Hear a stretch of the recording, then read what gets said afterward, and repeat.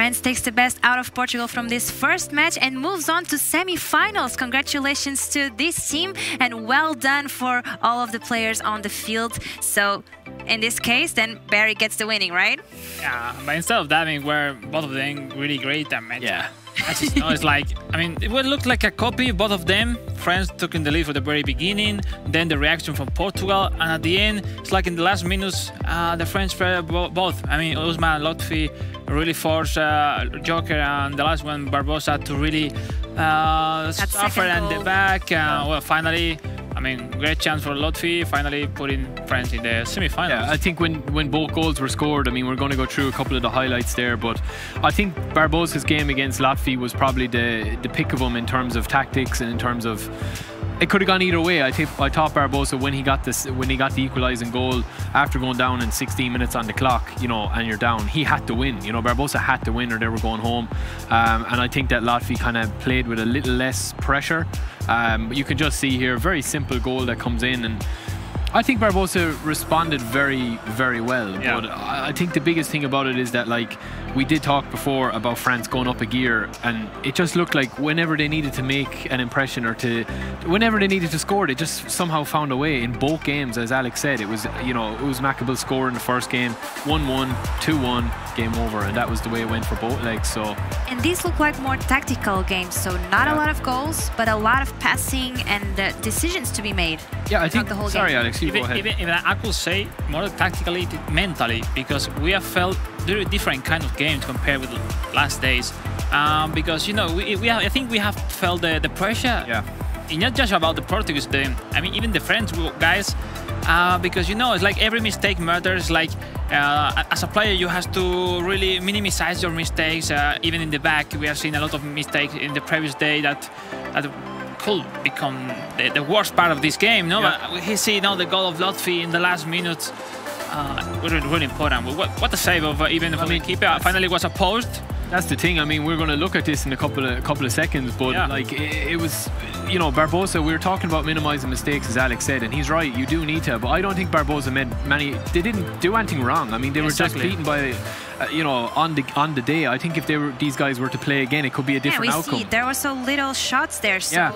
It was all about it. That chance. As Alex said, it's all about, you know, at this level, it's all about keeping the ball and using it when you need to. Each game will be more difficult to really not have mistakes. We know the pressure. I mean, now we'll semi-final for France. I mean, you are feeling not that you have to give your best, and we'll see now. We'll not feel less. But we have seen not a lot of shots. Yeah, but the passing, look at the passing. They both were clinical, no? One shot from Barbosa, a lot of attempts there to make that second goal, but it never came. Yeah, and again, as Alex says, I mean, you do need to use the possession when you get it. You do need to make the chances count, and I think France have that in their locker. That they play super directly. Yeah, I mean, we were watching it and we were like, you know, I think France are going to pull a goal here out of nothing, and they did it. It was like rinse and repeat for both games. It was Maccabi and Lotfi, interchangeable when they can score. So, and even the celebration, they didn't even take that time to celebrate because they knew they were still not safe. So they had to keep pushing through. I guess it's respect against the Portuguese team, especially. I mean, the boys know to each other a lot, and I mean, defending position of Lotfi or Maccabi, their goal is to be the champ. So right now, just for quarterfinals, then semi-final, and then see, no? So that will be interesting to see if really they change their smiles or the reaction from in the Euro. Yeah, exactly. Maybe we'll see. But we do have a clip here actually that me and Alex wanted to showcase. And again, it's not even about like a brilliant goal or, you know, a brilliant bit of defending, or I suppose it's just a clip that shows sometimes you can just get a bit unlucky. It's a bit of a long one here to get to what we're showing, but we just wanted to show. We saw the pressure of Lotfi. And Barbosa is handling everything that's been thrown at him. He's doing exactly as you want to do. We'll highlight it here in a second. This is probably the key here. This little bit here where the little pass is going to come through here and then the run on. Now Pep comes out for Portugal. You're going to see here that he just comes off worse out of this situation. As it goes on, the run comes in. The player is out of position, as you can see here. And Alex, you know that you're in trouble when that happens because you've got a free goal here now. And again, just concentrate, I suppose, on, for the viewers at home, we've talked a lot about manual goalkeeping and saying you either get it right or you get it wrong. Barbosa gets it right, but he still concedes. I mean, so at the end he was unlucky, no? But you know, Lotfi did pretty well. being in that position. Then what a save, eh? Yeah, beautiful save, but he still gets, you know, the goal conceded. What happened to that one? Who should be defending that one? I think the man that runs out, I mean, once he runs out, their shape is all over the place. Yeah. So I think he needed to win that interception, and that was the difference. If I can vary, I think the main key of this situation, this chance, like it passes like 7-8 minutes that Barbosa can't touch the ball. I mean, in that moment, with that pressure, if you weren't able during the last few minutes to take the ball and to recover it, you will have the pressure, you will suffer, and at the end, a goal that was the decider goal of this matchup. Exactly, and then France move on to the semi-finals. They are the first victorious team from the day. So let's take a look at the schedule to see three more games still yet to be played. So Serbia against Greece will be next. Then Russia, not Russia, that one. That will be Romania against Poland, and then Spain against Ukraine. Yep. Those will be the games for today, and the next one will be a tough one. I mean, Roxa back-to-back and Kepa. I mean, it would be really interesting to see if really now we will see the best version of Kepa. We did not show their best in the previous day, but right now it's the big day, you know, Barry. I mean, I agree. Yeah, I mean, we've spoken about the big names, like the higher profile guys, maybe world champions like Uzmakabel and guys like that, but I think now is the time. You've seen Latvia again. I mean, Latvia closed it out again today. That's 3 games in a row where it's been the best French player until now, I think so, yeah. And it's great to see him. You know, he's such a humble guy, and sometimes like he does things on the pitch that he doesn't really. You said it, Marta. He didn't celebrate. He doesn't celebrate. He's just like, yeah, grand, I'll score and go on again. You will have to be waiting from Serbia or Greece. Yeah, I mean Greece. I'm expecting another hugely emotional game from Greece. I mean, they play with everything, and I think it's going to be very hard to call, but this is going to be a cracker. Very excited on socials. We saw them. Yeah, they are very and the winners to bring it home. The winners of this, I mean, now know who they're going to play, so they can kind of use this as practice, as a motivation that if you are going to win this, you're going to go through the best teams. So you already know matchups, correct? Yeah, exactly. We will see on first game Kepa against Teodorito, and the second one Roxa against Damonkev. And in my opinion, I guess the pressure, maybe there could be a bad relation with the Greece team, and for the other side, the experience of Kepa and Roxa, both play a professional for AS Roma and runner-ups on last edition of 2020 of this Euro. You know, I mean, that will be clinical. I mean, that experience will take the difference in this match against Greece.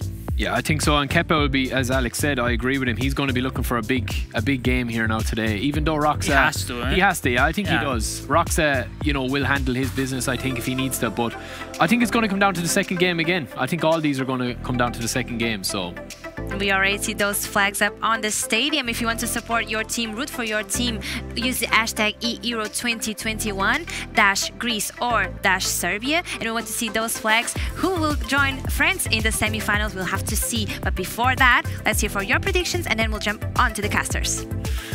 I will say, sorry for the Greece team, but 2-0 for Serbia. Okay. Yeah, I'm going to go with my head says Serbia, but my heart says Greece. I mean, I've got a couple of the Greek lads. Are you going with the mind or the heart? I think I'm going to go with I went with my mind last time, so I'm going to go with my heart this time. I'm going to go with Greece for maybe a 4-3 on aggregate, or, you know, they're going to win the first game, I think, unexpectedly. Maybe go to the third game, actually. Yeah, 3 games to 2. Desk is divided. Mind or heart, we'll get to see. But first, let's welcome our boys back in the UK. Weza, Wonder Boy, who do you think is going to win this one? Well, we can't call it, Marta. Yes, we're in the UK, or in the virtual stadium, if you will. Wes, this one's perfect. I mean, I think Barry said it perfectly. It's a battle of mind versus heart, this one. Serbia versus Greece. The fairy tale continues for Greece. They've taken down Netherlands. They've taken down Germany. The question is, are Serbia up next? Well, you spoke at length yesterday about David versus Goliath, and there is no bigger David versus Goliath tie than what we see here. Serbia, previous finalists, looking to kind of rampage through the knockout stages. Greece have been the surprise package. They've knocked out the Netherlands. They've knocked out Germany out of their group. And they've got one more big hurdle here in previous finalist Serbia. It's another European esport heavyweight they've got to take on.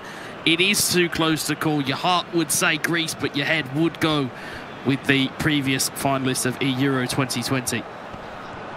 Well, here we go then. Quarter-final number 2 kicks off. It's Serbia from left to right, Greece from right to left. Teodorito.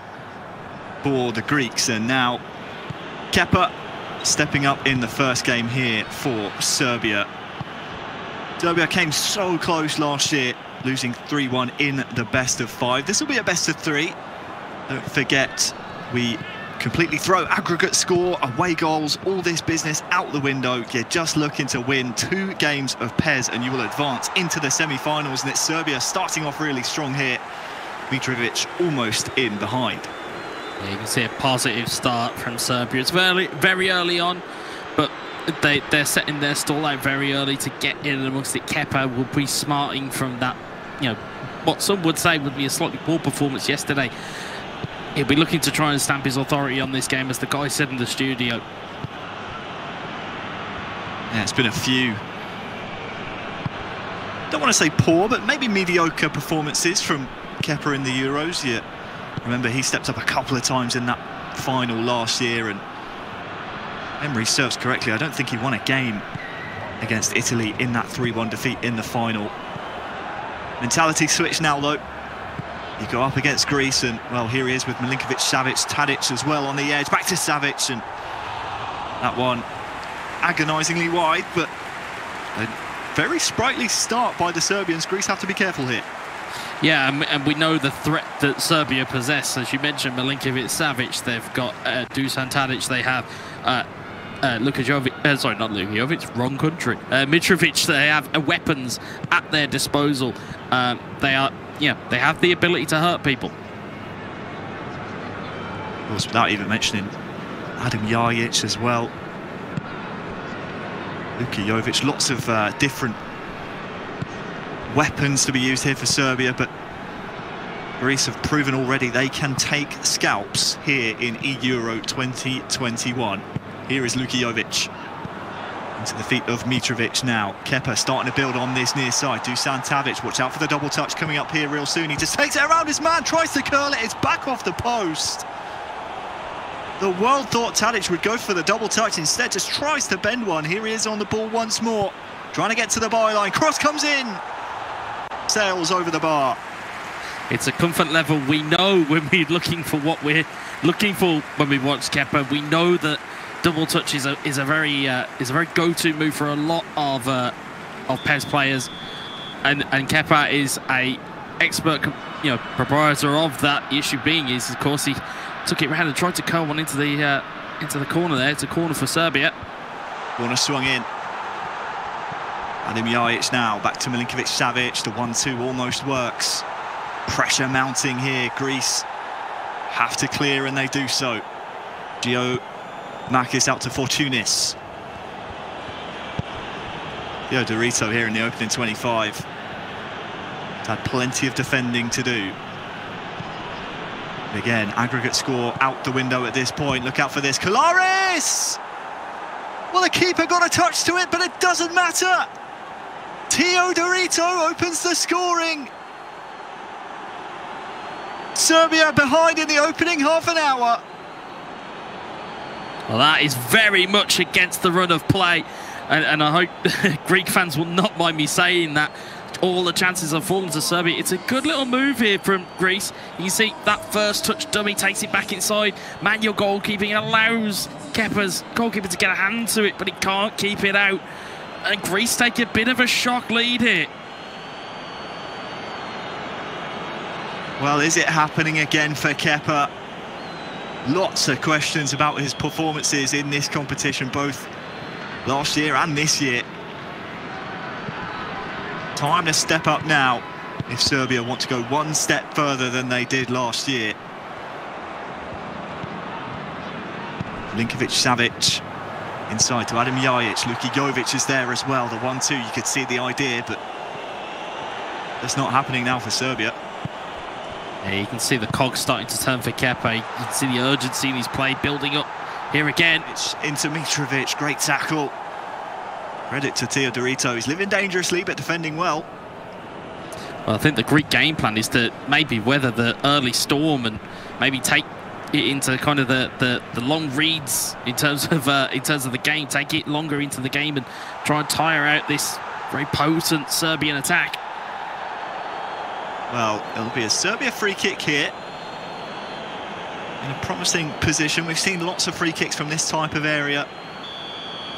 Played short, but as you can see, plenty of tall bodies to look for in the box instead. Played short to Savic, Kolarov, Adam Jajic, all involved. It's cleared by Greece, but it'll come right back at them here. Tadic has a few players to aim for. Might this go all the way through to Mitrovic here? Goes for goal! Saved and pushed wide for the corner. Better from Kepa. Yeah, Teodorito playing a very, very dangerous game here. He's playing a bit of bait and switch with his defence. It allowed Serbia the opportunity to go a bit more aggressive. It was a decent manual save from him. It's still a corner to Serbia. All the pressure still on that Greek back line. Just over 5 minutes till half-time. It is Greece 1, Serbia 0 in this best-of-3 games series. Jovic now for Kepa. It has, aside from the goal, been one-way traffic this entire half. And here's Alexander Mitrovic. Just overplayed, and Teodorito gets a brief bit of respite here, but Tadic has won the ball back, has he? Anywhere will do. Just before half-time here for Teodorito. Mitrovic with the back heel. Just again not coming off here for Kepa in the first half. Yeah, and the interesting bit, as we kind of said, or as the guys alluded to in the first tie between France and Portugal, aggregate score is out the window now. So realistically, all Greece needs to do is win this game, and at the moment, they're looking good for it. Teodorito on the edge, ending the half really well. He wriggles around his man, and it's in off the post to make it 2-0. 2 shots, 2 goals, 2-0 to Greece. Bakasetas, what a goal! What a goal! Brilliant piece of skill from Teodorito. There's dummies, there's super cancels, there's everything you would expect from this level of Pez. As you can watch it back here, gets it on the edge of the box, turns back into trouble, gets around 3 defenders, clips it off the post into the back of the net. The keeper can't get to it. It's exactly where you want the ball to be. Greece are in dreamland right now. I mean, this is an unreal bit of dribbling here, and it's what you can do when you know your players so well. That finish was perfect. And Greece, 2-0 Serbia. Is it happening again, Kepa? Well, we wouldn't like to chance fate, and we wouldn't like to call it before it's over, but Kepa's got to find 2 goals here just to take it to extra time. And Teodorito isn't normally the goal scorer of this Greek team. We saw from Damakev yesterday how many goals he got playing against Germany. It's not really the performance we expected from Teodorito. Look at Tadic here, though, for Kepa. Try to pull it back. It will come right back at them here. Jajic. His pass is wayward, but it'll wrestle the ball off a Greek midfielder. Kolarov. Jovic tries to wriggle free of the defence. Jovic, look at the red shirts pouring forward. It's a good foot in there from the Greek defence. The Serbian fans don't like it, but it was a clean tackle. More good defending from Teodorito. Mitrovic. Jovic. Have to pay attention here, Greece. Come right back here to Jovic, and Mitrovic! That's more like it. Last year's runners-up get one back, and now we have a very interesting second half to come. Yeah, you talk about talismanic figures. There's none bigger for Serbia than Alexander Mitrovic. Again, a little bit of fortune. Greece just don't clear their lines. Ball gets played in, and that's taken, I think it's off the bar, off the post, or off the post, off the bar. But either way, Serbia are not going to care. They've got a lifeline in this game. You see they're rebounding off the post and off the bar. Going to bludgeon it as hard as you can and hope for the best. And Serbia now back in this game. That'll completely relieve the pressure for Kepa. Still has work to do here, but just that belief that he can score. Watch out though, because Teodorito's putting one in! So close to a third for Greece. They've looked dangerous every time they've come forward. Yeah, and that's the danger that Greece possesses. Been deflected out for a corner. I mean, the last touch goes off a Serbian defender. Again, as much as we keep talking about the potency of Serbia, Greece have their own tactics here that can make these things work. And you see there, Greece lining up their corner kick. Jojic is off, Juricic is on for Serbia. Jojic, one of the main men in the attack here. The men in possession. Here's Jovic, goal scorer. Nice body feint. Has a teammate to aim for here as well. It'll be Jovic! Great save! And a necessary one. Keeps Greece in the lead. Kepa, you can sense that confidence is building now. Teodorito. His pass is wayward, but this one will be pulled back, will it, for a Greece free kick? Yeah, see there, Milinkovic just leaving his feet in there. It's exactly what Greece will want in this scenario. I mean, I think if you'd have offered them to be 2-1 up after 60 minutes before the game kicked off, I think they'd have snapped your hand off.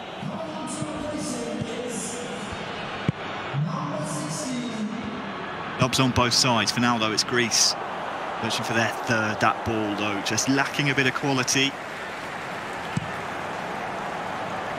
Oh, 62 minutes gone. It's Kepa of Serbia, of AS Roma in the eFootball Pro. Second place in the regular season, finds himself behind in this best of 3 games. And Greece, well, credit to Teodorito. Lots of players would like to try and keep the ball, but he's searching for more goals, and that's why Greece are garnering themselves lots of fans here at Euro 2021. For now, though, Dusan Tadic, edge of the box, goes for goal. Ball stretched goalkeeper. Denies the effort, creeping in.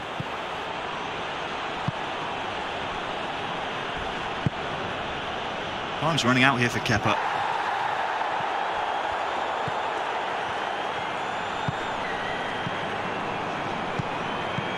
Juricic, Mitrovic as well as Tadic. Nice double touch first time, but leads him only into the path of Teodorito.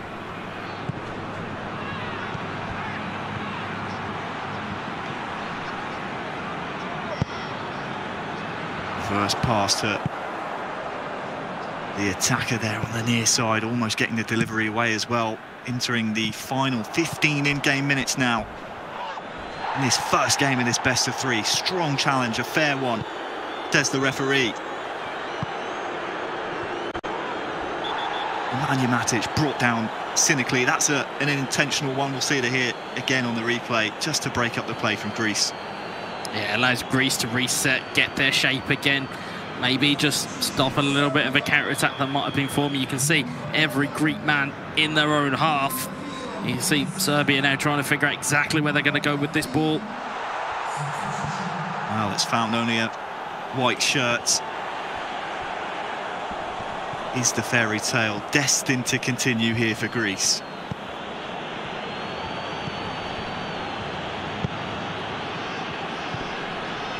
Teodorito has a man on that far side. Look at the man in the box as well, wrestling with the defender, but instead keeping possession. Entering the final 10 in-game minutes, this is a dangerous game to play, especially when you lose the ball.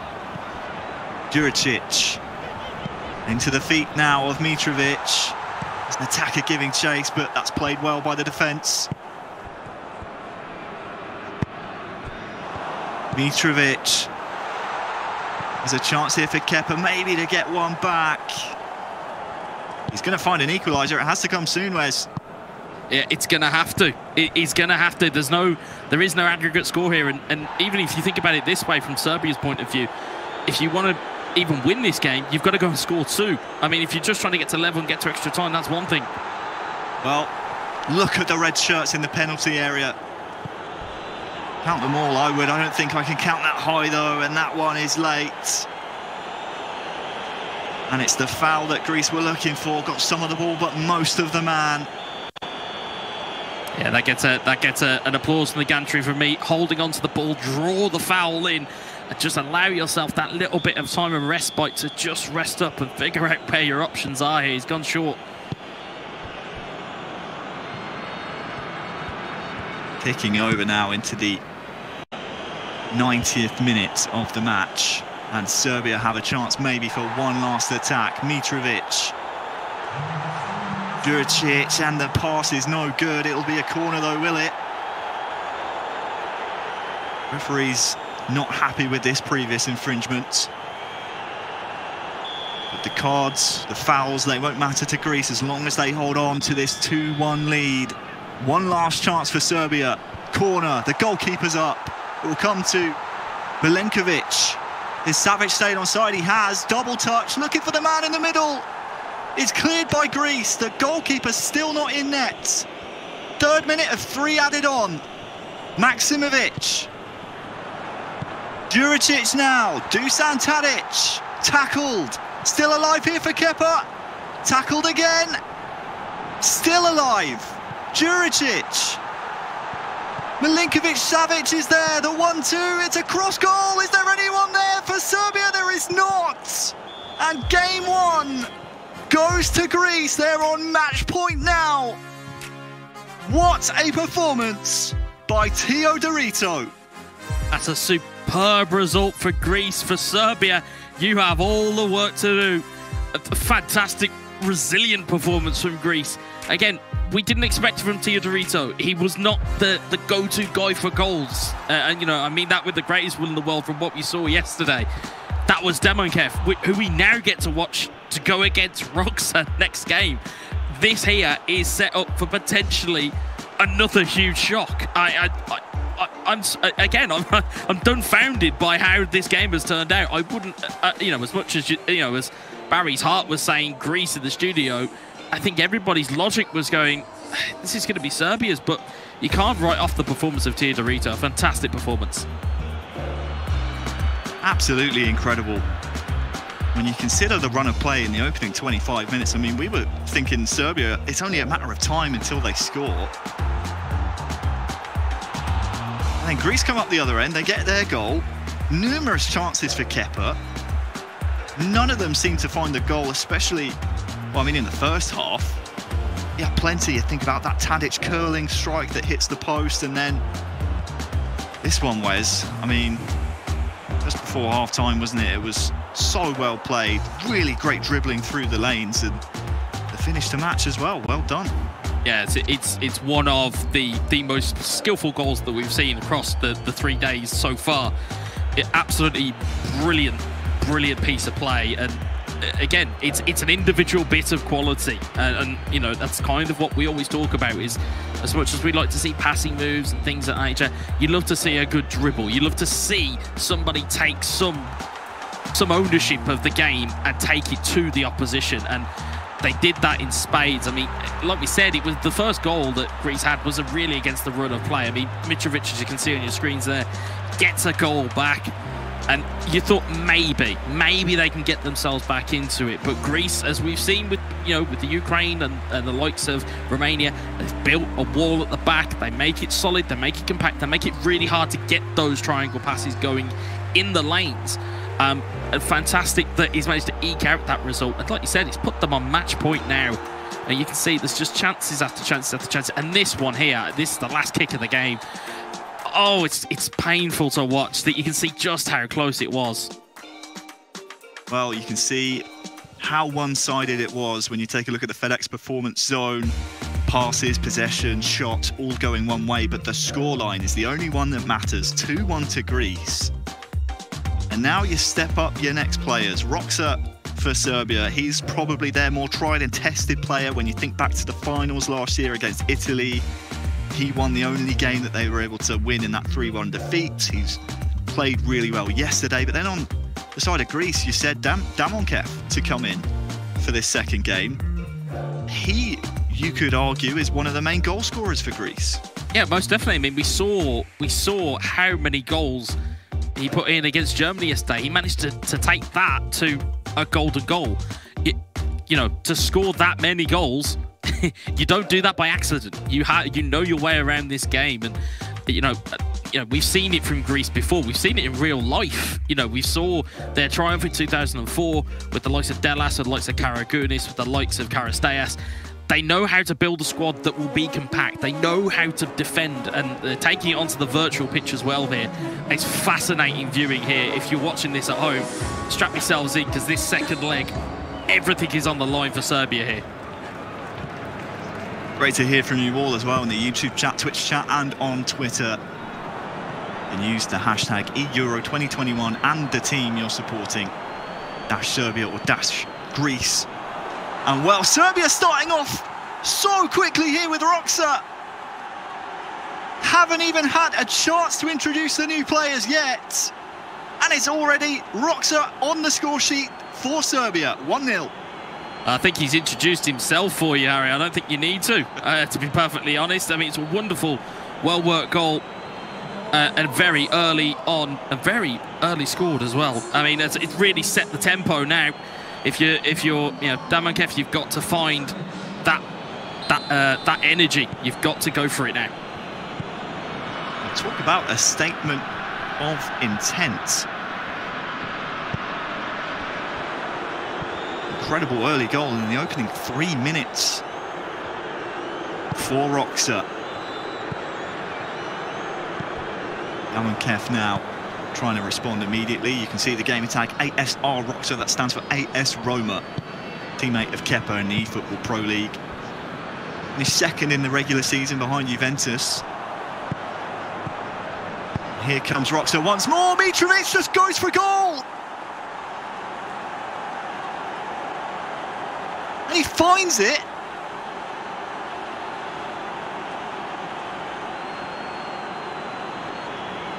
At the near post. The keeper beaten. The cardinal sin of goalkeeping. And this was, I mean, you don't expect the goalkeeper, do you, to be beaten at the near post? Yeah, and that's the surprise there. You don't expect those types of shots to come at your goalkeeper, and you know, again, it's a perfect antidote for Serbia here to go 2-0 up very early on. It's a perfect antidote to that game that we've just seen there. Again, very much with the run of play here. Roxa looks like he's very much in the mood here. Yeah, Roxa is rampant here. Look at this from Jajic. Mitrovic on the long diagonal run as well. Obtaining possession, quick passing. And Jajic with the turn in behind. Brought out a great save. Damankev will know he's one game to the good in the series score, but he knows now he's in a game here. Roxa, the reliable. On the ball back here as well. Yeah, and that's what you get from Roxa. I mean, I know the guys have very much waxed lyrical about him in the studio, and you know, as one of the best players, you know, in the world of PES esports, and he's shown with very good reasons to why. You know, he has this quality, he has this ability to just go, let's forget about that first leg. I'll come in, let me do some damage, let me get it done early, and then he'll be able to lock this game off. Obviously, the issue you've got here. Oh, almost lifted in. To Tadic, couldn't find the goal though. But you were saying, Wes, yeah, he is Mr. Reliable, isn't he? The captain of Roma. Yeah, you can see that beautiful piece of skill just hits the post. I mean, again, is that going to be vital? You know, is that going to be a let-off for Greece that they're able to kind of go and capitalise on? It's still very early in the game, and I would say, you know, as a word of warning to, or a word of hope for Greece fans. You know, we saw Damankev and his goal-scoring abilities yesterday. He may need to reach into that arsenal of his and dig out those goals again.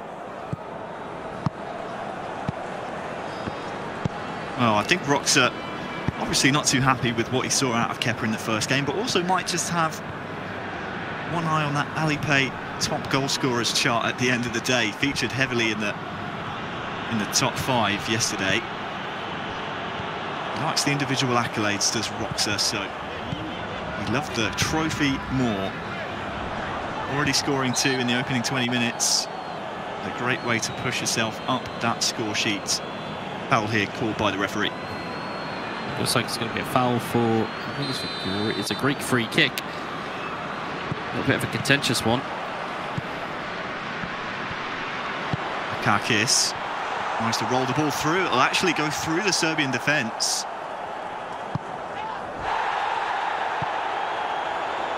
Maybe a chance now for a counter. The red shirts running forward here for Roxa. Plenty of support all the way around, and Jajic is in behind. Will he get there first before the defender? Almost did.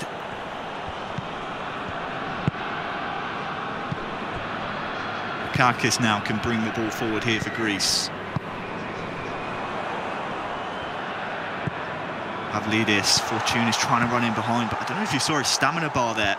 Fortounis, Wes, it's red already, half an hour gone, just over. Damakev might be thinking about subbing him off. Yeah, and the thing with it is that is normally a telling sign of go-to players that people have been using. I mean, the more you use a player, I mean, it stands to reason. The more you use a player, the more tired they're going to get. So those runs of Pavlidis, those runs that he seemingly keeps making, it's taking more and more out of him. And you know, if you keep getting met with that stubborn Serbian defence, it's gonna tire him out. And like you said, if you're looking at substitutions, he might be the first player to come off, despite him being probably the most obvious goal threat for Greece. 35 minutes gone. Serbia 2, Greece 0. Greece up 1-0 in games in this best of 3. If you've joined us over the last 2 days for Euro 2021, the different style of game now in the knockout stages. No aggregate score. Just whoever wins 2 games of pairs in the best of 3. Roxa so far looking to get a game back. Here's Mitrovic, crosses it in, and it'll dribble over the line. I think this one will go down as an own goal.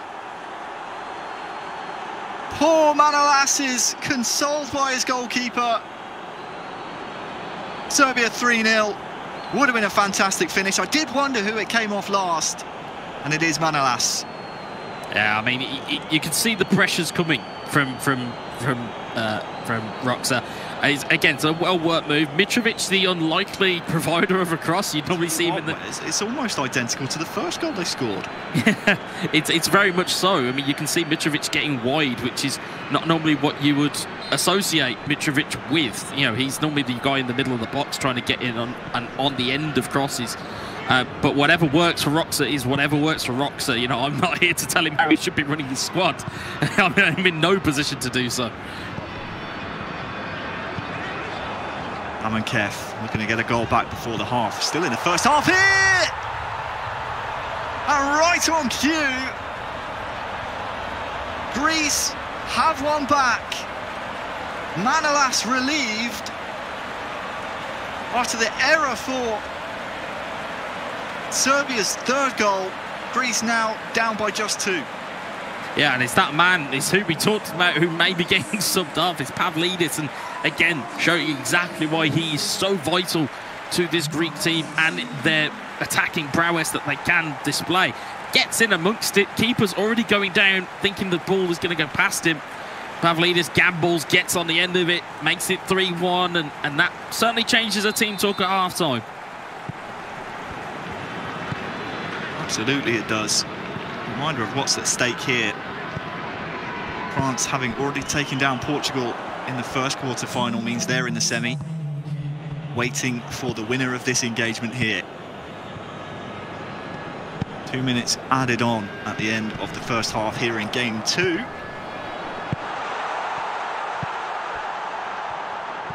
Will the referee allow this last Serbian attack to go? He says no. Well, Serbia's 3, Greece 1 in game 2, whereas Roxa has been so consistent for Serbia so far. You can just rely on him to score goals. Yeah, very much so, and you know, no more of an example of it is the 3 goals that he scored in the first half here. The only thing he needs to obviously be mindful of is don't let Greece get back into this, because if they get a second before Serbia get the 4th... Oh, Jajic pulls the trigger. It'll be a Serbian corner. If there's anything that Greece can maybe cling to is the fact they have been the giant killers of this tournament so far. Obviously, taking down the Netherlands. They lost to Spain, of course, but survived the group of death by beating Germany. Serbian corner. Comes to nothing. Kolarov will come out to meet it, though. Milinkovic-Savic, fake shot, stumbles slightly. Still on his feet, though. Jovic off the crossbar, and it's in! for Serbia's 4th. It's a hat-trick on the day for Mitrovic. Serbia 4, Greece 1. Mitro, again, getting himself involved. Again, brilliant chance that Roxette kind of carved for himself there. There was that little stumble, as we saw there in the replay. A little bit of a stumble. Then manages to just get a shot off. It hits the bar. It's fortuitous because the goalkeeper's on the floor. And again, you know, you have an open goal. It's a gaping hole to score in, and Mitrovic has done the job again. And as I said, it's more. It was a key thing for Roxette to get his 4th before Greece potentially get another one, as it just makes that hill slightly harder to climb. Well, Serbia 4, Greece 1. Roxette with 4 goals. And he might be thanking Kepa for losing that first game, because the match-up in the 3rd, should we need it, Roxette versus Damankev. If Roxette does have one eye on that top 5 goal scorer list, he could have potentially another field day in game 3. First though, we have to get through this one. You can be a roundup of the Alipay top 5 goal scorers with Marta and the boys in the studio at the end of the day. For now though, Roxette's looking for more. He's curled another one in to make it 5. Luka Jovic this time curls one home just before the hour mark. Yeah, it's a fantastic bit of skill, able to get amongst it. It's a long ball forward. It's a flick on from Mitrovic, and again sets off Jovic. He takes the kind of the sprint touch, as it were, takes it past the defender, slots it into the corner, and it just goes to show just how effective Mitrovic is in stat balancing mode. You know, in eFootball PES, it's wonderful for Serbia to have, because they have Mitrovic who can feed Jovic, who can feed Tadic, and Roxette is the man in form for Serbia now. And again, potentially, well, I say potentially, more than likely going into that tiebreaker 3rd game, is the man you'd want in the sticks. Well, the hour mark is just approaching.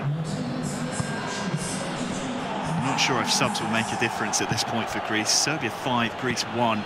And Roxette, well, he's through once more for Mitrovic's 4th. Can he pull the trigger? It's a fantastic 6. Greek fans look away, because Damankev, as Rene would say, are being put to the sword.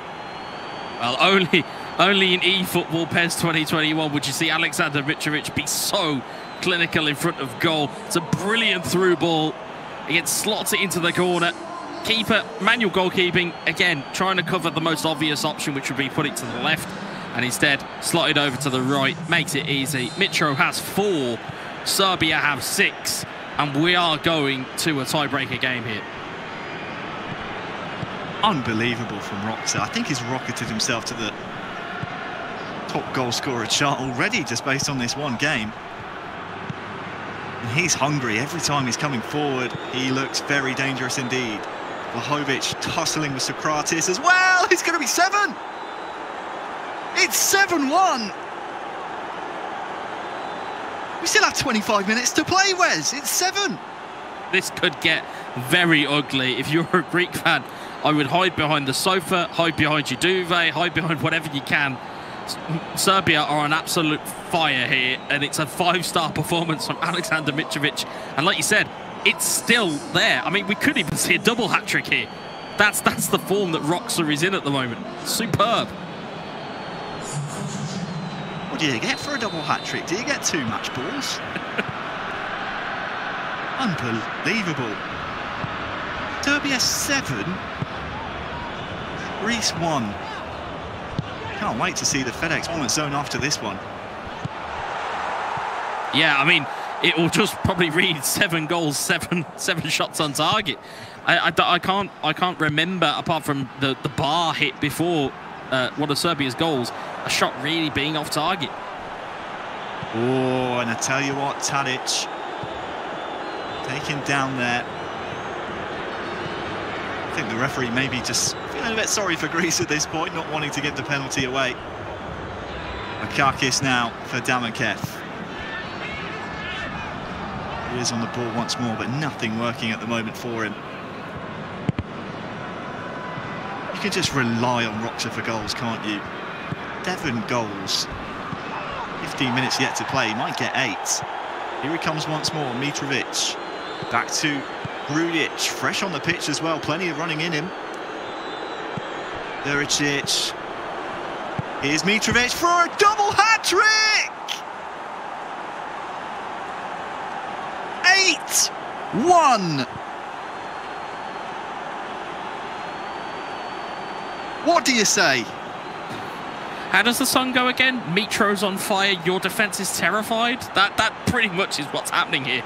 It's literally like it's a heavyweight flexing his muscles. It's almost as though Roxa's hauled himself off the sub-bench and said, "Fine, I'll do this myself."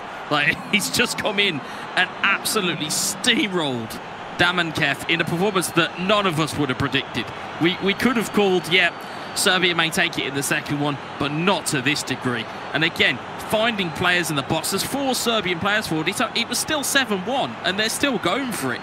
And Roxa, I think, even though you were talking about the individual scoring charts, I think he'd trade every single individual accolade for an Euro 2021 title. They're certainly ready to try and take this on. I think I said this at 5 goals. Greek fans, beware. The deciding third game going to be a rematch between Roxa and Damankev.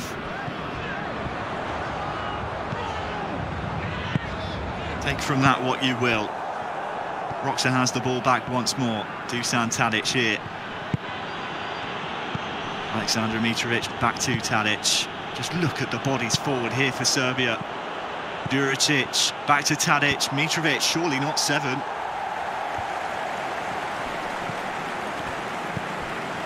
Matic now. Look at the bodies forward once more. Mitrovic, Dusan Tadic trying to poke it over to that far side. It's the Serbia show here.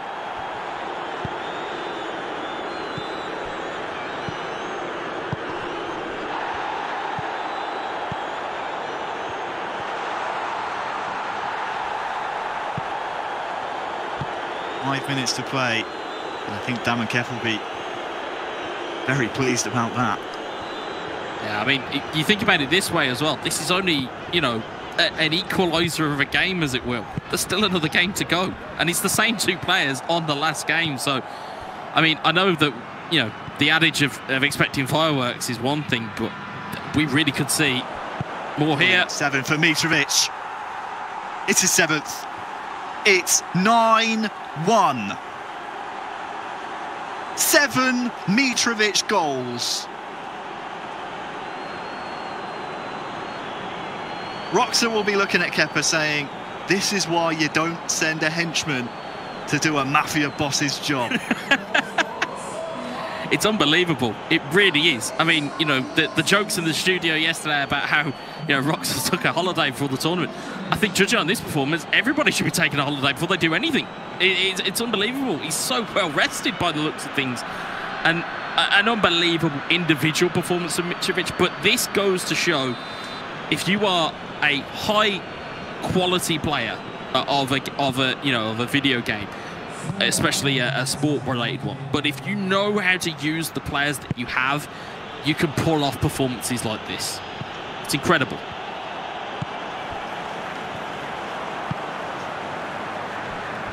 Four minutes added on.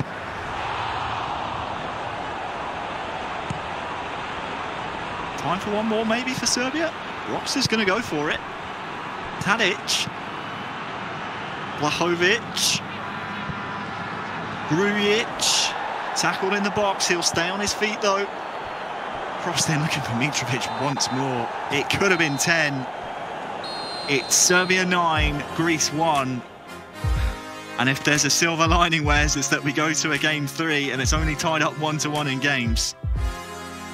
Yeah, and I don't know what to say here. I mean, I think the only way that Mitrovic could score so many goals there is if Roxa is controlling it. And you know, the interesting bit is it's almost the Jekyll and Hyde of Serbia. You saw Kepa in the first game, and then you saw a 2-1 loss, and it wasn't his greatest performance. comes to Roxa, and it's all of a sudden awakened the monster, and bang, 9-1. Unbelievable, unbelievable game. One of the most one-sided games of PES I think I've ever witnessed. To tie up the Series 1 apiece here at the Euro 2021 finals. 9 goals. I mean, as far as individual performances go, Wes, that's got to be one of the best that we've seen for a long time, maybe even ever. Yeah, I mean, if you're looking at one-match performances, you're going to have to say that this would be right up there, if not top of it. Again, but it's knowing your team and knowing to get the best, or how to get the best out of them. You can see that Roxa clearly knows the tactical nous that you need to get the best out of this Serbia squad. Again, using the physical attributes of Mitrovic, using the skillful attributes of your Jajic's and your Tadic's, knowing how to expose a defence with the pace of Jovic. Again, it's all about knowing your players, and Damonkev just could not get going. I'm still in shock at what we just witnessed. I mean, 9 goals in a single game is absolutely incredible. I said something about the top goal scoring charts. I think he's going to be well and truly at the top after that game alone. And we still have a third deciding game to come. There was a goal, of course, and at that point, Greece were only 3-1 down. There was still a chance, Wes, but Roxa, I mean, he just said no. That's all he said. He just put the nitros on and just took everyone away. I mean, you can see there's the brief stumble, there's finding the pass in. It's hit the bar and it's come back to Mitrovic and he's just headed it in an empty net. But that obviously was probably the easiest goal that he scored at that point. It was just the I mean, it's the key tackle there. Gets himself going, knows the counter-attack's on. It's a great flick on towards where Luka Jovic is, and it's just that speed dribble that he uses, gets past the last defender, tucks it home. But we could spend half of the show talking about this game because there's so many goals to run through. There really is. It's quite incredible, and the skill and the composure to just keep scoring. It was almost as though somebody had just kind of stuck him into neutral and just let him roll down a hill. No one was stopping him. Well, here's your FedEx Performance Zone. Look away if you're a fan of the team on the left-hand side. Just an all-round amazing performance from Roxa. Not much too else to say. It's as if he was sitting back looking at the Greek fairy tale so far this tournament, obviously losing to Spain in their winners match, but having taken down Netherlands and Germany already. Roxa just said, oh, your fairy tale? No, that's coming to an end right now. We'll hear what the fans have to say. You can use the hashtag EURO2021-Serbia-Greece, depending on the team you want to win this third and final match between these two nations. If it's anything like the first, then, well, you can see what the fans think. They probably think it's going to be a similar thing. I didn't see any comments supporting the Greek team. Unfortunately, there it is all one-way traffic for Serbia, and who can blame them, Wes, after that performance, 9-1. Yeah, and you could see his Roma teammate, the S Venom, in the crowd there, saying that it was a great game, and it was a masterclass. There is no other way to describe it. That we could go through all of the adjectives that we want to. You could go through the entire dictionary. You still wouldn't have enough words to sum up how good that performance was. And again, now we've got it going into a game 3. It's the same players again. Now, the interesting thing now will be that will Damonkev recover? Can he find a different way to play, or is it just going to be more of the same? Got to try and forget about the previous game if you're Damonkev. This is the third and final deciding match between Serbia and Greece. Thank you so much for joining us here. You're only just joining us, you've missed 10 goals in the last game alone, but also Portugal falling to France. Winner of this match will face France in the first of our 2 semi-finals. But now, though, forget about the previous games. It's all down to this one game of PES between Roxa for Serbia and Damonkev of Greece.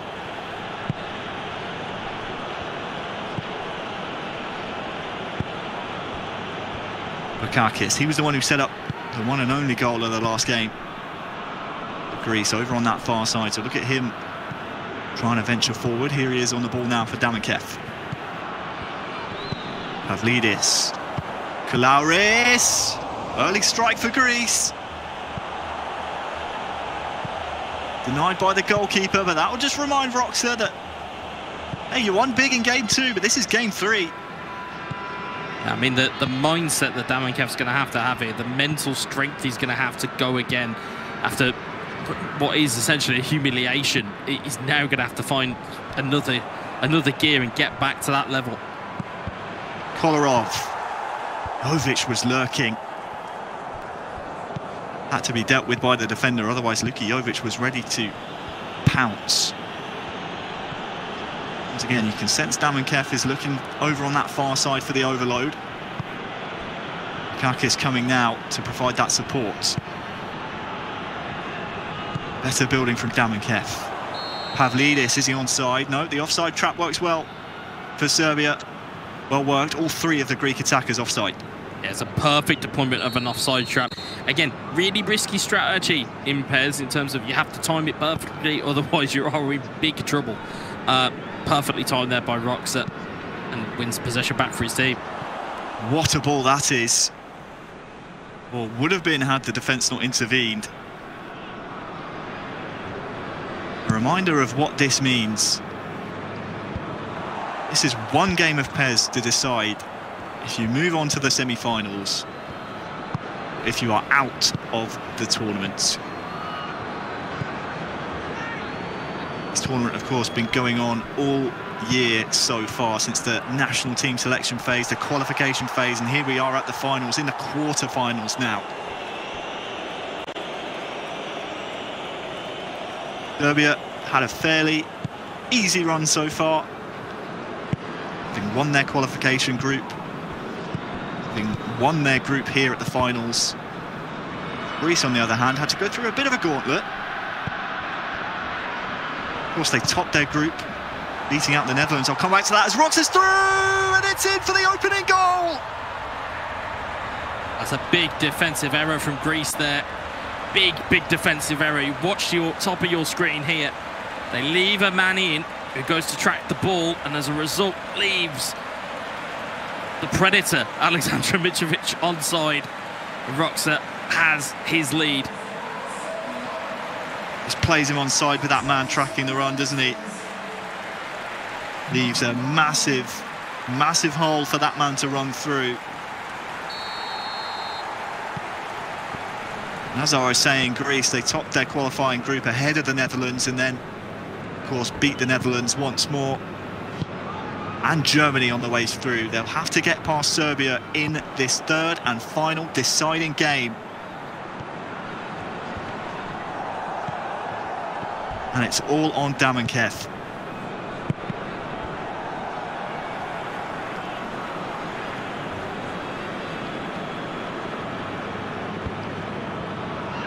All the possession stats just flash on screen there.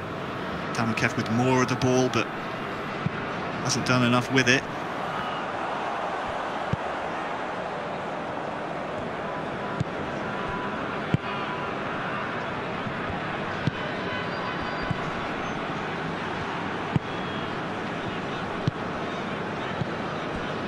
Good spread down to this near side. Pavlidis just body checked by the defender. That's good defending from Roxa there. Yeah, use your physical strength to put yourself in between the player and the ball. Wasn't a foul, it's just strong work from the centre-halves. Half-time approaching, Roxa on the far side, in the lead.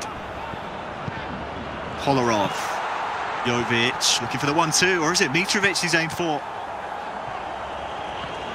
Ben's called into action. The strong end to the half, you can see the white shirts defending here. Mitrovic holds the ball up, looking for Dusan Tadic. Is he going to shoot? No, he's going to be tackled well in the box. Defender did enough just to make him hesitate pulling the trigger there.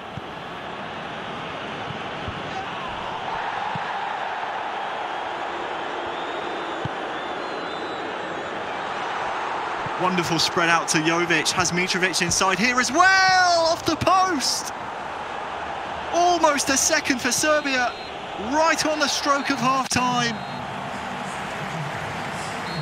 The first half ends, advantage Roxa, 1-0. Yeah, and it's been one-way traffic. The only thing, the positive thing you really could say for Greece at the moment is that at least they haven't conceded as many at this moment, and they're still relatively in this game. It only takes one goal to then even up the tie. So Damichev has a little bit to hold on to here. Just needs to get himself into a goal-scoring position. It's going to be very tough against Roxa, especially in the mood that he's in. Great first-time touch here to Jovic. Tackled by Manolas, who of course scored an own goal in the last game.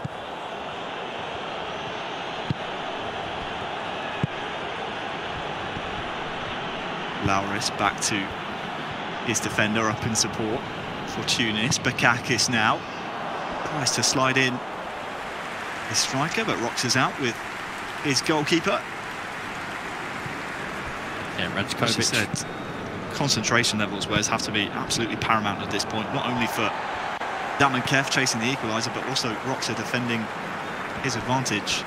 Yeah, and that's the thing. 1-0 is the most vulnerable lead you can have in football. It really is. It's, you know, it's only going to take one goal to level this up. You know, it is a cliche. The next goal is absolutely vital to this tie. It's just going to be a case of who gets it. Lauris. Giacomakis here. The Damichev beats his man, gets to the byline. Goalkeeper there first. Kakis here once more. You can sense down this right-hand side is where Greece are going to have most of their fortune. Tunis holding steadily here from Greece, looking for that killer pass. Is this the one? Defended, and well, it will come right back at Serbia. Approaching the time of the match now where substitutes can make all the difference. And this one will be brought back here, Wes. Yeah, you can see the kind of the pattern that the Greece attack is trying to form. Like you mentioned, they are trying to find that inside pass, and they're trying to set it up all the time. The quicker you can move the ball, the quicker you can dislodge a defence. And I think that is the goal of Greece here. They're trying to dislodge the defence just to allow themselves enough space and enough time to get a shot off. Again, Roxa a little bit too smart for it, a little bit too seasoned as a veteran. Will know all the tricks of the trade to stop that from happening. Avrias, fresh legs, nice feint as well. To the front post, pushed over the bar. Goalkeeper needed here. It will be a corner still to come.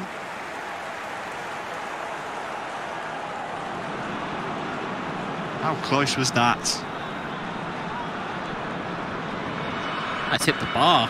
That's actually even closer than we thought. Wow. For sure, like the goalkeeper got a touch there. Bit of a let-off maybe for Roxa. We'll see if he can capitalise.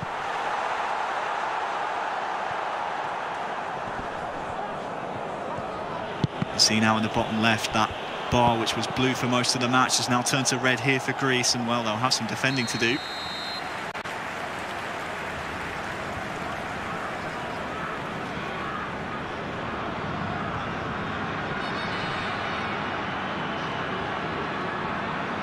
Tadic with the outswing will just be played short instead.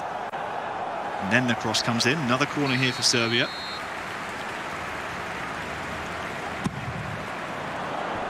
Going in once more with the outswinger. The margin stays at 1 for now. Kolarov. 2 men to aim for. Instead, it's between both of them. Final 20 in-game minutes. Serbia 1, Greece 0. Much closer than that second game.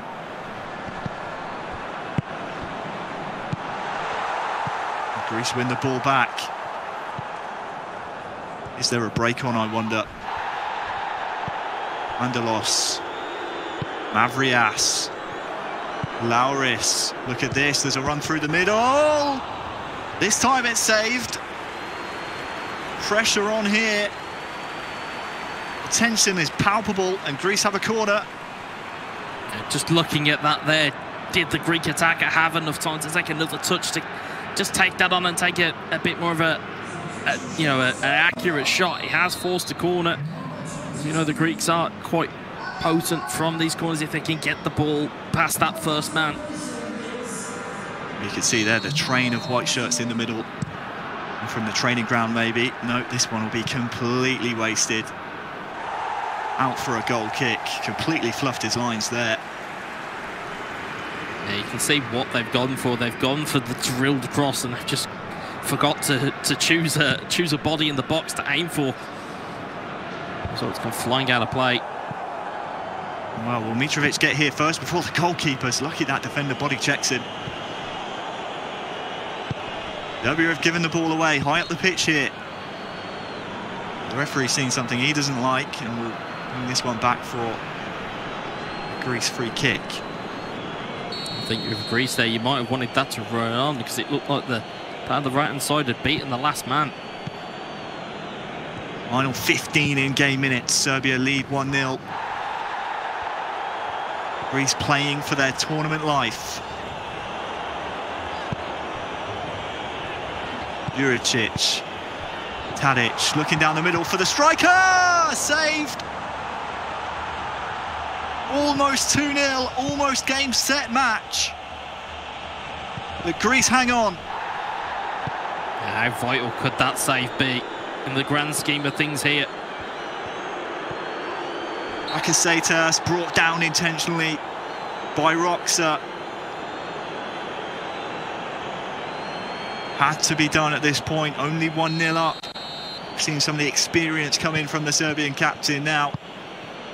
That grit that he didn't have to show in that second game, but he's won the ball back and given it straight away again. 3 white shirts to aim for here. Pavlidis, who can he find in front of him? He just delays the pass. And that allows Roxa to come back, but once more it will come back at the Serbian defence. Mavrias given away once more, but it'll come back to him here. Still going, Bakasetas.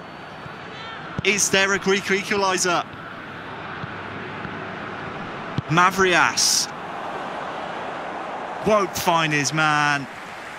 And is that the last chance that Greece will get? It's an overran pass that runs out of play and is running the ball out of play. Greece are running out of time. There's not long left here. You can imagine that Roxa, the veteran that he is, won't allow any more opportunities for this Greek side. Serbia throw in the 90th minute. Greece will be hoping for a heap of time added on. I'm not sure they'll get their wish though. 4 minutes is the number. They need the ball back first. They've won it back here as well. There's a man over on this near side if Damankev can find him. But Serbia retain possession. All they have to do is get this ball up the pitch. Vlahovic is going through on goal. Will it be 2 for Serbia? No, it's wide. Were there better options on here? We're into the 4th minute of 4 added on. And if Greece win the second ball from this goal kick, there could be one last attack on. Diavas, he wins the second ball, but it only finds the Serbian defence. And Serbia will knock out Greece 2-1. A valiant effort indeed, but the Serbian captain Roxa was just too imperious. He drags his team through to the semi-final. Yeah, Greece, full credit to them for the part that they have played. They have exceeded all expectations, and they can be incredibly proud of themselves for the level of quality that they put on show throughout this entire run. But, credit to Serbia for that quality and class showing through in the end. Well, what an incredible clash between these two nations. Went the full distance, 3 games to separate them. But it's Serbia who advance to the semi-final. More from Marta and the boys in the studio after this.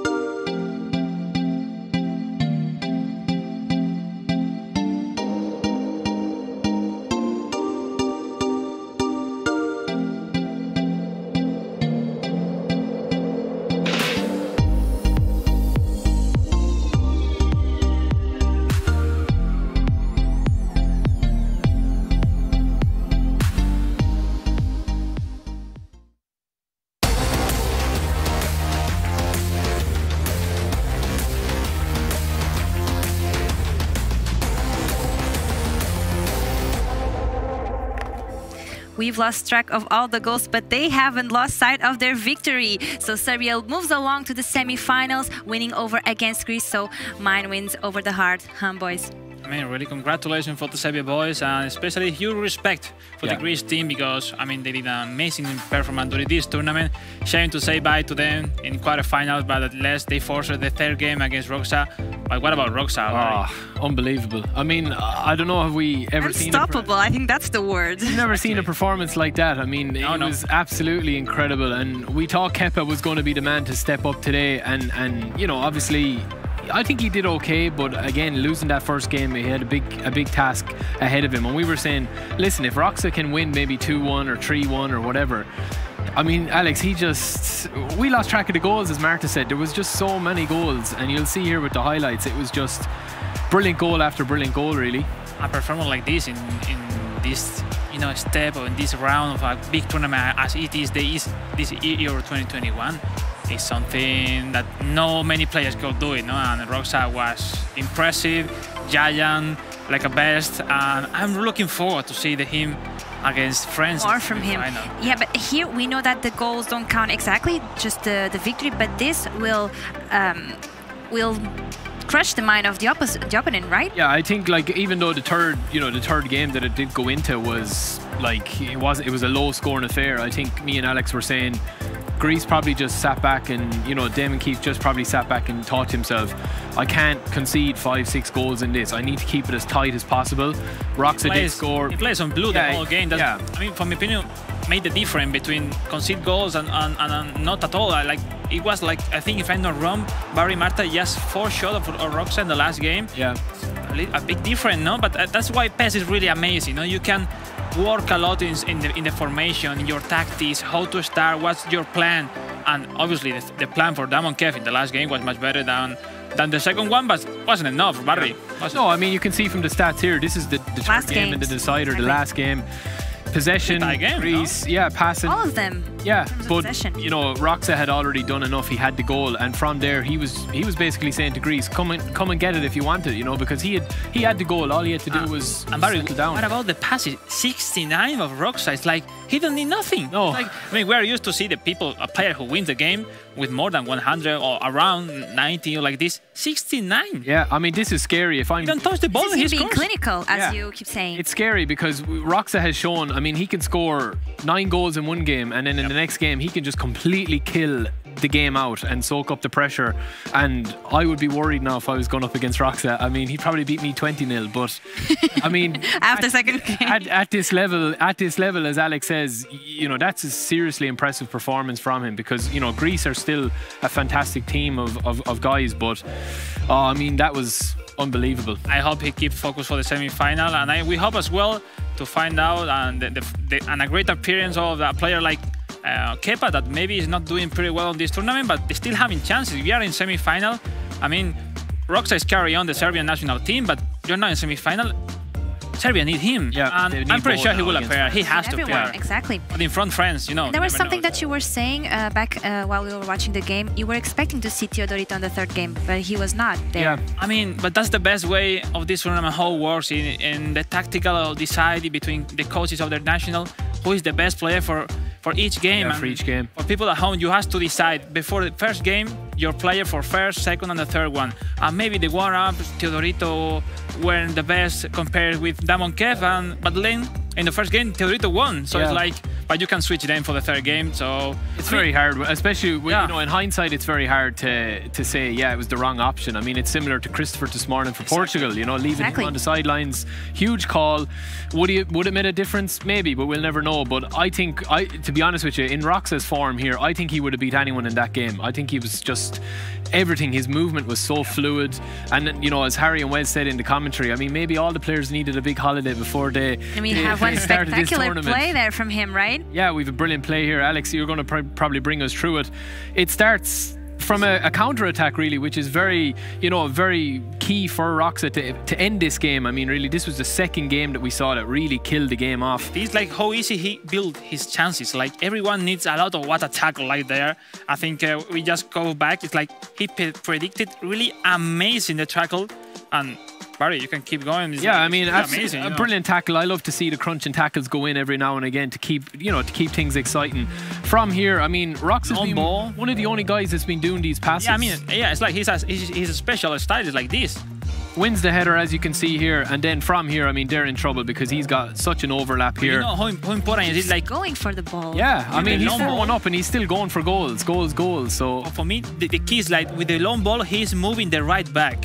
So if you force him to go in, then you win the header. You look, what a space right there, which is just for your player. Yeah. And I mean, that's not easy. I mean, the superiority that he have in the long ball with the header, and you are a top class if you dominate like Roxa. And even for me, sometimes I really struggle because like you have to be really intelligent to really understand where to put your striker in every moment. Exactly, and from here, I mean, Roxa, just to finish out this play, Roxa has loads of options. And you're thinking, okay, let's just square it.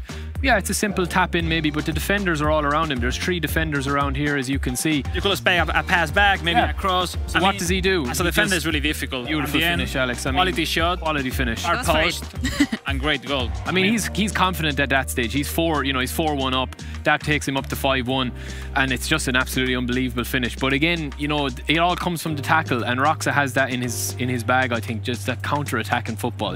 So he's a scary opponent for anyone. He's a different player. Yeah, with the rest. different and style that's beautiful player. to see. Yeah. Exactly. We've seen the top side of the schedule, so let's look at the bottom. So the last 4 teams still playing right now will be Romania against Poland and then Spain against Ukraine, and only 2 of them will move on to semi-finals. Starting off with that, Romania versus Poland. It's a really equal game. I mean, it's going to be too tough to call again, I think. 2 super players, Urma against the only one, Fico, Austria back, and then Poebest and Poebest is in the first game, I think, with Austria. Yeah, exactly. And then Urma and Jancio. So, I mean, that's too close to call. I think the first game is probably the most important, as we've seen. Obviously, Roxa, took over in the second game of his tie, but I think Poebest and Austria is the pick of the games here. Austria was on red hot form yesterday, I thought. Yeah. I mean, Poebest will probably need to nullify him if they're going to have a chance at winning this. But, I mean, like, what can Poland do, Alex? I mean, Romania are red-hot favourites and, are not red-hot favourites, but they've been in red-hot form. Exactly. Poland probably the favourites, would you say, or...? I mean, it depends. I think everything will be on third game. We're going to look in the draw and the matchups. Poebest against Austria, but then Urma, the star of Romania, against Jancio. And the last one, in case they are wrong one, we were going to the last one with Urma against Austria back. I mean, for the fans that'd be around Europe, around the world. See the fans over there already cheering up for their teams. So a lot of flags. For me, as a fan, I would like to see that third game. That would be really impressive. But you never know. I mean, Poebest is a player that don't used to make a lot of mistakes normally. Maybe he will have his chances against Austria back then. Urma looks impressive in every of his game during the tournament. Maybe he will be really favorite against Jancio, but you never know. I mean, we saw Greece forcing a lot the machine to Serbia, and then it's tough, Alex, but you have to predict it. All right, I will go this time with Poland. With Poland? Yeah, 2-1 Poland in the third game. I'm going to go Romania. I mean, we have to keep going against each other. I can't agree with. I can't agree with this guy. I can't agree with this guy. At the end, we will hate one to each other. I'm going to go Romania, and I think it will go to the third game. I'll agree with you there, but I do think Romania. I think Urma will put in a serious performance to win the game for his team, the third one. We're definitely on the same page that we are expecting great games coming up next, right? Definitely. For sure. So let's go on, then jump right into the action with our casters. Take it away. Thank you very much. Yes, welcome, ladies and gentlemen. The third quarterfinals underway. We've had some absolutely brilliant action so far, Rene. Where do we see this one going? Hard to call, but I'm not gonna be sleeping on Romania any longer. Oh, absolutely each time they've come out against the top dog, I said it's the end of the line for them. But again, they are here in the quarterfinals. They're about to go up against Poland, and I know that Ostribush is there, and I know he's one of my favorite players to watch, and he's always bringing the heat. He hasn't been defeated yet. I just said that about another player. Him as well. He had that one draw, of course, the 1-1 game against one of the Spanish players. I think that was Jose. But then he managed to win 2-0 against Kappa and then 3-0 against Rada to put his team into the tiebreaker, of course. And then once again beating Montenegro. So Good stuff from him. Of course, it wasn't Jose, by the way. It was Montenegro that he had drawn against. RTP. Romania, though, have been here before. Pobest this time being pitched against the only one Zico, aka Osterbusch, as a lot of people may know him online, but since his name is referenced as the only one Zico, I'm afraid it's the name we've got to go with, buddy. It goes by your gamer tag, I believe. So the only one Zico, certainly the strongest Polish player, I think it's safe to say. I mean, I'm not being unfair to Jancio. Jancio's also very strong. Definitely got a tough ask for him here. Somewhat similar, I would say, to what we just saw a moment ago. Obviously, with possibly the stronger player is often played second. I mean, if you were to look at the French game, obviously we had Uzbekistan being played first in that one. So it really is interesting how the nations are looking at this one right now, but that's a big opportunity. The defender at the last will clear his lines. You know, the mental mind games, effectively. Yeah. Do you put your best player first? Do you put your best player second? Yeah. Do you try and close out the game early, or be there as the anchor man, effectively? Yeah, it's obvious that the countries think about this in different ways, but now we've got a big chance for Poland. Its own side. It's Mikolaj Zietek with almost a chance, the 18-year-old young man. He's shown it time and time again that he's got what it takes on these big stages. Of course, playing in eFootball Pro. Within this tie, he is not the only eFootball Pro player, but of course now against Pobest. Well, that's a great chance. It's not going to be easy, especially as Romania carve out their first big chance. Real big chance there for Pobest. Really got unlucky there with the keeper coming out, meeting him all the way. Cross coming through now. The only one, Zico. Had a fantastic performance when it counted against Montenegro yesterday with a 2-0 performance in that game. Trying to carry his team through. And again, it was Jancio that was called into action to try and help out. Some very close matches with Montenegro yesterday and the day before, going into the golden goal. One of the few teams that went to that golden goal. But Poland right now are the ones that are trying to be the people in the driving seat. The only one, Zico, wants to get himself forward, but Pobest is no slouch. Make no beans about it. Romania surprised a lot of people last year, and they may well continue to do that once again. Semi-finals is where they're looking at right now. Absolutely, and what a dream it would be. Pobest, the man to have to do it, the man from Bucharest, has a tall task, especially as he is pitched against Osterbusch, or the only one, Zico, as we see here on screen. But it's Romania on the ball. Romania dictating the tempo, and that's a good through ball. Little back heel, cheeky attempt, but it's not going to connect. So good, it completely did his own player. That's how good it was. Absolutely, did the console completely. That's how good that ball was. It absolutely threw everything out of whack. But doesn't matter. Pobest will regain control of the ball. Down the left wing, drives it home. Looking for the man in the middle. Good switch of play. Big opening. Oh, couldn't quite free the ball up. And the tackle from Osterbusch was strong.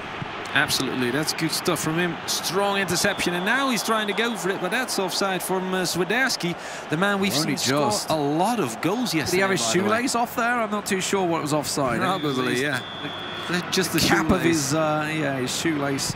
He's a dangerous man there on that right wing, isn't he, Swiderski? We've seen him on the end of many things yesterday, especially with Lewandowski feeding him in many times. Of course, we've seen defenders drawn to Lewandowski, and that creates space for the other lads. Here we go, Poland once again. Mikolaj Zietek almost controls it with Lewandowski. Does go for the give and go with Swiderski. Doesn't reach him though, and it's Romania on the other side suddenly. Tried to switch the wing straight into Zielinski.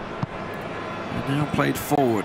Lewandowski not going to reach that one. The defender beats him to it. And Romania once again on the attack. Pobest holds on, shrugs off the defender, and almost managed to win the ball back at the last there. Still yet to see a real shot in anger here in the 35th minute. Absolutely. Poland probing, trying to build. They're coming out with the pressure. They have some options, but Romania's there to carve it out. Oh, that's a tough challenge. That's a yellow early on in the game. That could very well prove costly later on in this match for Osterbusch, who takes out Pobest here.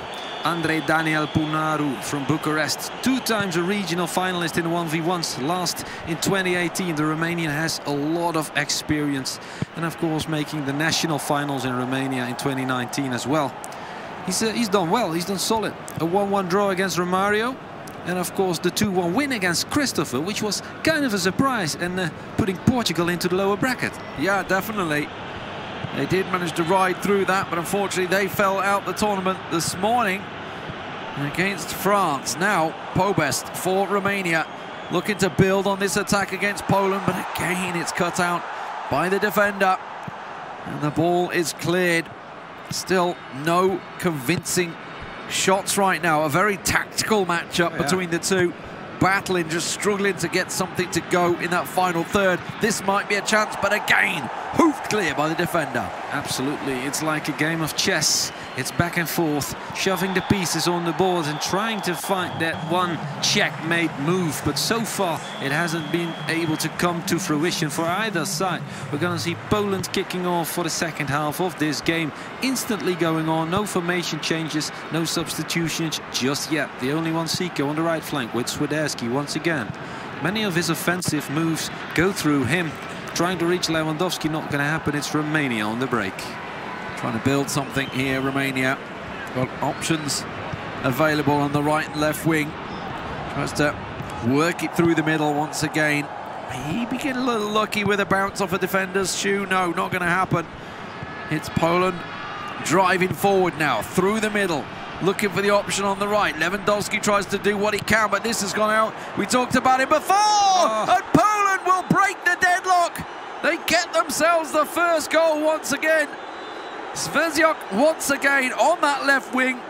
We've talked about Lewandowski till we're blue in the face, but this is the man that's been making the difference in this tournament. Oh yeah, absolutely fantastic stuff from the only one, Zico. Once again, he's done so much for his team, and once again he breaks the deadlock. Once again he's on the front foot. And of course, Romania trailing by 1, it's going to be tough, especially against Zico. But this is a best of 3. Let's not forget, after this, we will see Irma playing Jancho PL. And we've seen situations like this before, where the other player could still make it interesting. And now, of course, we still have that second half left to go. Although Poland instantly, from the Romanian kickoff, they have the ball and they are threatening once again. Svezjak feeds it into Lewandowski. Not good enough. Romania over the sideline, though, throw in for Poland.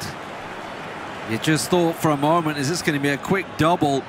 Nothing for 60 minutes, and then suddenly it all comes at once. Well, Poland still with the pressure, looking to try and work it right into the corner here. Can just play it back, and that's exactly what they do. Keep hold of that possession, finds a real opening there.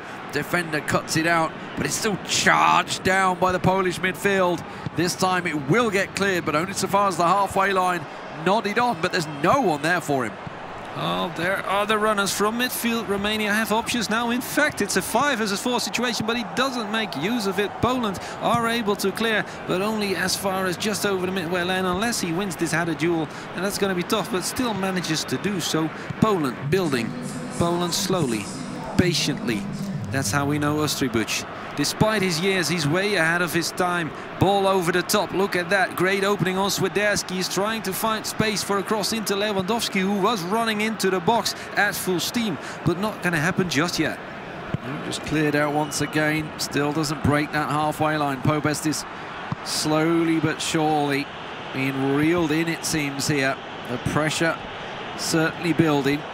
We've seen how tense these matches can be. That's a great ball to unlock the left side. Puskas trying to work it in. Got himself ahead of the defender. The cutback's there. There's the arrival. Oh, no! It's own player. It hit his own striker on the... Oh, my word. That was destined to be a goal. And it hits his own striker and goes out for a goal kick. You hate to see it. That is so unfortunate. A goal kick even. You don't even get the corner from that. What a great effort. That would have maybe went into the top corner. But now he's just looking at possession for Poland once again. Surely he can't let himself be too down by that. He just needs to keep on going. It's Pobest, one of the best Romanian players of all time. He needs to focus up, and he needs to just keep creating chances like that. We haven't seen many in this game on either side. Yeah. 2 big moments for Poland, 1 now for Romania, but that could have been it. That should have been it. It should have been the equaliser, but it wasn't. And now it's going to be the only one. Zico on the push, trying to drive it in, finds the space, shrugs off the defender. Can't get it past the keeper, though, on that near post. Swiderski is an absolute nuisance for each defender on the field, whether it's the Italians or the Romanians or, of course, the Montenegrins. Doesn't matter. The Portuguese, they all have trouble with him. His speed and, of course, his link-up play with Lewandowski. We are about to see the corner whipped in. Maybe it's going to be taken short, but Romania is ready for it. Look at Bo Best, focused instantly on him. There it comes, and it's going to go out for another corner. Making sure he doesn't get that quick driven one across the front of goal. That's what he's protecting. That's what you see Pobes running to it every time. Yeah. Stopping that happening. This time it will be the man on the near post heading it clear for Romania as they try. Oh, it bobbles a little bit, but they should be okay. Yeah, they get control of it. Now there's a really good run on the left here, but it's just fed straight to the defender. Charged down, but it will be now the only one Zico back in control. Absolutely. 1-0 to score with 15 minutes or so left to go. Bit of injury time maybe. Poland now in possession on the left side of the field. Slowly and surely building their way towards something. Of course, Ostribuc will not be happy with just 1-0. He will want to put Jancho PL in a golden seat on towards the semi-finals in this best-of-3 matchup with Romania, because he knows Irma is lying in wait. Arguably the best Romanian player right now. Of course, player in eFootball Pro as well, but right here it's Pobes still trying to get that equalizer, but Poland deny and go on an adventure once again. Solid tackle. That's going to go straight through there. Look at the space he has on the left side. Tries to give and go. He gets it, but it doesn't go. The keeper gets his hands to it.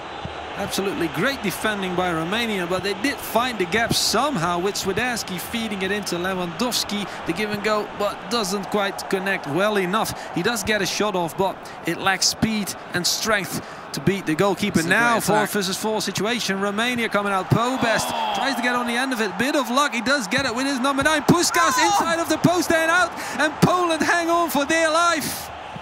And of course, it doesn't fall kindly, does it? Just like some of these goals, comes off the woodwork and goes straight to the Polish defense. That is an absolute phenomenal tackle, driven through. You feel the pressure is there from Pobes. You can see he's put it up, and he's trying his best to drive this one forward. Needs a goal right now. Needs to try and take it to extra time. But Poland once again clear the lines. Absolutely. Romania now, they have work to do. They have a lot of ground to cover. In fact, they relinquish possession. They give up the ball. It's Poland with the last dictations of the game. The last moves are for them in this chess match. Of course, we've seen it come to life in the second half with many chances on either side, but Poland, they throw it over the sideline. He's got to get it forward. He's got to get it forward, but he's giving it away from the throw-in. That will be it. Poland will just boot this one forward. The whistle will go.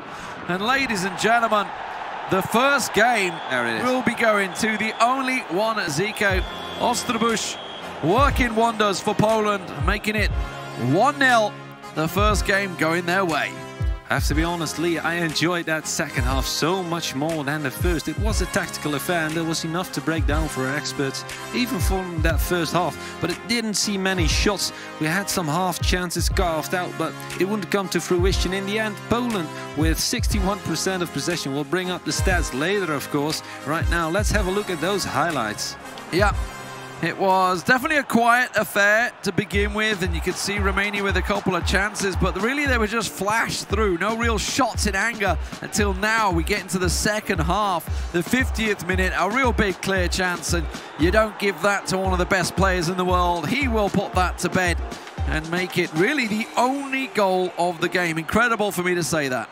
Absolutely, and this goal really sparked the match back to life, because somehow, suddenly, Romania were coming out of their shell. They were creating chances. We were seeing some shots on target from both sides, by the way. The only one Zico could have had more. Ostribuc, of course, trying to go for it, but this was Romania, one of their best chances. Puskas driving on the inside, finding the man in the channel, and the shot, and it's deflected by his own striker. You hate to see it happen.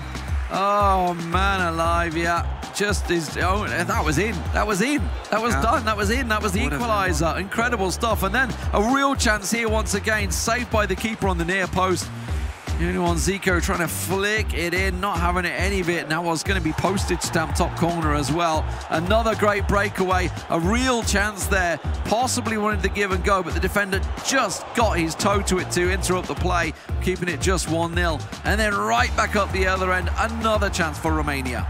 Absolutely. Romania last chance of the match inside of the post, doesn't connect with the net. And of course we have your FedEx statistics right here. 61% like I said for Poland, 3 shots, 3 of which on target, 3 shots for Romania as well from little possession. 2 of them on target, yeah. Almost twice as many passes completed. No, I mean, obviously that goes without saying when you have 61% possession, right? Yeah. Just shows how dominant a performance it was, but in terms of goals, it didn't feel that way in terms of play. It certainly didn't feel like it was all more about the slow build-up play that Osterbusch put out there. Now, it may not be the last time we see him. He is actually the elected final player if we get to a third matchup, of course, but let's move on to our next opponents. Yeah, that's Irma for Romania, and he's going to play against Jancho PL. Now, we've seen Jancho PL play a lot on stream yesterday with our live commentary, so we'll focus just a bit on Irma. Adrian Irma, to be exact, 24-year-old,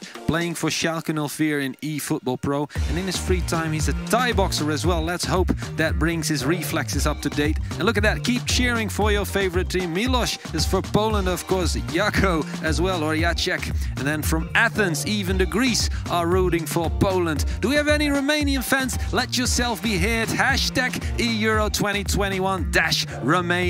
Let us know in the chat who you are supporting. For each shout, you will get a flag in the stadium. Steph plays Minecraft. You've let me down. Oh, where are you? Let me down. I mean, maybe because he's cheered for the team that's lost the cup quite a few times now, he's decided, you know what? Yeah. One too many curses for me. Not going to happen. Let's have a look, though, what Pobest had to say earlier on. Tell us something that nobody knows about you. That nobody knows. Or that we don't know, maybe. Maybe tell us something that we don't know. Okay, so I used to play football at the junior team level until the age of 14. And well, besides football, I also enjoy playing table tennis in real life. Cool. And then how did you and your team prepare for this competition? Well, since the group stages, there was an update in the team's roster. So we have to try out and see the best formation with the newly available players. We spent plenty of time practicing.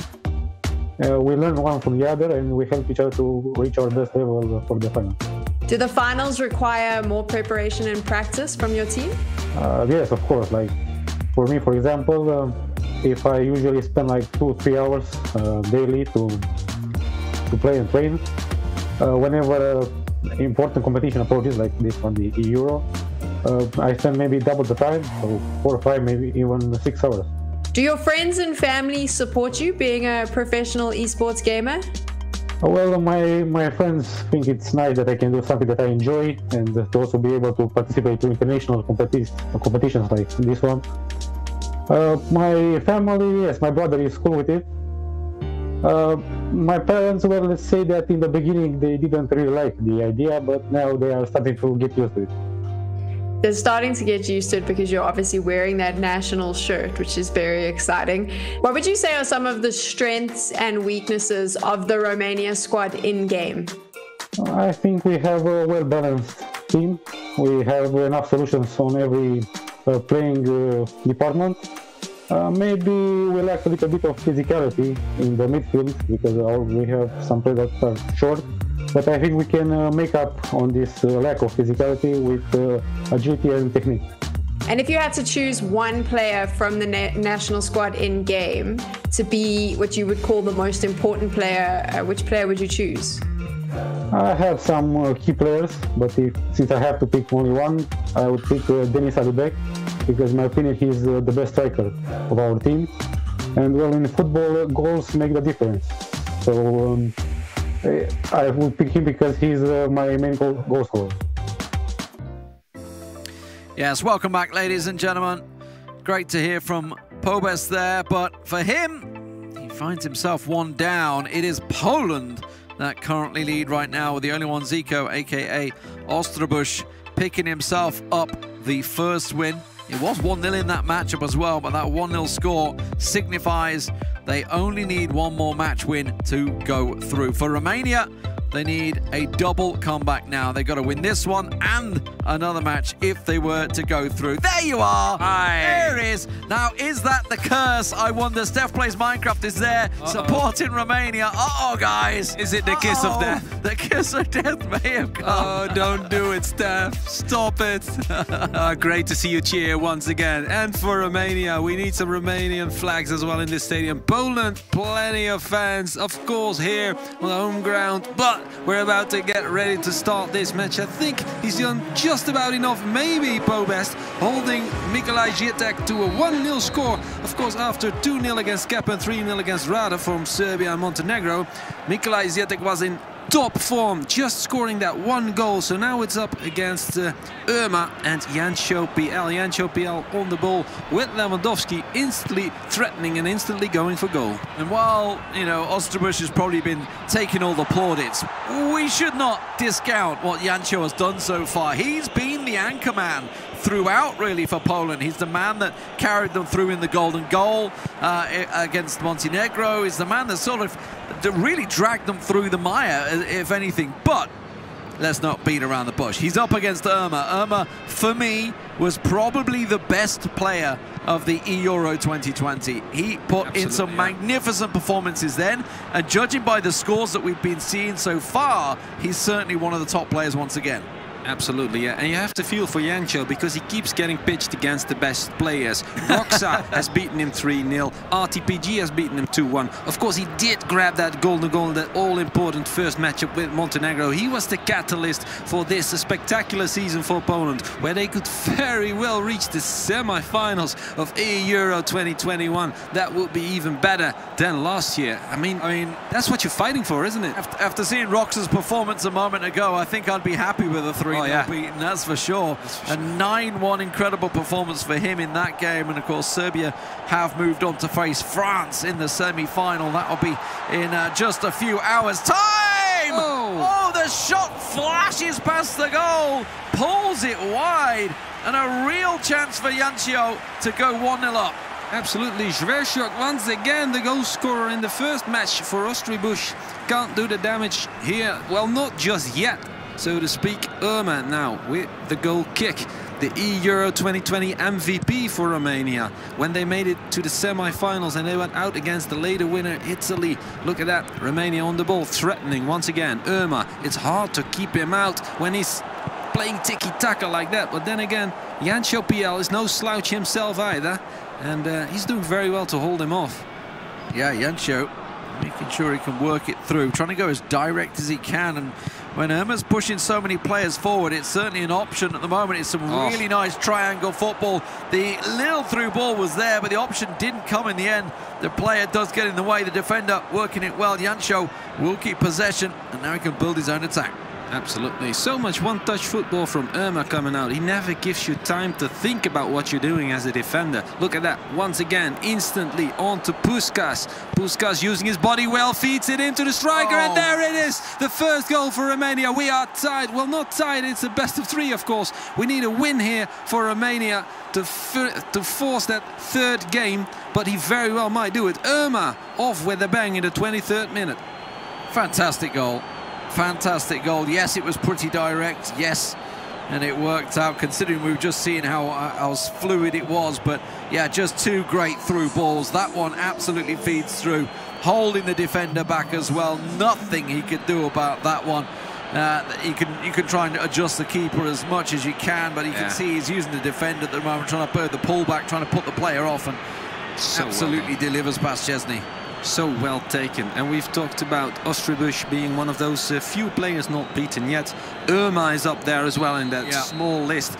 Against golden goal was needed against Gomario, Russia, sorry. And of course a 0-0 against Barbosa, who has been the man on form for Portugal. He couldn't bring it against France, but then again, France, they are the biggest favorite maybe to take the gold here. Look at that, Poland still coming. Jancho PL are going to try and fight back, but he loses the ball here, and Irma is on his way. Yeah, just going to try and run this as well so the team can get behind him. There's the little pass off. The pressure was already built. 3 players on him. That is a big overhead looping ball, quickly cleared by the Polish defense. And now we'll see whether they can do anything about it. That tackle went flying past. It's opened things up here. There's more Polish players ahead than there is Romanians. The ball across the box wasn't the right option in the end, and Irma's keeper will meet it. Absolutely. Should have dragged it back. Poor effort there. Because he had some space to work with. Lewandowski in the box, and you could fire a shot off, but I would have gone for the pass as well. But then for the other guy rushing in from the edge of the penalty box. But it's easier said than done, especially as we have the helicopter view. Look at that, Romania with a second big chance. Puskás with the shot, gets deflected wide. It's going to go out for a corner kick. Pressure not cleared yet. Romania from end to end this matchup already, starting to stretch its legs. And we're starting to feel the pressures of the game. Remember, Poland are one game up so far, leading this with effectively match point. Meanwhile, Romania are looking to tie things up here and take it to a third matchup. This is a real chance. Oh, wow. I think the keeper just tipped it. It was Chesney in there, wasn't it, that just tipped it wide? Yes. No, I think it came off a defender's leg. Yeah, I think it flicked off a defender's leg. Upper leg of that number 3 defender. Oh man, close enough, too close for comfort. If you're Jančo Piel, you're sweating bullets right now. Wow, that gets cleared. Although not as far as a striker from Romania. Shot from distance, crunched in the body of defenders. Romania still on the ball, still looking to threaten. And they found, well, not a teammate, they found Poland. That goalkeeper just murdered that striker. Oh yeah. On the line there. Absolutely cleaned him. Got the ball and cleaned out the player, no doubt about it. Luckily, in the E version of the football, the electronic virtual world, there's no big injuries accumulated, so that's fine. We can just carry on as if nothing happened. Ball coming through. Great work from the Polish player. Gets it in. Oh, flicked off the defender's foot. Now we're on the other end for a corner. Absolutely. If you're Jannik Wojcik right now, just 21 years old, he doesn't have the experience that Irma does, but he has a tall order in front of him. We're gonna. Could you imagine a player in real life doing that casual a defensive move? It would be like, everyone would be like, wow, oh, yeah. It just like flicks his foot out, flicks it up. This header not going anywhere. Jančo, seemed like hands. Yes, I mean, I don't think there's really much he could do about that. It was booted right at him for a throw. Absolutely true. Poland on the throw-in. And of course, it's Jančo Piel fighting for, of course, progression to the semi-finals. He only needs a win here. Well, only a win. That's easier said than done. Easy said than done, especially against Romania, especially against Irma. Irma, 24 years old. He's got the advantage in experience and also in score right now. 1-0 up, of course, but Romania on the back foot because Poland are building their last attack of the half. We are in injury time. It's just going to be 1 minute, so this is the final move. Here it comes. Swiderski trying to find space to reach Lewandowski, but that's not going to happen, and it's going to go out for, well, half-time. 45 minutes, that's all they need. Romania to keep themselves in this and take it to a third tie, and if we do get there, Irma will be up against the only one, Zico, aka Osterbusch. Yeah. We'll see whether we get there though, because Jančo certainly showed signs of scoring goals in that first half. A lot of pressure onto Irma. Irma himself, of course, getting that one goal, just give them the advantage so far. Some nice little fluid football, but just goes astray as the two players run into one another. And Jančo will keep possession. Absolutely, it's Romania on the ball once again. Irma here in midfield, biding his time, looking for the through ball. There it is, the give and go, the 1-2, and the volley to finish it off. It's 2-0 for Romania. What a strike, 53rd minute, and Jančo Piel, he has got a lot of work to do. Yeah, that was a beautiful goal. That was a beautiful goal. You saw it coming. You saw it coming from so far away. From here, the pass goes through, and you think, oh, the give and go, yes, completely does the defenders, the little flick up, and we've seen it all week long. An absolute buried finish into the top corner, and as you mentioned, Jančo now has a lot of work to do. Absolutely. I bet our experts are behind the scenes right now, penning down the time, penning down that this is one of the goals they will want to break down. They will want to look at it because that was perfectly worked. A lot of one-touch football once again, as we're used to seeing from Irma. Look at that, ball over the top quickly once again to try and reach Puskás. Not going to be able to get on the end of that. It's Szczesny now in possession, but of course he can't wait too long. They don't have much time. 35 minutes left to go for Poland to create, well, 2 goals. Yeah, and you can see obviously Jančo has put the pressure up as well. So wants to go on the attack here, on the offensive, but of course we've seen it so many times. When you do that, you leave yourself exposed, you leave yourself open. It's going to come off the woodwork. It'll be the rebound that falls kind. It's 3-0. Absolutely great goal once again. This time, of course, exposed at the back. It's a hat-trick. Oh yeah, hat-trick for Alibek. That's a great stuff for Romania, scoring for his home country, Adrian Irma. We've said it, he was the MVP at Euro 2020. If he keeps this up, he's going to be the Romanian MVP for the 2021 edition once again as well. Very close to a Romanian championship in 2019. Just didn't get it, but by now he has launched himself to be arguably the best Romanian player out there. And one of the best in Europe as well. Look at this. Yeah, it was a huge semi-final when Romania met Serbia last year. Some incredible players on both sides of the field. We've already seen, obviously, Kepa and Roxa go through to that semi-final. They're facing off against France next, and Romania at the moment are trying to work themselves back into this one. Let's not forget, though, they are one game down. So these 3 goals, all that's going to do is put them back into the next matchup. Some fantastic goals, no doubt about it. Some real pressure coming out from Romania now, though. And if we do go to that 3rd match, and it's looking very likely right now, barring an incredible comeback for Jancho, it's going to be Irma up against the only one, Zico.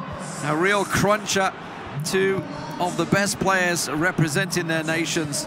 And that's the match that we certainly all expected and wanted to see. Absolutely. Maxim, meanwhile, coming in for Romania from the bench. Lewandowski has been taken out. Svershok coming in for him. The man who scored the goal for... of course, our young man, Ostribuch, in the first leg. Now, we need 3 goals from Jancho PL. He could very well do it, but the give and go is there. Karol Swiderski, no! He doesn't get a shot off. There's the rebound for him as well. And it's a goal for Poland that they so desperately need it right now. We know comebacks can happen. And, you know, as a man that was in Istanbul in 2005, it only takes a couple of minutes to get 3 goals, that's for sure. But Poland have got themselves a lifeline here. 65th minute. It is totally doable. We've seen the pressure that he's been applying throughout the game. It's not like it's been against the run of play either, because he certainly had his chances. First touch from the bench. Svershok. Mate, stop it. Love to see it. You love to see it. But for once, the rebound fell kindly for him, and he does manage to get himself the goal. Let's see if he can build on that. You can see, obviously, they're going to go into the substitutions, get a couple of changes in there. He needs to apply the pressure and try and get the ball as quickly as possible to get that goal, because he's got to get the ball off Irma to start with. Exactly, yeah, but it can't take too long because he needs to keep this momentum going right now. There was a good chance for Poland. That went begging just wide of the target. And then, of course, we're back in the 66th minute with a 3-1 scoreline, and Irma threatening to do more once again. Could it be 4-1? Oh, yes, it could have been, but just wide of the target, and it will remain 3-1 on the back of that great goal from Poland. Well, we saw Jancho missing a similar situation earlier on at the start of the game, so it's only fair that they have a goal flash past the piece. But now 66 minutes. Possession very much in Poland's favour there, you see. 57% possession. So Romania not having the lion's share of it, but just unable to really make use of it, unfortunately. And Irma, his direct football is absolutely cutting the Polish apart right now. Finally will get cleared, but that was almost looking like another goal was coming. And that's just one way of stopping the attack. That is cutting edge pass right there on the highest level. Maxim coming in from the bench, probably collecting a yellow card, but for his efforts, at least the offensive move of Poland was broken up. And we see the pressure bars going up and down. For Poland, they go up. For Romania, they go down. But they do still have 3 strikers up front, Romania. But right now, they have possession at the edge of their own box, trying to build something. That's a nice little move, but not going to be able to get Davidovic on the side. And they're going to be able to build again. Poland, Jancho PL coming close, threatening, but it's not going to happen just yet. You can't get it outside of his own half, though. This is great pressure. That's a great ball through. Possibly could have gone through with the first chance. I'm not too sure that was the right option. It looked like he had a real opening to get the shot away, but he's managed to play it forward, and that really was a gilt-edged chance with 2 goals needed in 15 minutes to play. I gotta feel you've just got to throw caution to the wind at times when it's like that and take the shot. Absolutely, yeah, especially when it's Swiderski on it. Remember, he was the man scoring most goals yesterday. Crucial goals as well, putting them through into the tiebreaker and putting them through into this quarter-final against Romania. But would this be where it ends? Because Irma is on fire right now. Then again, let's not forget, if Irma brings this to a good end, he will face the only one, Zico or Mikolaj Zietek. And right now it looks like he will be able to do so. It looks like he will be able to force that third game because we have 10 minutes left to go and he's dictating the tempo. Yeah, he's running out of time here, Biancio, and he's completely missed the interception there. Irma's going to run this to the corner, and it may get to a point where Irma decides he just wants to keep the ball. At the moment, he's being very kind to Jancio and keeping this attacking football going because this is working well for Jancio. He has to get something here. Ball goes back, player in the middle, all the space he needs. It just takes too long. Chance comes in again, offside given, and I feel that may have been the last real chance at trying to get something level here. He needs 2 goals, and he just doesn't have the time. Absolutely, he got close again with Sverchuk, but should have gone for the shot instantly, went for the pass, and that is going to cost him dearly, maybe because with only 5 minutes left to spare and some injury time, you have to wonder what will Jancio PL be able to do. He's going to try anyway, but Romania step in between. Here we go, header duel 1, Romania with options up front. There they go, could they get a fourth? Nice chip, keeper slaps it wide, it's not going to go out. Poland still in possession. And Irma's just going to keep hold of the ball as well. That one may have took a double deflection. It does go for Polish throw with 87 minutes left gone in this game. Only a couple of minutes. He needs to just root one in up the pitch, get the goal, and try and get something from the kickoff if he can. But as you can see, Irma will keep hold of it. And I think we may see, for once, Irma is going to run the clock down. This is the first time. He left it to the 90th minute, in fairness, to try and run the clock down. So you know what? Irma's tried to play this throughout. But a fantastic performance from him. And this is an absolute clear chance. Should be able to get the 4th here. And will make it count. There we go. How does he do it? Even the sidestep in between 2 defenders takes his time, doesn't he? 3rd minute of injury time. It's all over here. Irma does what he was expected to do, let's be honest. But now we're going to see the 2 best players of each country against each other. Puskas once again on the scoreboard to add to that beautiful hat-trick from his teammate. Look at that, great through ball, that creates the goal. But he takes his time and gives the defenders a chance to step in between, but somehow he just runs into that sandwich and unleashes a furious shot, and that hits the back of the net easily. Yeah, I thought for a minute, I think he considered chipping it, and he's probably thinking, well, I tried that a second ago, and the keeper just got a hand to it, so you know what, I will just go for the sidestep instead, and obviously that was always going to draw the defenders in there, and it almost obstructs the view of the keeper, so great work. Irma, a deserved winner here in the end, absolutely clinical with his finishing, and I wish I could say the same for Jancio. You know, he's had his moments. There's no doubt about it. He's had a lot of chances, just unable to take them in the final shot, the final moment. Maybe just a pass too much. But it does open up this mouth-watering tie now. Oh, yeah. Irma up against Osterbusch. It absolutely could be a belter. Osterbusch winning his game only 1-0. Let's not forget that against Pobest. But this time, Irma 4-1, the winner. And a deserved winner at that for Romania. Tying up the series, 1-1.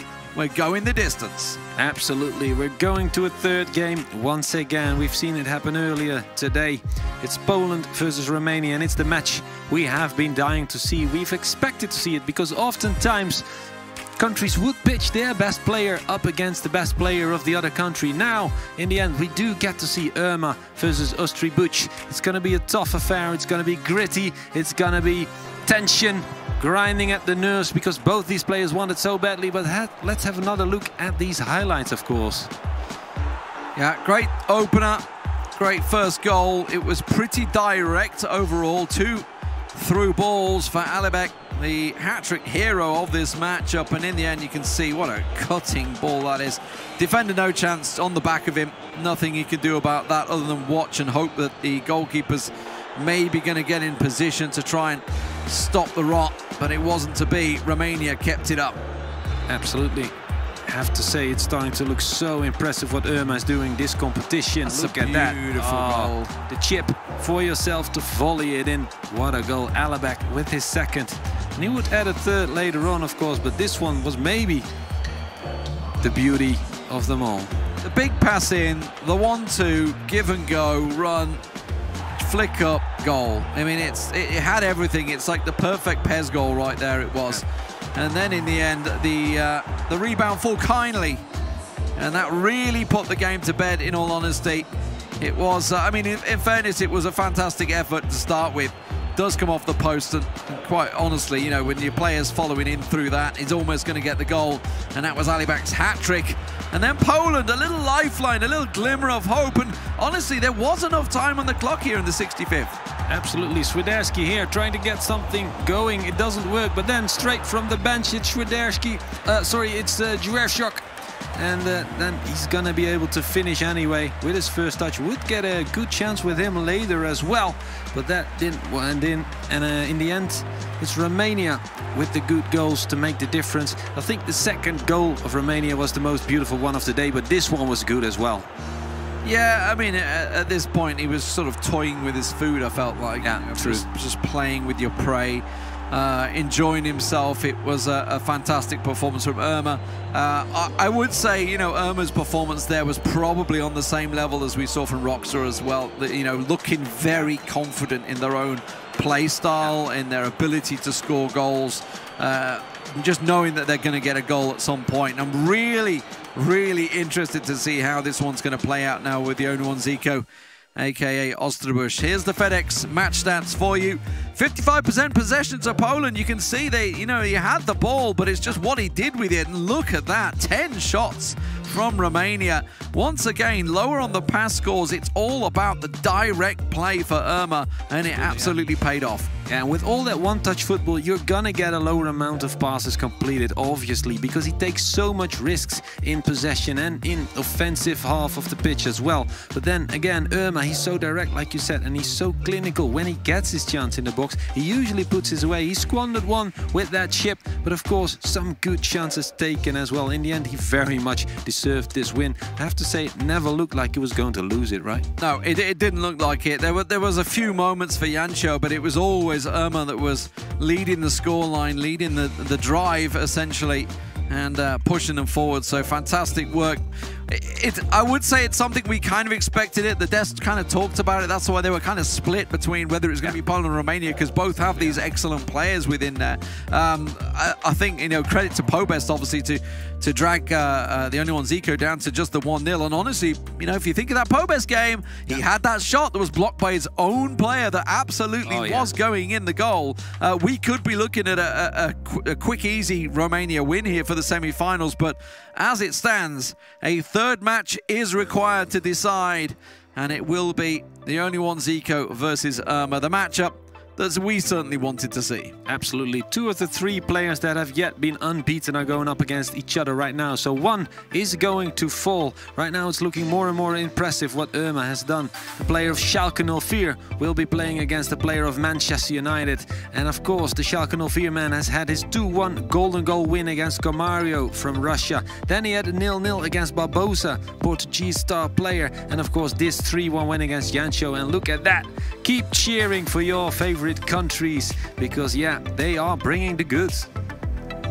The man from Sweden cheering on Romania, maybe because they're in the same yellow kits, maybe. Getting it in there. What a match indeed. It has been fantastic so far, and what a match we are about to be privy to. Oh yeah. I'm looking forward to see how these two giants will clash on the field.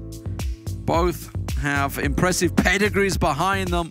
Oh yeah. And I'm really interested to see how this will play out. Will it be Romania for Irma, or will it be Poland for the only one Zico, aka Ostrobush?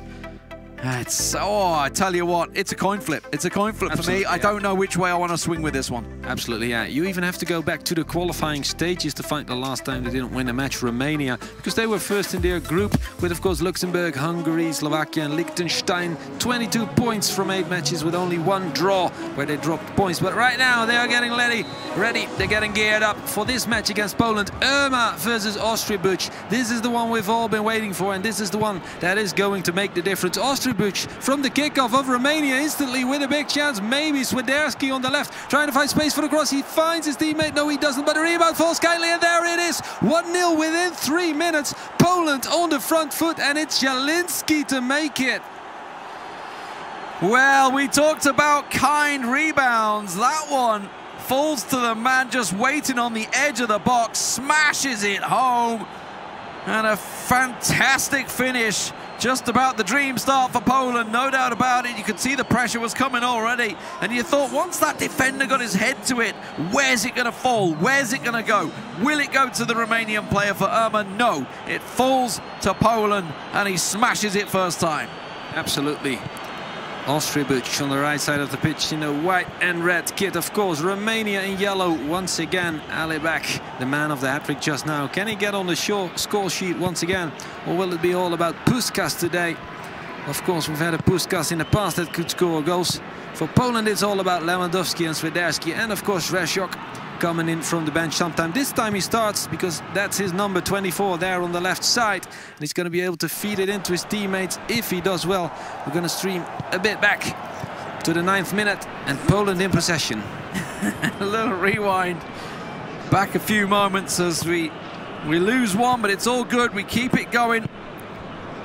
And we'll see how this attack does build up for the only one Zico now. 10 minutes gone in this game. Things settled down, and we're seeing the only one Zico passing it about much more now, much slower pace as he tries to find one of those balls. There it is. Oh, the give and go was there, and you can see Irma knew about it. That's why he threw his player in, but he's gone down to the ground. That's a beautiful pass. A little nutmeg comes in. Oh, and he almost sidestepped the 2 defenders. Still keeps the ball, though. The ball is still alive. The player going to jump up like Immobilia. Suddenly arrives back in there, and now Irma back on the attack. Suddenly sprang back to life, didn't he? Romania now on the ball. You might think, how does Poland instantly just come in a 1-0 seat against a player that has been unbeaten this tournament and a country that has been unbeaten in qualifiers? Well, Poland did exactly the same. They were first in a group with Germany even, remember, in the qualifiers. Also instantly group winner with an insane amount of points and goals. Oh man, they've scored 34 goals, only conceded 16, but here they might score another, although Romania is the boss of this situation. And now we'll have to look for their very own danger. I'll tell you what, Irma does not skip a beat, does he? He didn't hang on to the ball for 5 seconds there. That was out, thrown, direct. He is all about attack, attack, attack. And that's what he's looking for once again. But I just wonder, is that going to bite him right now? Because he's up against a player that knows how to use it against him. Oh yeah, for sure. It's Schalke 04 versus Manchester United. What a clash. And of course, like I said, Nikolai Zirtek even having to play 1 match more, because despite winning 2-0 against Kepa, it was a 3-0 loss against Roxa from his teammate Jancho. That meant they had to go into that lower bracket. But then he came back with a bang, a 3-0 win against Rada from Montenegro. But here's the big chance. Romania trying to carve something out, with Poland looking solid in defense. And you could see it was the only one Zico using his midfield to shut that attack down, cut that 1-2 pass out that he saw against his teammate Jancho earlier on. Flag waved, play on given. The only one Zico continues on here. Probably going to see a drag back yellow card there, I think, but Irma is once again looking to push forward down this left wing, driving home. Players in the middle arriving, could switch the play if he wants to. He is looking to maybe try and drive it through that middle once again. There's the give and go. The through ball was there, but it was read well by Zico. Absolutely, Zico bringing the goods once again. He's unbeaten for 4 matches in a row here at Euro 2021. That's not even counting the qualifiers. He's dominating possession in this first half, but that's of course on the back of grabbing an early opening goal. So you can hang back a bit, try and lure out your opponent, try and create space here and have them expose themselves at the back, trying to reach Lewandowski. That's not going to happen, not even nearly. It's 32 minutes have passed and Romania on the ball, although It's Poland, actually. Won it straight back up the other end, and looking like a dangerous attack as well building here. Almost managing to get that little slide rule pass through. And instead, once again, Irma routes one straight upfield. Clear his lines, clear that ball, get back on the attack. And that's something we've noticed he loves to do.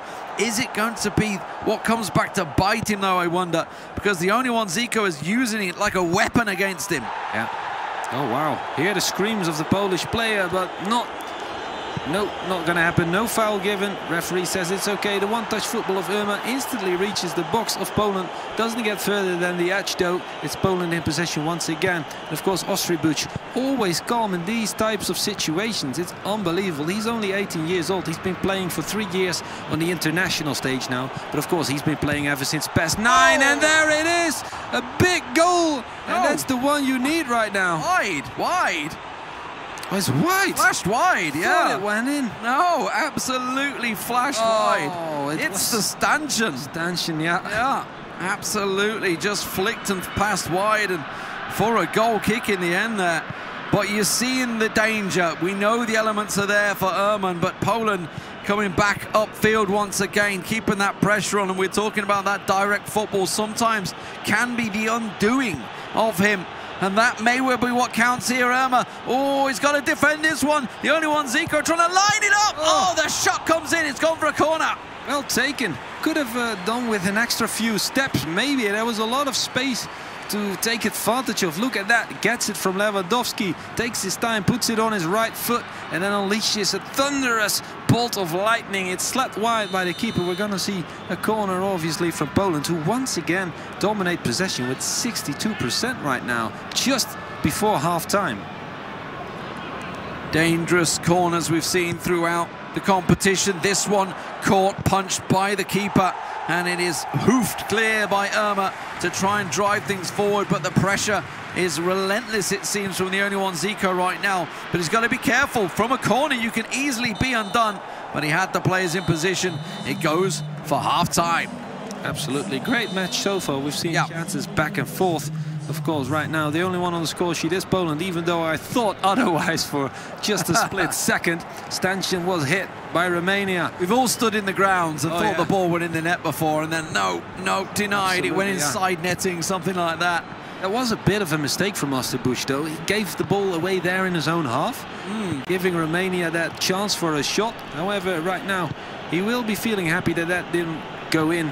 And he might have learned from that mistake. Ball over the top for Swiderski to latch onto. He's going to be able to reach it as the first one there. He's going to whip it in for Lewandowski. Doesn't connect with the header. And Romania cleared the danger. So nearly a mirror of the first goal there. You know, we actually saw that header. You were looking instantly. Is it going to fall back to the Polish player? Is it going to work out well for them? But now back up the other end. Romania on the attack. There's a big opening on the left here. Tries to get the ball through. You saw the man completely unmarked. But the defender, one last touch was all it required. I just wonder, at what point is one of those balls going to make its way through? Absolutely, yeah. Pobes didn't manage to score against Ostribuch, though it was very, very close. Let's see if Irma does. He has 35 minutes in game to work with. It could very well happen. He needs at least one to force the overtime. Of course, if Ostribuch scores, he will do himself a great favor. He will do his country a great favor as well. And his father will be watching. The man with Polish roots moved over to Scotland 10 years ago. Ball over the top, Swiderski. Oh, behind Lewandowski. That's not where you want to put it. I think he held the pass too long and it went to the second player. Yeah. He wanted it to go straight to Lewandowski. It would have been almost, a through ball probably would have worked a little better there. But in the end, it's going to get dragged back for this foul in the middle of the field. And yeah, absolutely nowhere near the ball. Just buying the time that he needs for his players to get back in position, get that wall set up. Absolutely. Free kick for Poland on the back of that foul on Klich. Was a dirty one, wasn't it? From behind. Oh, it gives it away. Well read. There you go, Romania. Passing line cut off, and it's Puskás on the ball with options on his right. Ooh, feeds it in, just about hangs on to it. There we go. Romania have possession. That one-touch football isn't quite coming to fruition anymore in the second half. Takes too many chances, too many touches, sorry. And it's Poland on a break once again. The only one, Zico, with, of course, Zielinski. Ah, that's not good. We've seen Zielinski do better than that. Yeah, that's an uncharacteristic mistake, and perhaps one he wanted to make, because maybe he wanted to make some changes here. We'll see what substitutions do come through. So it will be a goal kick, and a couple of substitutions are going to be selected by the players. We are at the 63rd minute, so now's the time to shine and change. And if you think back, actually, we saw Lewandowski coming off in the previous matchup. This being the first goal, the opening goal, and as I mentioned, almost a mirror to this happened just a moment ago. The ball comes across, the header comes in. This time it falls kindly to Poland, and the man scores right there. But what a strike. It almost happened again on the 58th minute. It very nearly happened again. Very nearly indeed. Whips it in for a cross, but this is the goal still. Look at that volley. Zielinski on his right. Never gonna miss from there. If there's no defenders around to watch him, it's gonna be man coming in for Stanciu. Chicaldau for Marin. Razvan Marin has some experience playing in the Belgian league for, I think that was Club Brugge. Well, I'm not entirely sure. There we go. Poland whips it over the top. What defender in between? Romania need to win this header. They don't. It's Lewandowski. Feeds it to his teammate Swiderski with the shot. And Swiderski doesn't miss much, does he? He has been absolute gold for Poland this Euro 2021. And Ostribuch shows who is boss. He hasn't lost yet in this tournament. And he's not about to Irma as well. Oh, it's a great goal. A great goal. Really well worked. Clean, clear passing straight from the...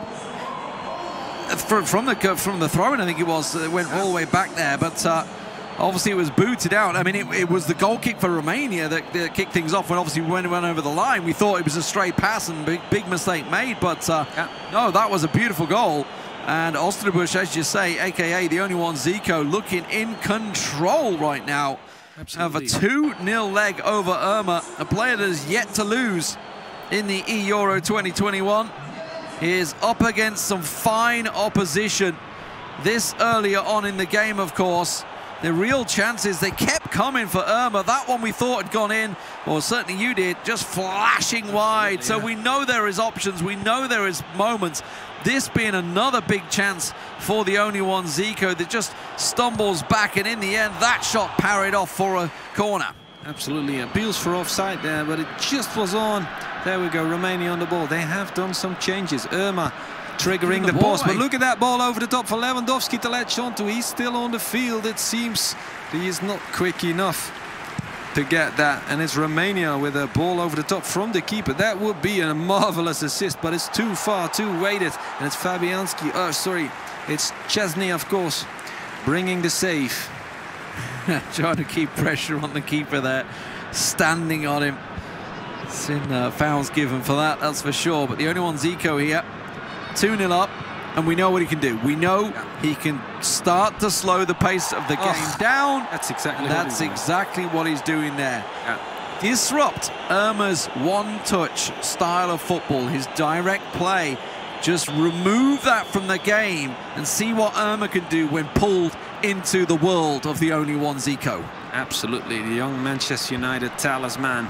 He's been great in eFootball Pro, and he's been great here as well. Takes the ball off the foot of Irma. Irma must be getting frustrated right now. He just had another pause to do some formation changes, but now he's only got 15 minutes left to go, and he's used most of his substitutions. Only one left. The only one, Zico, now on the left flank, sees the space. There we go. Oh, the pass is not good. Swiderski just stopped running to prevent an offside position, and then he's not there in time, but still Poland on the ball, lose their header, and it's Romania on the break. 4 versus 5 situation. Can they be quick about it? Usually Irma is. He does keep control of that ball, but he needs to wait for the runner into the channel. There we go. Crosses it wide. Alabek, the man of the hat-trick, and he does it again. 10 minutes from time. It's the goal he needed so very much. Now it's still 2-1 for Poland, but surely but slowly Irma is creeping back into this one. Oh, game on, ladies and gentlemen. What a mouth-watering final 10 minutes we have for you in this quarter-finals.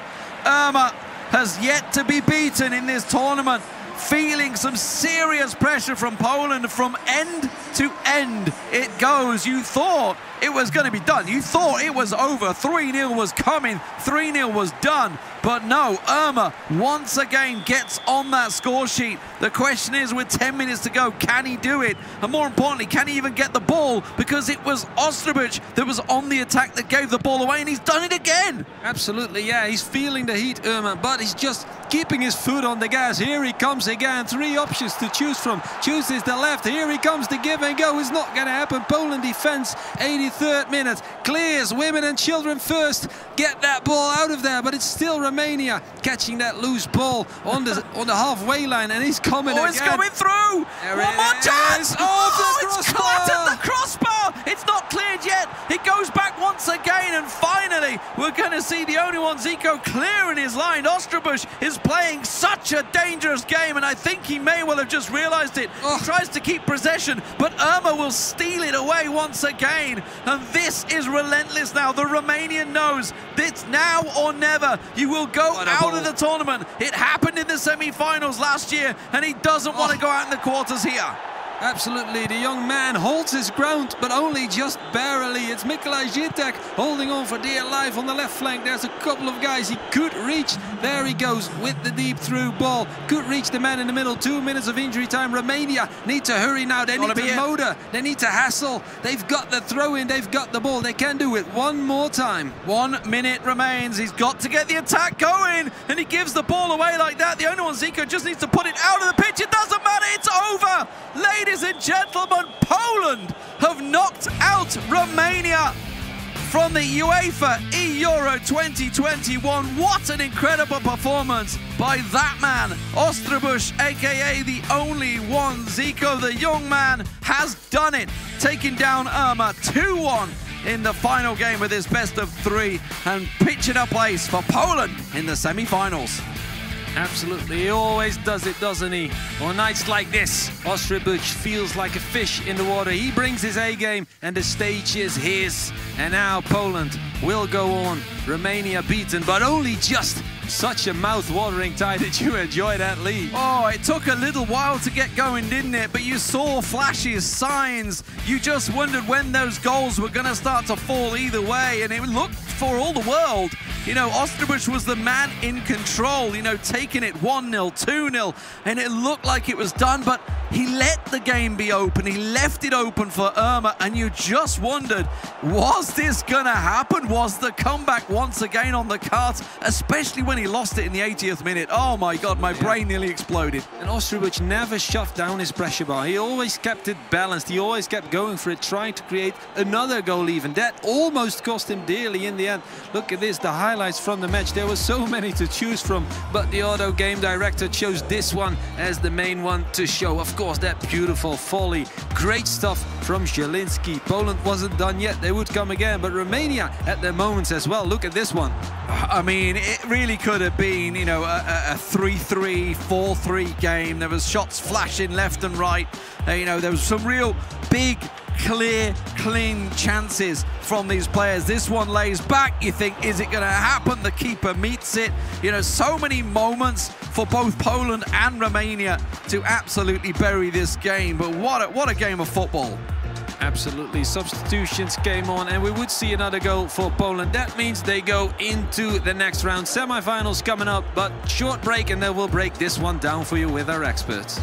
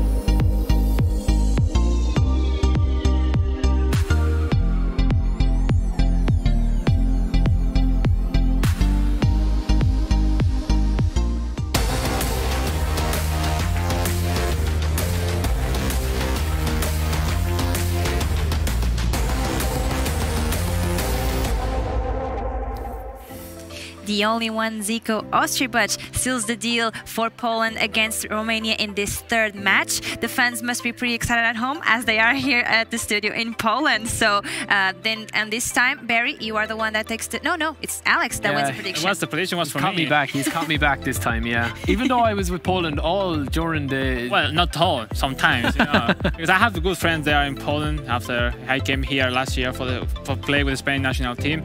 They're pretty good players.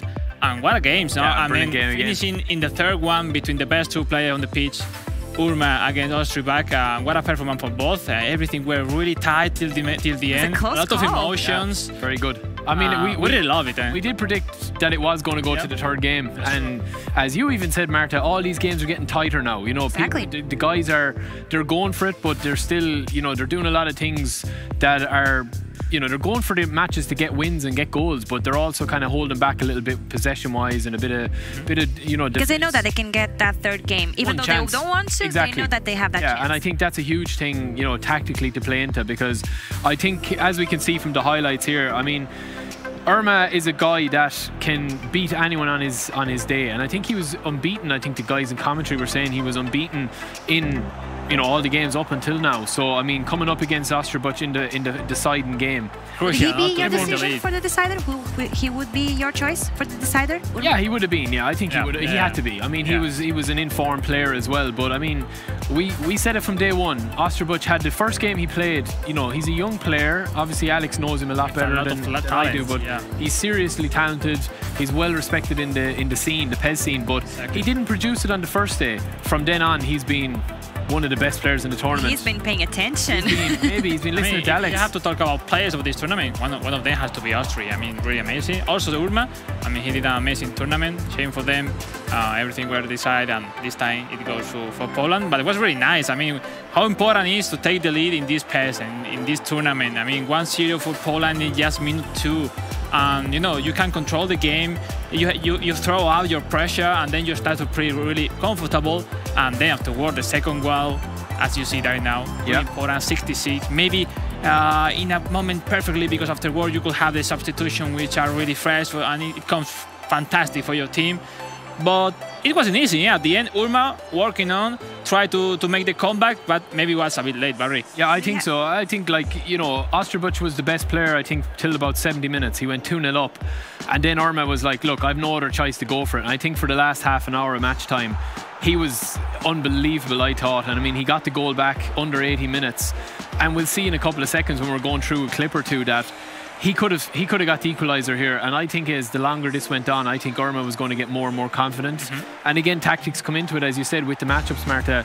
I think this was the right option for both teams. Yes. I think, you know, Poland just... This is what you were expecting for the and I think Poland just pulled through, and I think they deserved it over the two legs. We have been seeing some almost goals that they were supposed to be in it. So at this point, we were not expecting those to be failing. And Marta, I really love these stats because that show that how good was the game. I mean, each time with the pass of the game, we are seeing less shot, but even with that, it's more emotional. I mean, it's more funny to see, but how is possible? Because these games matter a lot.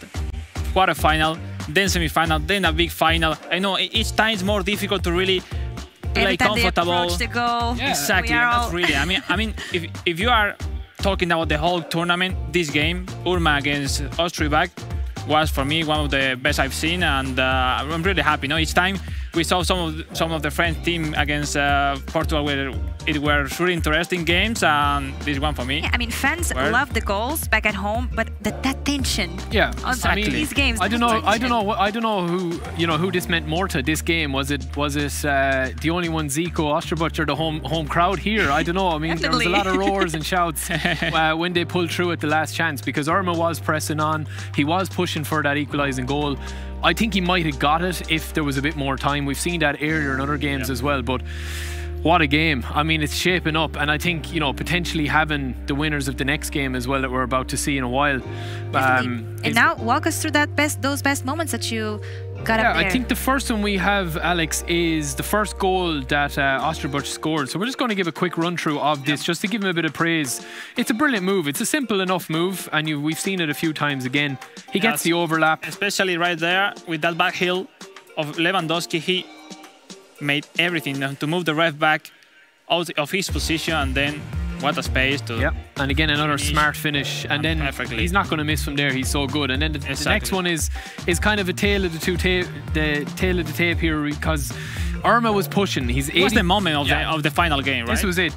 This was last chance, right? Last chance saloon, and we're going to just see it here. Wins the header. Check people at home here. Irma was with the red lineup on to the attack, and only Zico were defending, and with everything right there.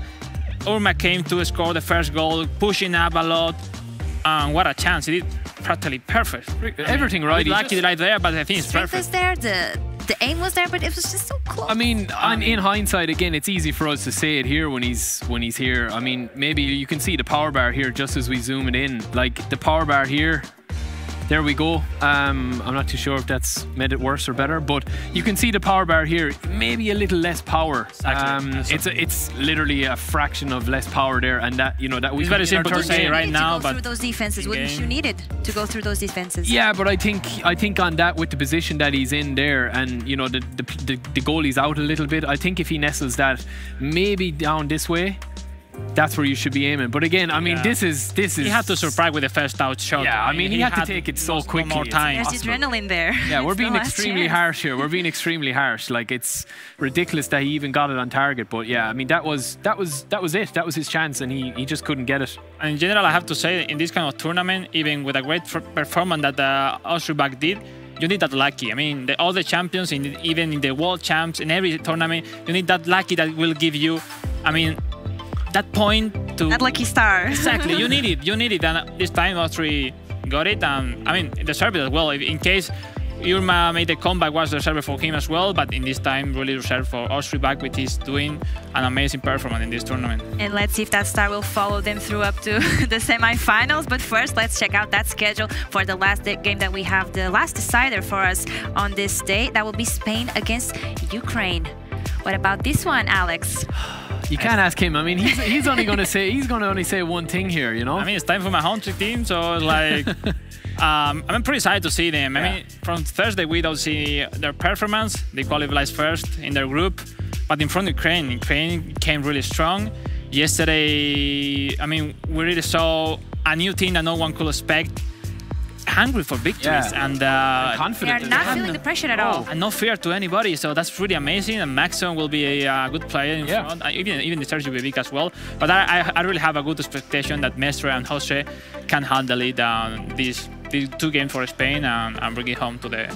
Yeah, I mean, Maxon... We already know matchups, right? Yeah, we all know the matchups. So Maxon is only going to be playing the first game against Miguel Mestre, and that's maybe a bit of a surprise. We would have thought Jose's gone first for most of the games, but I think Maxon, I think he'll feel confident here. I mean, you saw the confidence. Today they are going more for the first game. I think the first game now is being targeted as the one to get. We saw it with Poland. Maybe in the last game, Irma might be thinking I should have played the first game, but I think now with this, put your best player forward. I don't know, do you agree, Alex? But put your best player forward and then see what happens in the next game. And then send the pressure to the opponents, right? Yeah. So I think if you get a win in the first game, you have a huge advantage going into the second one. And for the second matchup we have? We have Jose against Sergio Vivica, which is really interesting to see. I think Jose, he will show he's able to be the best player, and I think he's hungry. I mean, he knows he weren't playing much good that he expect normally, and I'm pretty sure he will show us a great level of pace. But in front, Sergio Vivica is an amazing player as well, so let's see. But before we go back into that last game, the decider won, the matchup for that decider, let's watch some of the Q&A from our players. If a pro footballer was to become an ambassador for your team, which footballer would you want it to be and why? Malinovsky. I think Malinovsky. Why? Because right now he's a really good player, and his pass to Atalanta and scoring goals, giving assists, he was very hardworking. Kylian Mbappé, because he's young and talented, probably one of the best players we will have for the next few years. So it will be nice to have him as an ambassador. I choose a player from the past, and this Paolo Maldini is my idol. That would probably be Kostas Fortounis. Obviously, both of the players agree on that one. being a key player in game as well. So it would be great to have him as an ambassador for the official federation as well. I think I would pick Yanis Hagi because of course he's Romanian and he had a great season, this previous one. I also saw him some media appearances of him, and I think he would be a great ambassador for our team. For sure, I pick Griezmann because he's a big player of PES, a big fan of PES. So for sure, it will be him. I think Cristiano Ronaldo. I'm a big fan of him. I like how he working hard to achieve his goals, and it's amazing in my opinion. Well, I think everybody is expecting that I answer Ronaldo, but there's not Ronaldo in this question. I think Pepe. Pepe is 30 years old and sometimes it looks like he's 18. His spirit is what every coach wants in the team, and I love that way he plays, to be honest.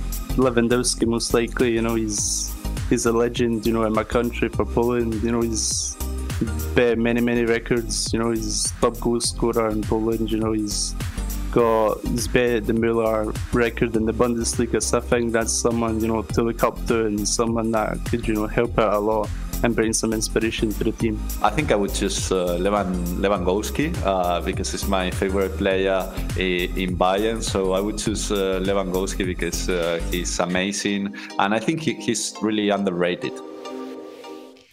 You just gotta love their smiles while they are talking about football and football players, and even how they represent their own countries. The pride is all there, so that's so good to watch. And here at the desk, I would like to hear those answers from you as well. I would say Sergio Busquets, for me, is a really humble player and a top world-class player as well at the same time. So I think he has everything that really kids can learn from football in general, and that's really awesome. Yeah, I'd probably say, well, if I have to pick an Irish player, obviously, it'd probably be Shane Duffy. I mean, our centre back. So, yeah, I mean, he's tough. He controls.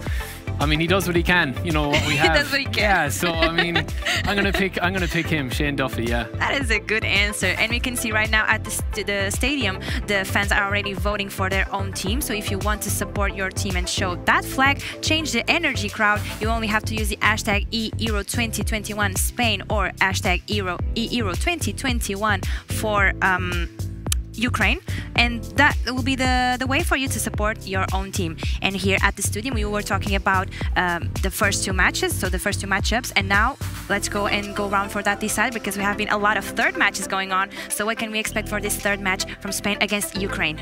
I mean, the Heart will like to see a 2-0 for Spain, but I see Ukraine that will surprise the Spanish boys.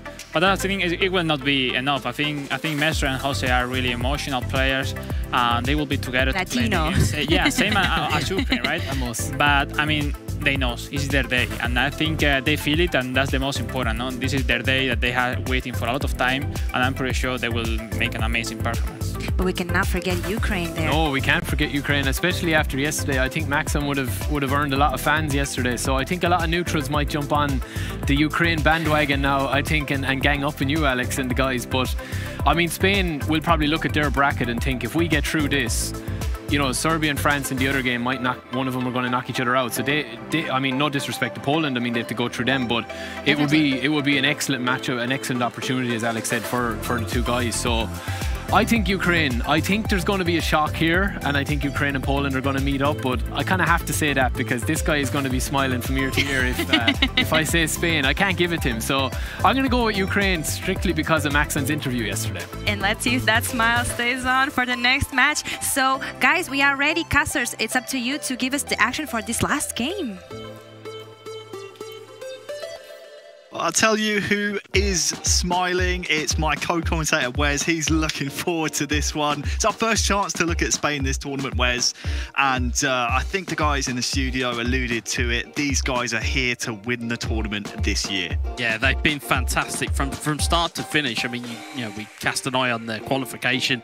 They were, I believe it was unblemished. They were unbeaten. They were superb all the way through. And they, to get to this stage, to get to the last 8, again, coming through the group that they did with Greece and Germany and the Netherlands in one group, they were superb to get through. Of course, Ukraine, kind of having that you know, that fairy tale story. You know, we saw it earlier with Vrisiv. By the way, so Ukraine have had their own, you know, kind of ways to victory, knocking out the reigning champions to get to this stage. I mean, it's another really tough test here.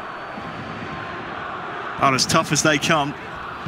Miguel Mestre of FC Bayern München controlling Spain up against Maxen, who, as you said, knocked out Italy in one of our last matches of yesterday. Playing for a spot in the semi-final to play against Poland. And look at this, a front post header sneaks in from the corner. Opening 4 minutes. And that's why you have to block off the front post, Wes. Yeah, it's why you've got to try and cut the ball off at source. It's Koike with the drill delivery in, and you know, we've talked about how effective it can be to get players across. It's Aymeric Laporte for our first time that we've seen him in a Spanish shirt. It gets across that front man, puts it in the back of the net, and you know, we talk about how effective it is. You've just got to try and stop it as best you can. Those drill balls into the box, they really can hurt you.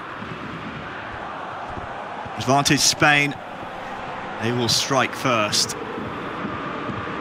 They'll have sights on the final and the trophy this year. Having been knocked out in the semi-finals last year. Italy disappointed not to do better. But Maxen of Ukraine, he's proven before he can take down some of the best players in this tournament. Mestre is a different beast though.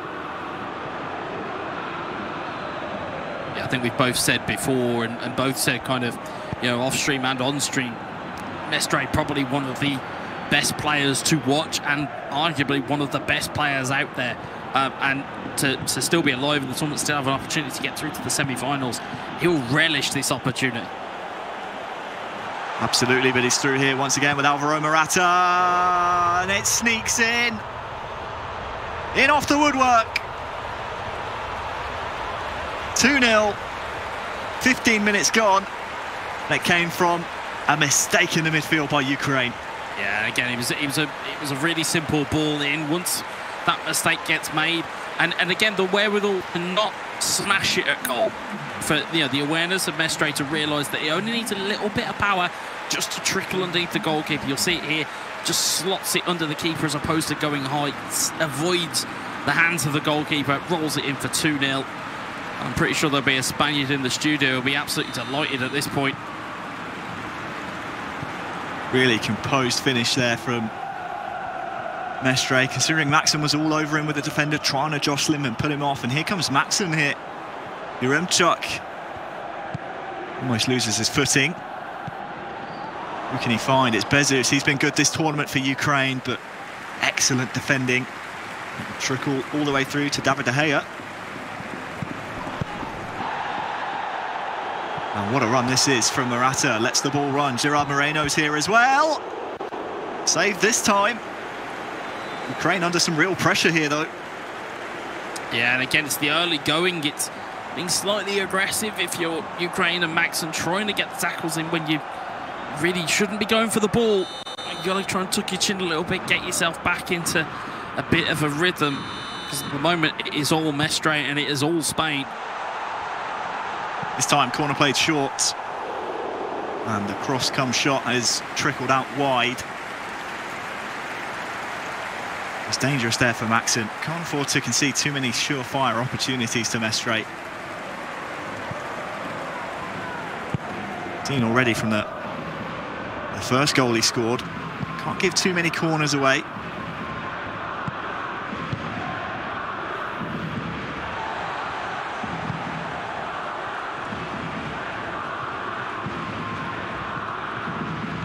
Mestre happy to play the ball out from the back here. There you go, Llorente.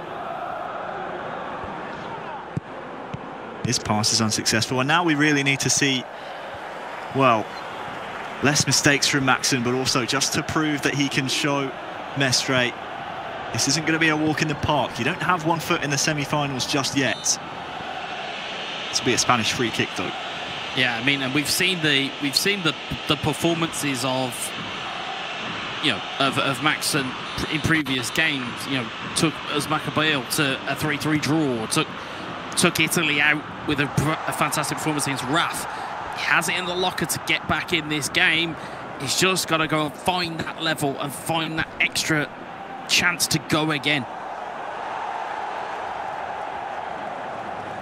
Just under half an hour gone. We're in deep in Ukraine territory. That one is going to be adjudged to be offside. Ooh, by the slimmest of margins. I think it's the right call, though. We want to know what you guys are thinking and who you're cheering for at home.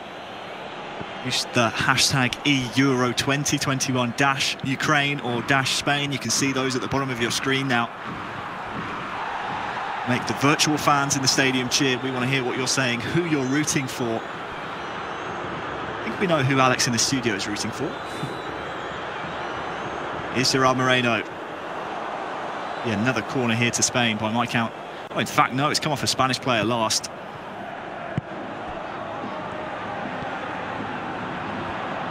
And a reminder, Wes, this is a best of 3. So even if Maxson were to lose this game by the biggest of margins, he'd still, and Ukraine would still only be 1-0 down in the best of 3 series score. So it's not all doom and gloom for Ukraine just yet. Here's Maxson, offside trap played by Mestre, and well, played very well indeed. And is that the thinking for Maxson in Ukraine at this point? This is a best of 3 series. We still have Sergio Bibica waiting in the wings. Yeah, I mean, looking at the way that Maxson's performed, I would not be surprised if he goes ahead and gets at least a goal here. I mean, he's up against Mestre, he's up against a very talented Spanish team, but it's not beyond the realms of possibility.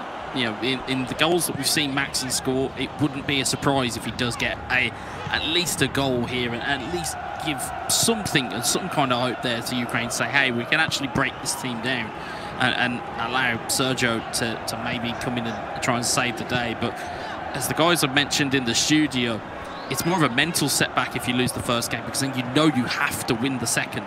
So it's almost a case of, it's like a body blow in boxing. You take a body blow, you've got to somehow pick yourself up and try and go for another knockout.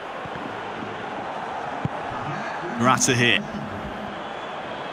Oyarzabal. Well, the Spanish chances cleared away, and I think this will be the last action of the half. The referee agrees. The Spanish fans in the stadium cheering as Mestre winning the first half 2-0. Look at that, a change at half-time. Marlos is on now for Ukraine. Well, quite clear attacking change.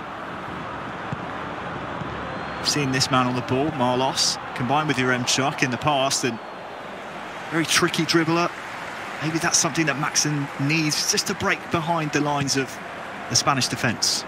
Yeah, I think the trickery of Marlos is going to be something he may just need. He may need to do something just to maybe unsettle Mestre. I mean, he's one of the coolest customers that I've come across.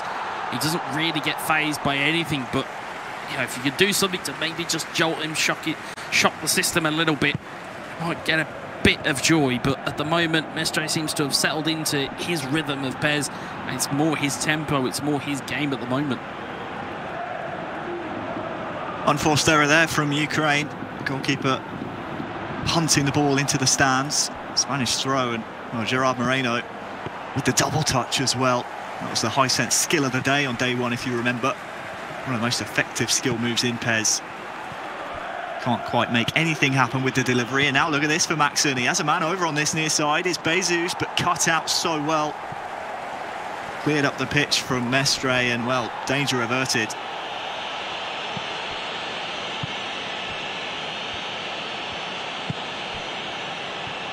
Malinovsky, and look at this, beside it behind. Manual keeping from Mestre.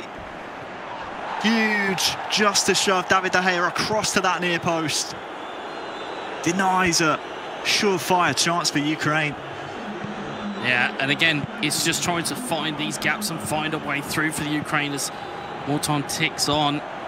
Going to get harder and harder to do, as lack of stamina will have you struggling as opposed to having a full deck of cards to play with.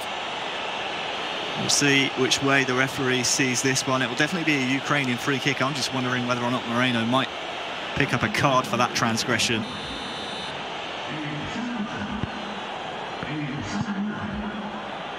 And here's an interesting sub, Adama Traore on the pitch. We've seen him in the group stages be utilised so well by Mestre and Jose. The strength of him, he might not be the tallest player physically, but very rapid, a great super sub to have. Yeah, and in terms of his physicality as well, he's got that perfect blend of pace and power. Danger at the back for Spain. Maxson can now try and impose his will from the corner. Malinovsky can't beat the first man.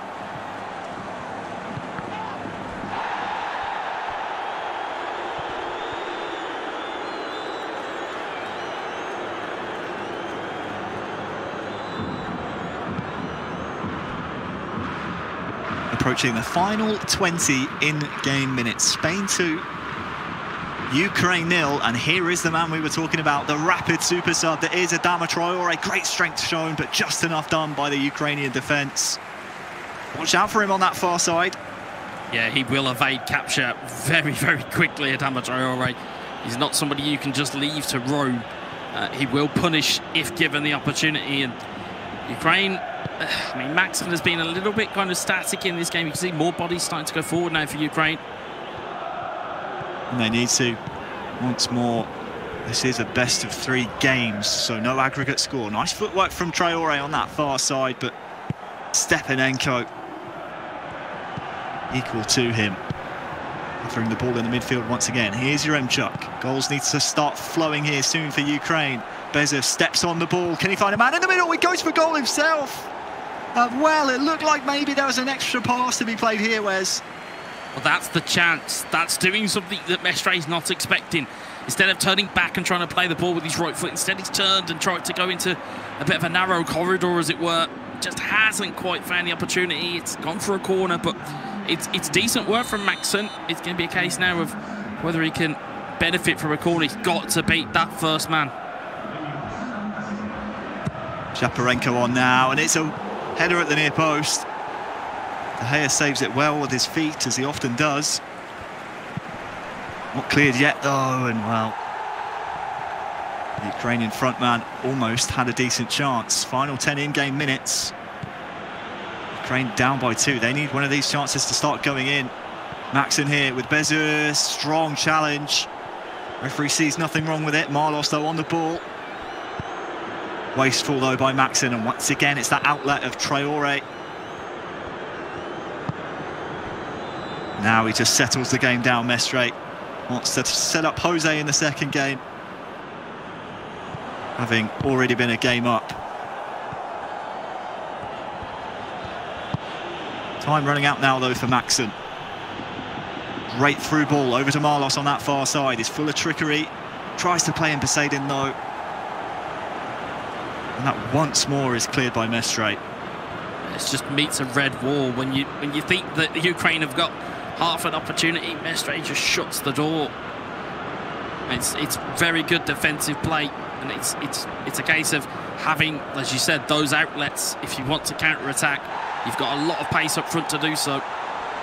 Beautiful double touch as well, and here is Pablo arriving. 3-0. Spain win game 1. Yeah, it's a great Walk us finish. Through this one, Wes. Great finish, lovely double touch. Gets around the opponent again. Instead of cutting inside on Sarabia's right, goes to his slightly weaker side, which is his left side. Finds the finish. Not that aggregate matters here, but it's a signal of intent. I mean, you know, if Mestre does end up coming back for a third game, it's going to be interesting, because he is free scoring at the moment. He seems to be the stronger of the Spanish players, and that is not to count out Jose in that regard, but certainly seems to be the man in form. Oh, will Maxson get himself a goal? Goes for that far post, and the referee, I think, has brought this one back for a free kick. Llorente late onto Poseidon. This one will be a mere consolation for Ukraine. See if he can find the back of the net, though. Marlos stands over it, the left footer.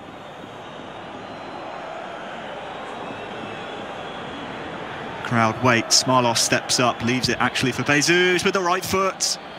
Deflected off the wall, but De Gea saw enough of it, and that will spell the end of our first game. Miguel Mestre leads the charge for Spain. Spain up 1-0 now against Ukraine. Yeah, and it was all about control, that game. I think once that first goal goes in, you know, it sets the intent very early. It was controlled by Mestre. It never felt like it was out of his grasp. It always felt that that was his game to win. And you'll see in the highlights there, that driven corner, as we've seen countless times, it works to perfection. It gets a deflection. It beats the guy at the near post. And again, it set that tone. You'll see it just flicks off of a foot. It looked like it was going in anyhow, hence why it's credited to Laporte. But he just never looked like he had to break stride. I think what will worry the other four nations still in the competition, Ukraine included, is the fact that we know how good Mestre is at scoring goals. We saw him in the Alipay top 5 goal scorers at the end of day 2 yesterday. It's the fact his defensive performance was so strong. Like you said, he never looked in doubt throughout that game. Yeah, it was controlled. It was the minute the ball looked like it was in danger from a Ukrainian perspective, the ability to just compact and pack that defence was brilliant to see, because you just had red shirts in abundance just to close down shots and close down, you know, targets, and it made it so much more difficult for Maxson to get into a game. And the fact that he's held him to a clean sheet, the fact that, you know, Maxson didn't score in that game, it's only going to make that psychological barrier be a little bit harder, because again, if you're Sergio Babicki, you'll be looking at it going, well, Maxson was free scoring yesterday, and now the burden is now on him to try and carry this through.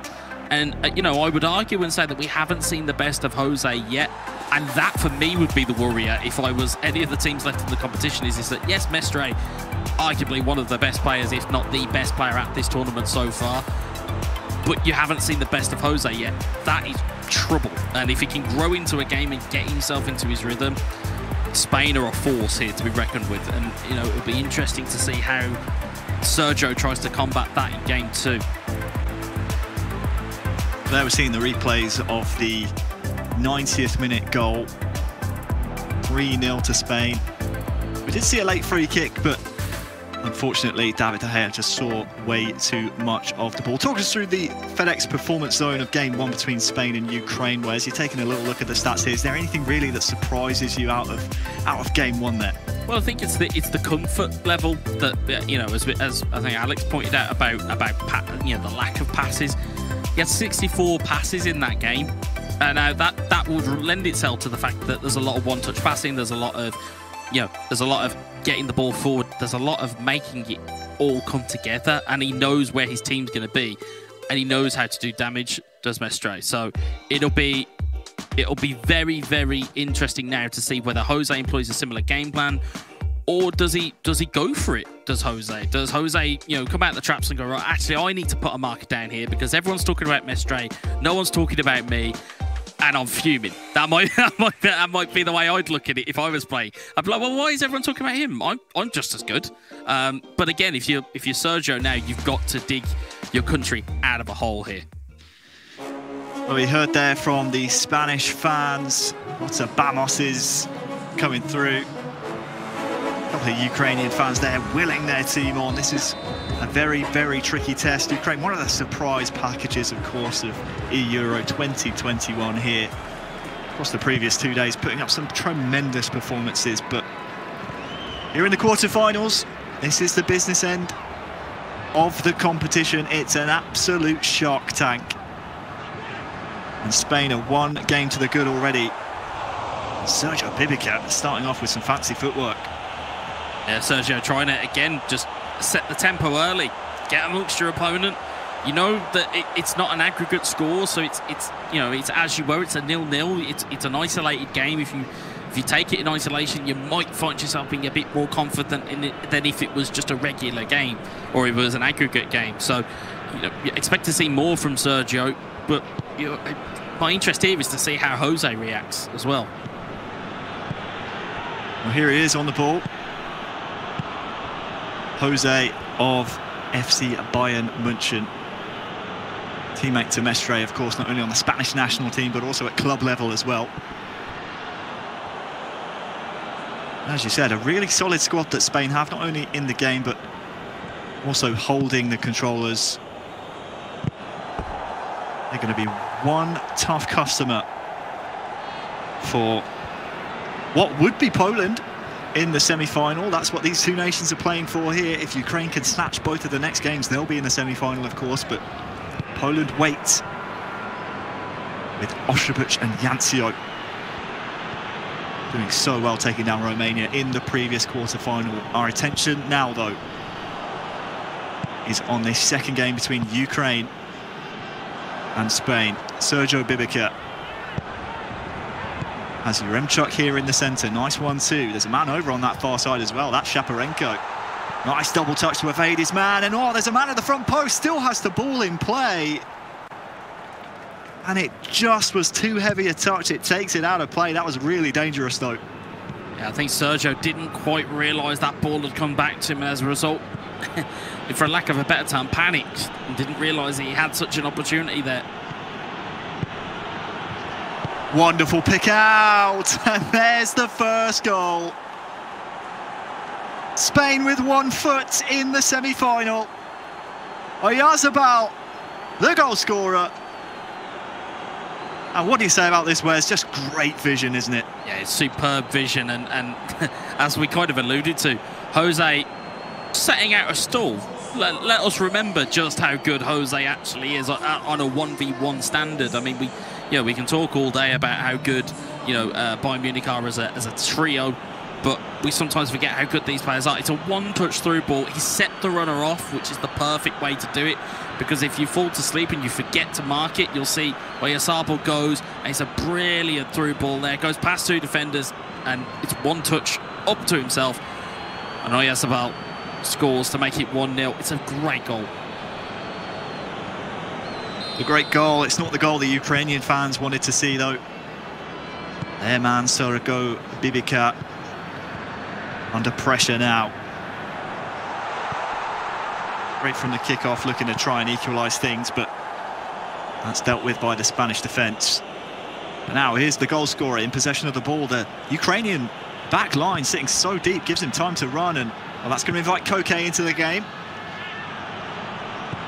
Pass to Moreno. A little bit too heavy. Great win back here by Jose. Marcos Llorente. Again, final ball is lacking, but Oyarzabal has the ball back. Will he go for goal or square it?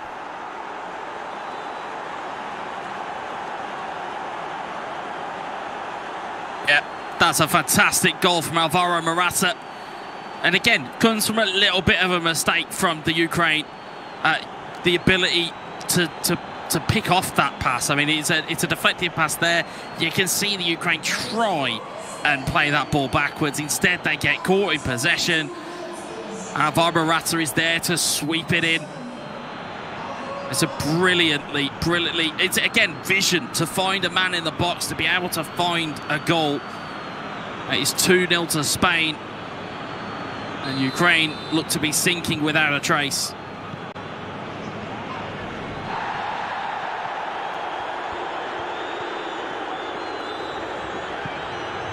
You see Stepanenko, Malinovsky tries to whip it into the box, deflection takes it clear. Will go for a Ukrainian corner. Ball goes drilled in. Ball's bobbled up in the box. It's a good save from De Gea. And Jose will look to try and distribute this out. Here's Busquets. Oyarzabal. It's cleared away. It's Malinovsky. Yaremchuk. Bibica trying to find a way through here. It's blocked off again by Jose. Ball is teed up towards Morata. It's recovered by Stepanenko. Goes forward to Dovbyk. Shaparenko. Cleared away again by Jose. Morata. See Spain looking to try and pick off another goal here. It's Oyarzabal. Back to Morata. Morata squares it back. It looks to Oyarzabal. Good save for the goalkeeper. Great save. And a necessary one, Wes. The Spanish goal was so good, it ripped the headset cable out of my mixer there. And I think I'm back now. You are indeed. Welcome back. Spell of possession, though, for Spain here. Opening half an hour. Spain 2, Ukraine 0. Headed in for the third. They're looking really dangerous from set pieces. Morata's second of the game. Spain 3, Ukraine 0. That's a great header again. It's that drill corner, like we said before. You have to get out and block that ball going in because it will provide absolute chaos for it getting into the back of the net. And Morata, again, in terms of physical strikers that you want in a stat balance mode of eFootball PES, there's no one better than Alvaro Morata. And it's a strange thing for me to say, given his domestic form and given his international form. But he finds the net, and he's very, very reliable for this Spain team. Absolutely. Very reliable indeed. Both Mestre and Jose being Mr. Reliable. And are we seeing what a powerhouse Spain are here in the tournament so far?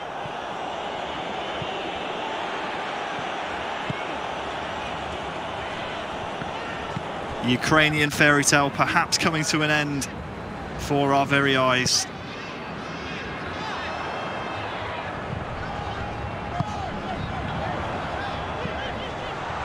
Malinovsky. And it's headed at De Gea. And oh my, it's straight at the Spanish goalkeeper. Could have been so much more though, Wes, and those are the types of chances for Sergio that need to start finding the back of the net. Yeah, definitely. And we've seen 3-goal leads evaporate before. Whether the likes of Jose is going to allow that to happen this time, I'm not so sure. Sergio needs to find that goal-scoring form that he had on day 2 to really put the screws to him and get back into this game. Yeah, that's a rash one.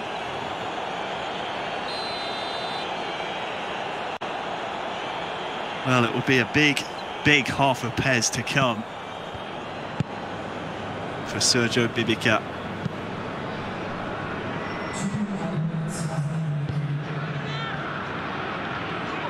As we just close out this first half of game number 2, Spain winning the first game. Jose looking to, well, continue that fine form. There's the whistle. First half ends, Spain 3, Ukraine 0. Sergio playing for his tournament life. Yeah, and he's looking to survive here. I mean, Morata's found his way in behind here, Wes.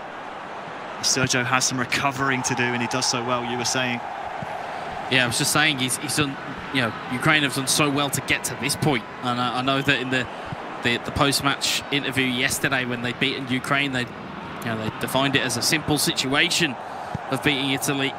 This is not a simple situation now, up against Spain, who, arguably one of the front runners going into the tournament, given their qualification form. It's a far different animal. Alvaro Morata to make it 4.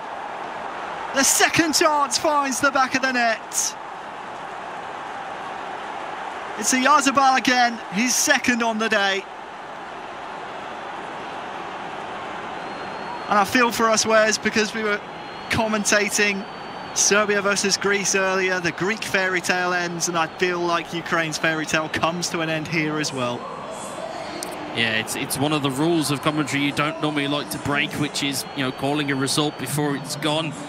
However, it's a seemingly insurmountable odds now for Ukraine, with you take into account the goal, the game situation. You take into account the fact that they're 4-0 down, the fact that the stamina is the wrong side of, you know, of being in a good place, the fact that some of their star players are now going to be tired, and Spain are just going to kind of almost wrap around them and suffocate this game and take the life out of it.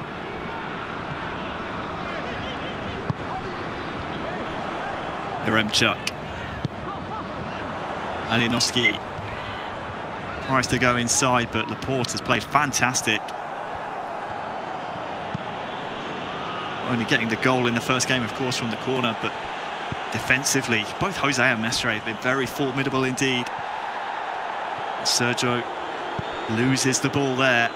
Marcus Llorente.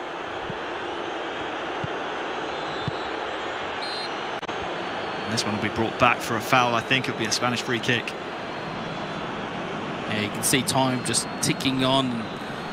It's a little bit of a nothing foul there, if I'm honest. I mean, I wouldn't have given it as a foul, but the ref's obviously seen it in a different light, and kind of getting to that magical minute, that 60th minute, where if subs come on, it could potentially change the game. But you've got to think that a 4-goal disadvantage here, even to get it to extra time, it looks more and more improbable as time goes on.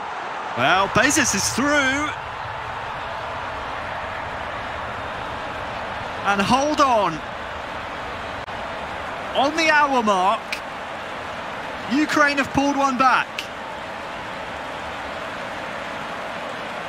Well, this could be the start of something beautiful. It's a start. It's a start. It's whether they can carry this on. It's a good little pass through actually through two defenders, and De Gea just a little bit sluggish to get down to his bottom right-hand corner. Ukraine have a slight lifeline in this game.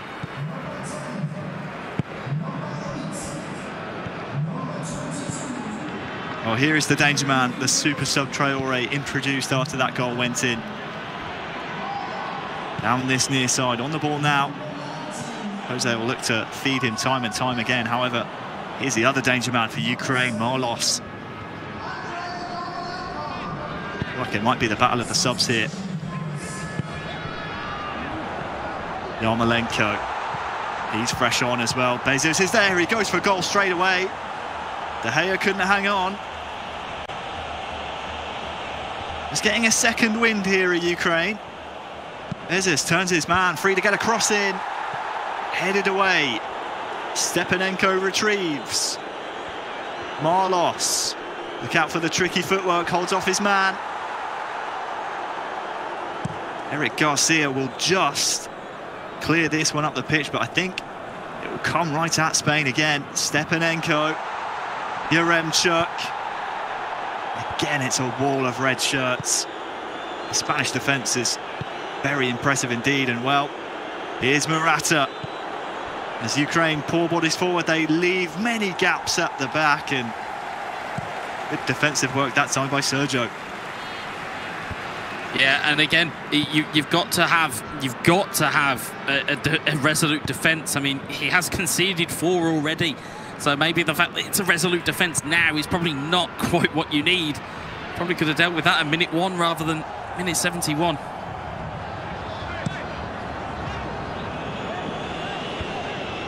Final 15 in-game minutes. It's looking like a Spanish victory, pending some magic here from Sergio. Yeah, I mean, Yarmolenko. Oh! It's just come off the post. Outside of the post, I think. Brilliant chance there for Ukraine. I was just about to say it would have to be a moment of magic, and it was nearly produced off of that left boot. Fortunately, just finds the wrong side of the post. The clock's ticking down now. Here from Spain. Adama Traore is through, has 2 different red shirts to aim at. He's going to go for goal himself. Jose scores 5. Spain are into the semi-finals for the 2nd year running. Ukraine have had a fantastic tournament until this point. This will be a sore spot they won't want to look back on. But Spain today, just too good. Yeah, and in the end, it's a substitute. Like you said, he had so much time to pick out where he went. He was going for that corner, and he got helped out by a very, very big Ukrainian deflection. But again, it wouldn't have made much difference to this tie. Already 4-1 as that goal goes in. It's probably less of a heartbreaker than it would have been if it was, say, 1-0 to the Ukraine.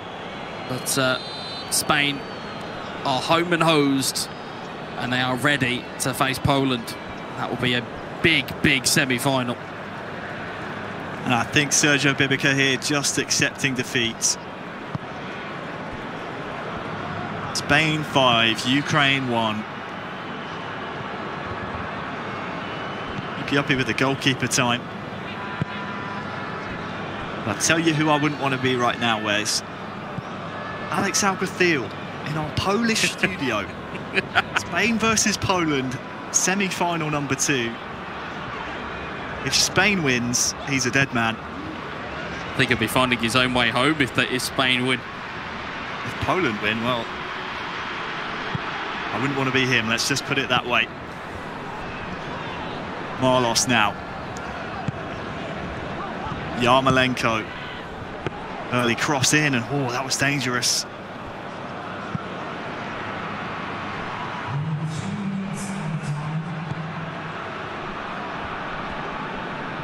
It's been a fairly straightforward quarter-final performance for Spain.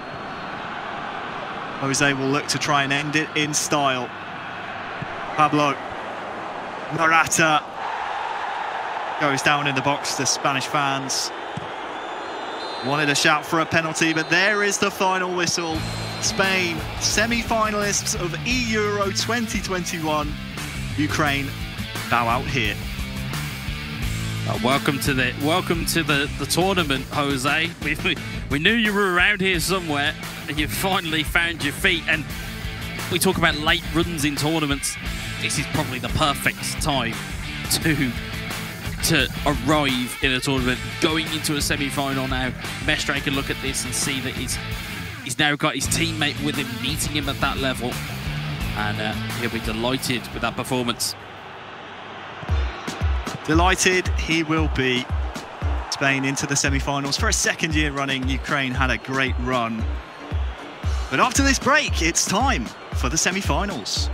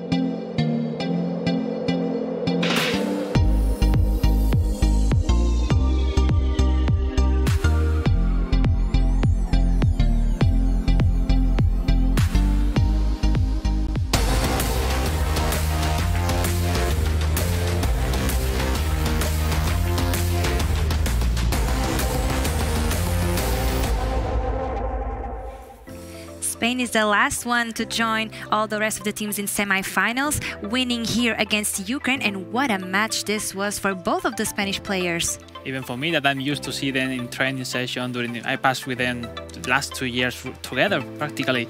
Oh, you're surprised? I mean, yeah, because not for the win, it's how they win. It's like really impressive. I mean, no doubts. It's like we saw yesterday, Ukraine is throwing out Italy from the tournament, and I really expected as a dangerous team, and finally Mestre winning comfortable, and then Jose stride ahead to the semi-final. Yeah, unreal. I mean, he's getting a bit unbearable now because Spain had such a dominant performance. He's trying to keep it calm, you know, and collected, but we can see that smile trying to come up. You can see him trying not to smile, but no, it was a complete domination, really, I thought. What a goal, what a pass. We'll see that pass in a few minutes because that was one of the best moments of the tournament, I think. I mean, Ukraine gave it their all, but I just think they were outclassed, and there's nothing you can do when you are outclassed like that. They did try. Maxon obviously was unlucky, I think, in a couple of the chances he had in the first game, but we've been asking for Jose to step up, and all the talk has been about Mestre scoring loads of goals, being the man for Spain. I think Jose really put his stamp on this one, and exactly. I mean, he showed up. I mean, he was absolutely amazing, I thought, in that second game. The range of goals he scored, Alex, was even more than the goal scorer Marta is like the way he defends. It's like from first day on Thursday they qualified, they were first on groups, but it's like we were requesting today a bit more solid defense in the back. They suffer sometimes too much, and right now today it's like they know how serious this part here, this step here towards the semi-finals. They're locked in now, and I think we saw, Alex, you even said it to me, like with the set pieces that Spain, I mean, they're using them so well. So I mean, that's a huge thing. Whether they go short, whether they do, you know, the front post, the back post. That's how he really worked well in that situation. They're practicing them because that's what gives you the advantage, you know. And all the rest of the team have seen many goals, like as a Spain in set pieces, so that's fantastic. And what about Ukraine? What did the players lack here in this match? I think the key of these two games were in the defense. I mean, Spain were really strong, and Ukraine didn't find out good spaces to really go into their lines. I mean, that was the main key. You know, I mean, maybe Spain really analyzed them yesterday. I mean, if you were Spain yesterday night, I mean, you have to face Ukraine. I'm pretty sure they passed many times analyzing them, because, you know, they gave the surprise. Like, you have to consider to like a real strong, like it is right now, Ukraine, for your games, and they did perfectly. So, and we can see in both games they had a lot more passes, a lot more possession, and it's just like you say, they couldn't go through Spain's defense. No, and I think this, like we're seeing now in the last couple of games, especially in the quarterfinals, we've seen the players on the pitch do it as well. I mean, we saw Adama Traore celebrating a goal there. He made a huge difference when he came in off the bench. 59 passes. Wow. And you can see there the possession. I mean, Spain just kept it in the second game. They just kept it composed, extremely direct as well. Impressive. It's like 59 passes for 5 goals. Target. That's really crazy how they did. I mean, even more straight than French, Uzma, Lotfi, even more than Roxa. It seems like every chance he had, he made it through. I mean, that's what's matter and what everybody needs. No, I mean, if you are a low player, that's not with you for sure. I mean, that's only for the top players. And I mean, when you got it, play as Jose or Mestre, that's really fantastic. I hope they keep it on shape for the next rounds, because he will need as every player. But very happy. And we have to say as well, the Ukrainian player has to be really proud of themselves, of how they really amazing represent their country. I mean, no was easy. I mean, for the finals, on their first appearance here in the final tournament of Euro, really amazing. Yeah, I mean, I can say congratulate to Maxon, to Sergio Bibica, because their performance were amazing, and even their character. I think we really yesterday, hey, they won a follower on me, because they really were amazing. A new fan was born right here. Exactly. A new fan now after Ukraine are out, you know. But I don't think you'd be saying that. Next year we will be on the pitch. Right now as a fan, but next year, you know, he'll be back on. Walk us through then some of those moments, so those intense moments that we saw on this match. Yeah, we decided that maybe the first goal, 0-0, Sergio Bibica against Jose. Jose came for not to make an amazing performance on Thursday, and he needed it. I mean, and the first goal, that showed that he's back, and that's pretty awesome. I mean, you know, it's like which kind of control do you have from the goalkeeper going through with the passes, and you can keep, but Barry is like, you know. Yeah, I mean, from here you're thinking, like, if you're Sergio Bibica here, you've probably set up pretty well. I mean, you've got your back four here, you've got your two guys here. And there's only really one player up front, as you can see here, and he's in an offside position. So you're thinking, okay, well, what's he going to do? So, I mean, the best thing to do here is to just set up your defense. As you can see, we'll drag it on really slowly. Sergio Babica pushes out and presses out, leaves a little gap. Now, from here, you're thinking, okay, the shot bar has already been lined up here. What's he going to do? Fake shot? What's going to happen? He's not following that player for any moment. He forgot it. It's like he just focused.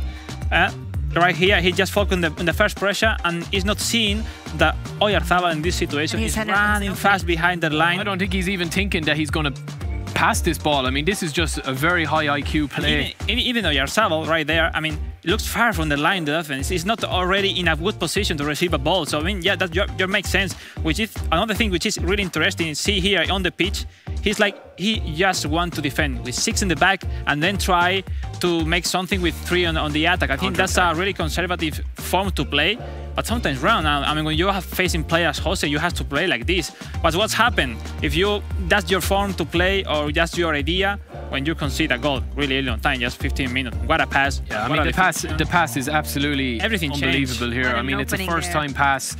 And I just think he just catches him completely cold at the back here, because you're thinking 9 times out of 10 you're probably going to recycle that ball and not get caught in the break. But Jose shows his class. That's perfect. It's beautiful ball in, or as we can see here, it's not over the top, but it's a beautiful ball in here, first time.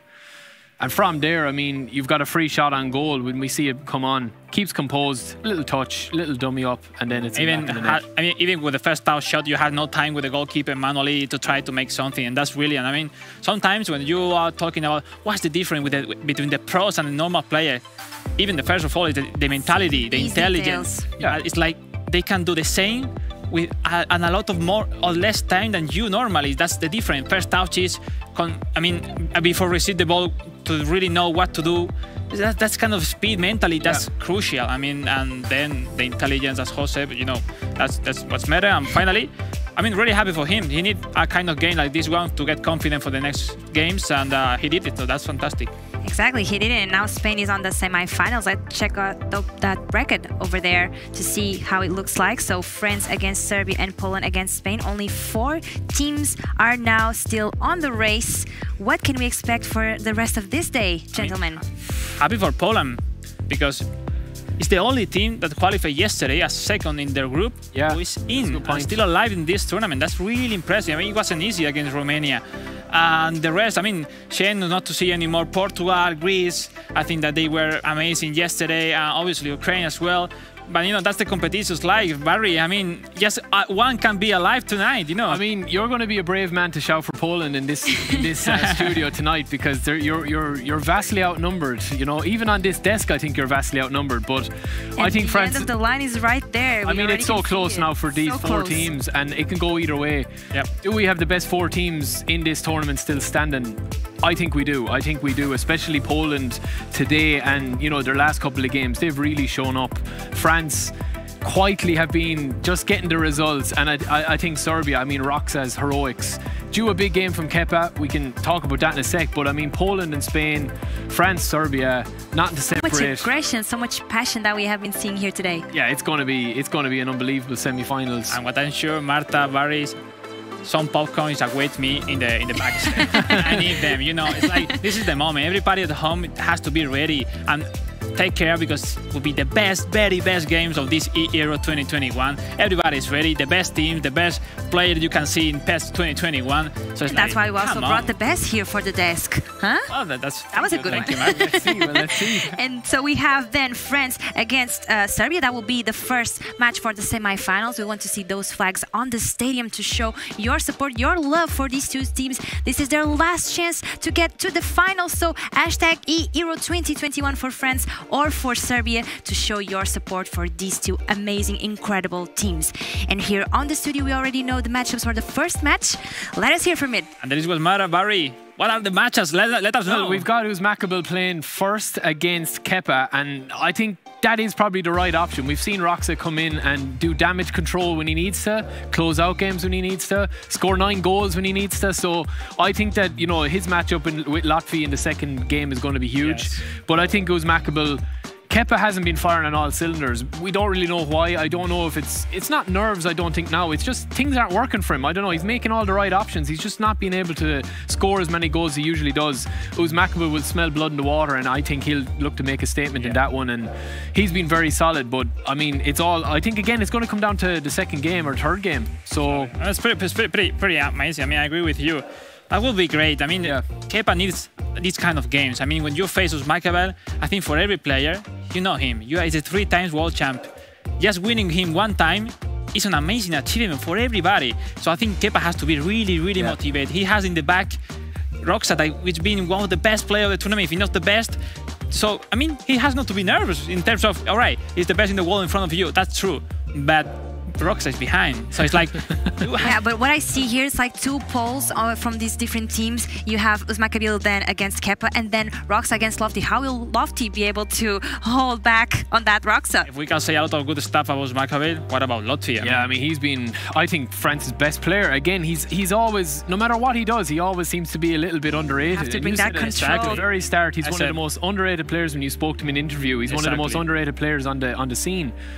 I think he'll relish this. You know, all the chat is about Roxa and the high-scoring goals. Say, yeah, He's I'll like, show you. All right, we'll see what happens. But it impressed me a lot that on third game, in case we have a third game, it was Uzmakabil against Roxa. I mean, it's not Lotfi anymore.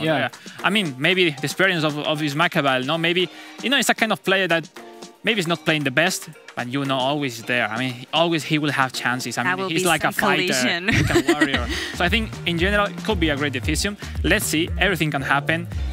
I think the best 2 teams coming home from the first day, only one could win and pass into the final. I think. And only one can be a prediction here. So what will it be, Alex? I mean, I know I've been with Serbia the whole tournament, but looking forward, I mean, in my mind, I'm like a monkey every time. Spain, France, Spain, France, Spain, France, Spain, France, and you know, okay. I will root for France. That's a struggle there. I will root for France, but I would like to see 3 games and 2-1 for France. Yeah, I'm going to go for Serbia just to keep things exciting. I think Roxa is going to be the man of the tournament. I think he has a lot of excitement just from himself. Yeah, I think so. I think so. I'm going to go maybe 3-2 and into the third game. Low scoring, but very exciting. So there will be a huge matchup to see coming right up ahead, the first semi-final. So let's welcome once again Renee and Demon. That's up with you. Yes, thank you very much. Welcome back, ladies and gentlemen. It's semi-final time here at the UEFA E-PES tournament, Euro PES tournament, I should say. I mean, we've obviously covered the quarterfinals coming up to this one. We've heard the guys talking about the build up to this. You could split this with a little piece of paper down the middle. Last year, all the talk was about Kepa. This year, Kepa's kind of gone and disappeared. When is this Kepa going to turn up? Is this the time? He's up against the 3-time world champion in Uzmakabil. Absolutely, yeah. He's taking a back seat for Roxa to do all the dirty work. Right now, he's going to have to get his hands dirty because he's up against it. It's Uzmakabil. Walid Rashid Tabana, the man with Algerian roots, living in France, of course. And he has been playing for AS Monaco for as long as we can remember. At least 2 seasons of eFootball Pro. But even before that, under contract with the club. We're gonna see them start things off. Serbia, of course, on the left side of the pitch in the red shirt. It's France here in the dark blue. Yeah, Roxa has certainly turned up. It says Roxa at the top. I was slightly confused by it. It is actually Kepa versus Uzmakabil. So the top will just get adjusted for that. Just to, it's just whetting your appetite potentially for the third matchup if we were to get there. That's a great through ball, quickly cut out by Kepa's defense. Kepa himself obviously had a fantastic match earlier on today as well, so we shouldn't discount what Kepa can do. Serbia, of course, coming out strong in their quarterfinals. Now Kepa on the break, an absolute scything challenge, 1 and 2, both of them surely going in the book. Absolutely, yeah. Opening stages of a gritty affair, and that's exactly what you expect. Lenglet not holding his punches. And there we go, we've got France on the back foot. Serbia have the ball in possession on the half of their opponent, trying to carve out a chance. It's Kepa indeed against Uzmakabil, while Uzmakabil is trying to hold on to the ball. Instead, holding his opponent off. Doesn't get on the end of it with Griezmann here in the opposing half, but he does. He is able to win that challenge suddenly, a 50-50, but then the sliding tackle, no foul awarded. It's Serbia on the break. It's Kepa coming in hot, and right now we see that indeed it is his in-game nick, Kepa, appearing above the players, so obviously that is indeed him. France have the ball. Uzmakabil, the man who will take a backseat in a second game to Lotfi Deraji, but then if needed he will step in that third game potentially against Roxa. But this is a good chance for Kepa, and he opens the scoring. Magnificent goal here on the left flank, coming in straight through the center is Jovic. Who else opens the scoring for Serbia, and what an important goal to start things off against France. Wow, a full-on bundle, and absolutely deserved. Serbia start things off strong here. Rakovic giving the plaudits from the back because he hasn't yet to make a save. It is Kepa that gets himself the first goal against Uzmakabil of France. The 3 times world champion is up against it here. France went out in the semi-finals last time around to Italy. Is history about to repeat itself here against Serbia? Well, you wouldn't expect it, but still, Serbia. We didn't expect it last year either. Oh, no, it still happened. Exactly. And Serbia, one of the top dogs in PES. You Absolutely. could say, as a footballing nations, they will see their opponent as an absolute favorite. But here, there's not really much of a favorite. If it is, it's only slightly so. It's maybe a 50-50, 40. Indeed. I mean, Serbia, finalists last year, and actually, in all honesty, probably tell a lie, they weren't favourites. They got knocked out by Roma. Semi-finalists last year is what I was after, and actually in that matchup they were the favourites going through in really impressive stuff. And as I say, you know, Kepa was one of the guys to watch back in that tournament. He has kind of been a little absent throughout this tournament. We haven't seen some of those superstar performances that we obviously saw from Roxa, you know, that incredible 9-1 matchup that he had earlier on against Greece. Insane. Cheeky little drag back. Keeper in the end does manage to just boot it clear, but Uzmakabil is up against it here. The pressure's on. He's got to try and hit one of these quick, fast breaks. Absolutely. Serbia now on the back foot. France coming in with plenty of guys up front. That's a through ball. Oh, the likes of which you should tuck away at all times, but he waits too long. The fake shot from Mbappe, and then the keeper can clear. Look at that. This should have been it. This should have been all level. Ball comes through, and how many times have you seen Thuram put that away? Absolutely buried, quite honestly, but just that little stutter step didn't work out for him. It will be a corner. We've seen a couple of these going in already just a moment ago for Spain. Chance comes in, testing the near post. Again, the keeper on the line. Just gets a flash to it. Both go for the header. Clash of heads back there on the edge of the box, and finally it goes for a French throw.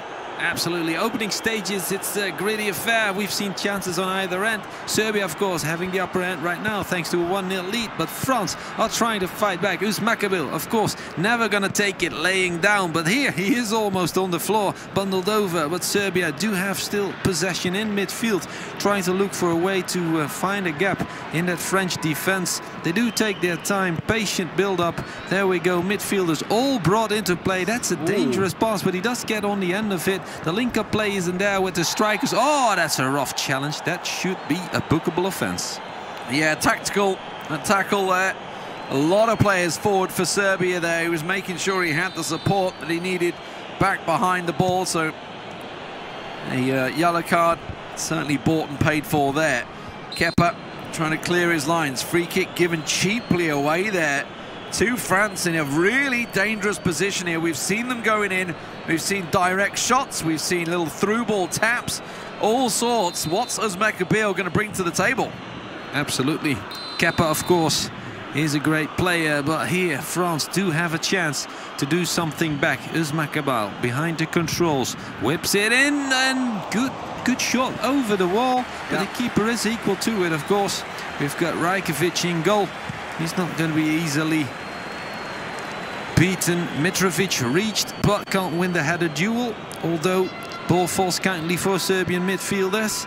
And there we go, Serbia. It's Kepa. Oh, that's a good pass in, but slightly offside. Only just look at that. Oh, quite a way. Quite a way. All right. There's a full Further than I thought. stride, yeah, full stride offside there. But yeah, danger signs though, no doubt about it.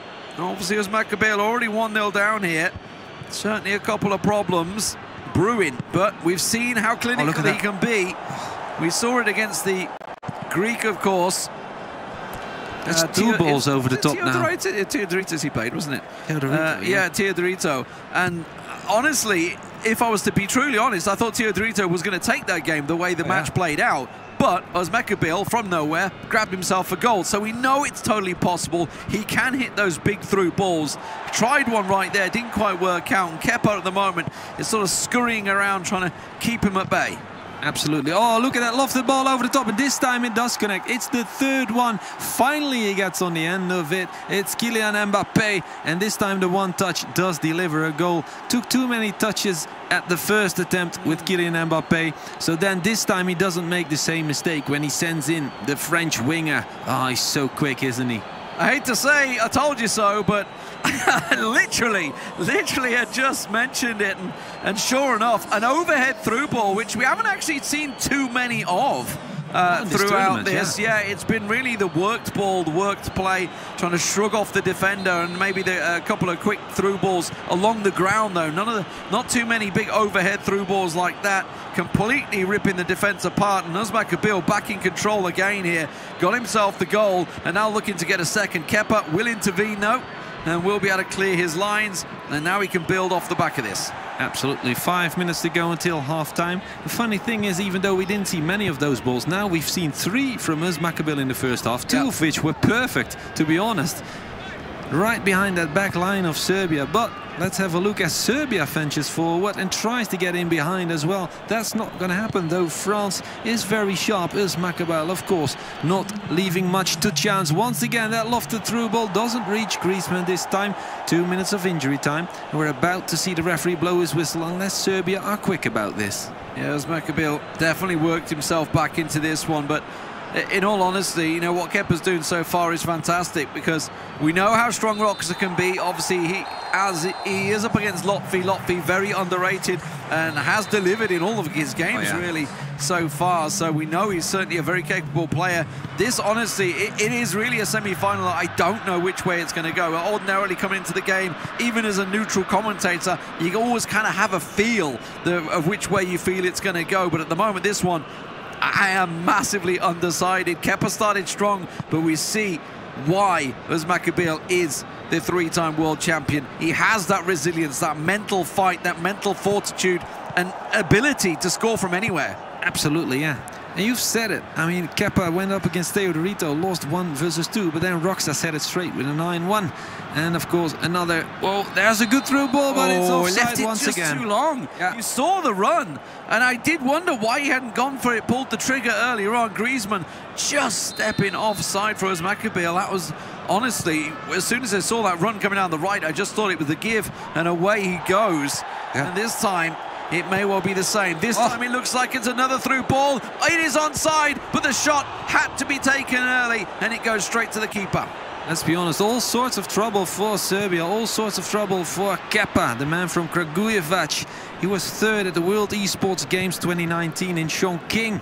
I was in Kiev to do remote broadcast from there for that. And of course, Kepa was so impressive back then. He only got pushed out of the tournament by later winner Atorito. But let's see as Serbia reaches the box with 5 players to choose from. No, wait, 4 players, because one of them is the keeper with the exact same jersey. It's cleared where to. It gets cleared in the end. The French just about get a hold of that. Some really nice build-up fight. Kepa there, and has to importantly interrupt the pass there, because he had committed a lot of numbers forward for that attack. Now we're seeing once again coming forward, 3 of them there looking to try and push him off, but the midfielder intervenes. Absolutely. Uzmakabeel getting stronger and stronger. You feel, although there's a foul, that's a challenge. Unnecessary. Yeah, he tried to take it quick as well, but the ref pulled the play back. Absolutely. Uzmakabeel, the man from Colombes, near Paris in France. Of course, like we said, eFootball Pro player, but same could be said for Kepa, who plays with AS Roma, together, of course, with his teammate Roxa. And I think it's good that they are just a 2-man squad. They don't need to communicate with too many people online, which is also an advantage in an online. That's a great ball. Look at that. Has to be, oh no! Driven down and chased out by the defender. It looked like the keeper had it covered actually either way, but it does go for a corner and a real big chance for Kepa to get himself back in the lead. How sharp was Uzma there? Controlling Clement Langlet, sorry, and getting in between. If not, that could have been a goal. It's still tied 1-1 the score. We've got 25 minutes left to go. And we've got a corner coming in from Serbia. Kepa bringing a lot of men forward. Look at that. So much depth in the French squad. Ben Yedder and Pogba coming off the bench. How incredible, really, that they have so much depth in that team. Absolutely. But it's going to be a throw-in for Kepa. Trying to keep it contained as best he can before 65 minutes gone in this game. Just about the right time to get a goal. I mean, there's always a good time to get a goal, but this would be the perfect moment for him. But at the moment, it is a fast break potential chance here for Özmak Abil. Rides the tackle well, skips it, not a second time. Oh, wow. Okay. Nope. That's a yellow. Matic. Tough challenge on Griezmann. Kepa not pulling his punches here. He's got 23 minutes left to go, and he's not looking to concede another one. Özmak Abil still threatening. France on the left side of the pitch. Relinquished possession. It's Serbia with the counter. 3 versus 4, 3 versus 5 maybe. They have to be quick and bring in the midfielders into play, but he's actually waiting. Playing the waiting game, and France is already organized once again. It's going to be hard to find a gap, and that's exactly what I mean. He's not going to be able to find it. He didn't really have the players forward. Obviously, you saw the defenders and the strikers pretty much in a foot race trying to get forward, so there wasn't really a great deal of pressure and space to try and apply. Now he finds it, and this is a real good attack here for Kepa to try and find that space, looking for the cross. Oh, you saw the man arriving late on the edge of the box there, looking for a potential thunderbolt from Kepa. We already saw one today coming out of his teammate Roxa. That's a great ball, has to be. Back, shoots. Oh, the save from Hugo Lloris. It goes for a corner. That should have been a goal. That should have been rewarded. Look at that perfect play. The step out, the through ball, the back heel, and the finish, you'd say. But no, he can't get it past the keeper. I thought the back heel would be enough to completely do the keeper. Absolutely. It did me, that's for sure. I was gone. I'd lost the ball completely. Kepa, though, from the corner. Can he try and whip something in? Goes for the short one. Onto the edge of the box, plays it back and try and work it into that box. There is space for the pass and he finds it. Now just bundled off the ball, and Özmak Abil will relieve the pressure and maybe go for an attack himself. You can see he's put the pressure on. Look at this, he's going for it. Yeah, absolutely. You have to say Özmak Abil is having a great tournament so far. He managed to win 2-1 against Bruno Duarte from Portugal. Big hammer blow, after which Lotfi could finish it off. France coming in for more. Maybe a 2-1 score here as well, but that's offside, so that's not going to count. And of course... Very close though, look at that. Oh yeah. And let's not forget, in the group stage, France instantly went group winner thanks to a 3-1 against Aix-Naples from Özmak Abil and a 3-3 against Maxon, after which Lotfi finished things off against Thiago Bebica. There we go, France once again on the ball. 10 minutes left to play. Yeah, there's Özmak Abil keeping the pressure on. Yeah, he wants this goal. He does not want extra time. Kepa is being cautious, and it may well cost him here. Or Özmak Abil putting the pressure on, could get caught out at the back, but he's a man of experience. He absolutely knows what he's doing here. Oh yeah. And Kepa's the man that's at the moment trying to find that little bit of space, and it's given away. Yeah, it's not there. That space just isn't there. Space and time plenty now for France. The through ball doesn't connect. So close though. Karim Benzema unleashed almost. He's been waiting for that chance. Didn't see much of the ball yet. And anytime he sees it in the box, it usually ends up in the back of the net. France do have possession on the opponent half. There we go. Opposing forces regrouping, but will they be in time? France, they have 3 options up front and a midfielder coming in to help as well. Through ball attempt. Looked like a handball, but well handled by Serbia. Counter. Is the counter on? He got so many forward committed to this one. There's a real chance, but he's gone offside. And that's perfect for Özmak Abil. He'd got men forward. It was a 3-on-2 situation. And that will buy the time. Now, One last attack for Uzmakabil. Just launch it upfield, win that header, and you've got a chance to attack without any recourse. That's what he's aiming for. That's what Kepa's looking to do as well. But we are going into extra time surely here. It is Uzmakabil. One last chance. The shot comes in. It has to does it, and it is. Would you believe it? Uzmakabil in the 94th minute delivers a hammer blow to Kepa in what looked to be almost nailed on extra time. And that's exactly what I was talking about. Karim Benzema didn't have a touch on the ball yet in this game. He gets it fed into him finally in free space. And of course he finds the top corner. Of course the Algerian Frenchman, much like Uzmakabil himself, finds the top corner. He always does, doesn't he? Rajkovic spread eagle on the floor. And now, of course, Serbia ruining what could have been, as France are proclaimed the winner, as once again in the bracket, Uzma takes a 2-1 win. 2 straight 2-1s in a row. Portugal and Serbia, those are huge countries to beat. Oh, what a game. You saw with near 15 minutes remaining, Uzmakabil was going for it. He wanted that goal. He wanted to put this game to bed. He wanted nothing to do with extra time and penalties, that's for sure. He wanted it all done in the 90. It turned out the 94th minute, and I would love to look back at this to see the moment Kepa loses the ball around that halfway line, because that was the key moment. Because, I mean, it gave him that final attack. He did start off well, Stefan Slavkovic with his first goal, or Kepa as we know him in the gaming scene. It was Jovic on the end of it. Serbia with the opening of the match that they were hoping for. Good stuff here on the left, carves open the French defense, and that's a good goal.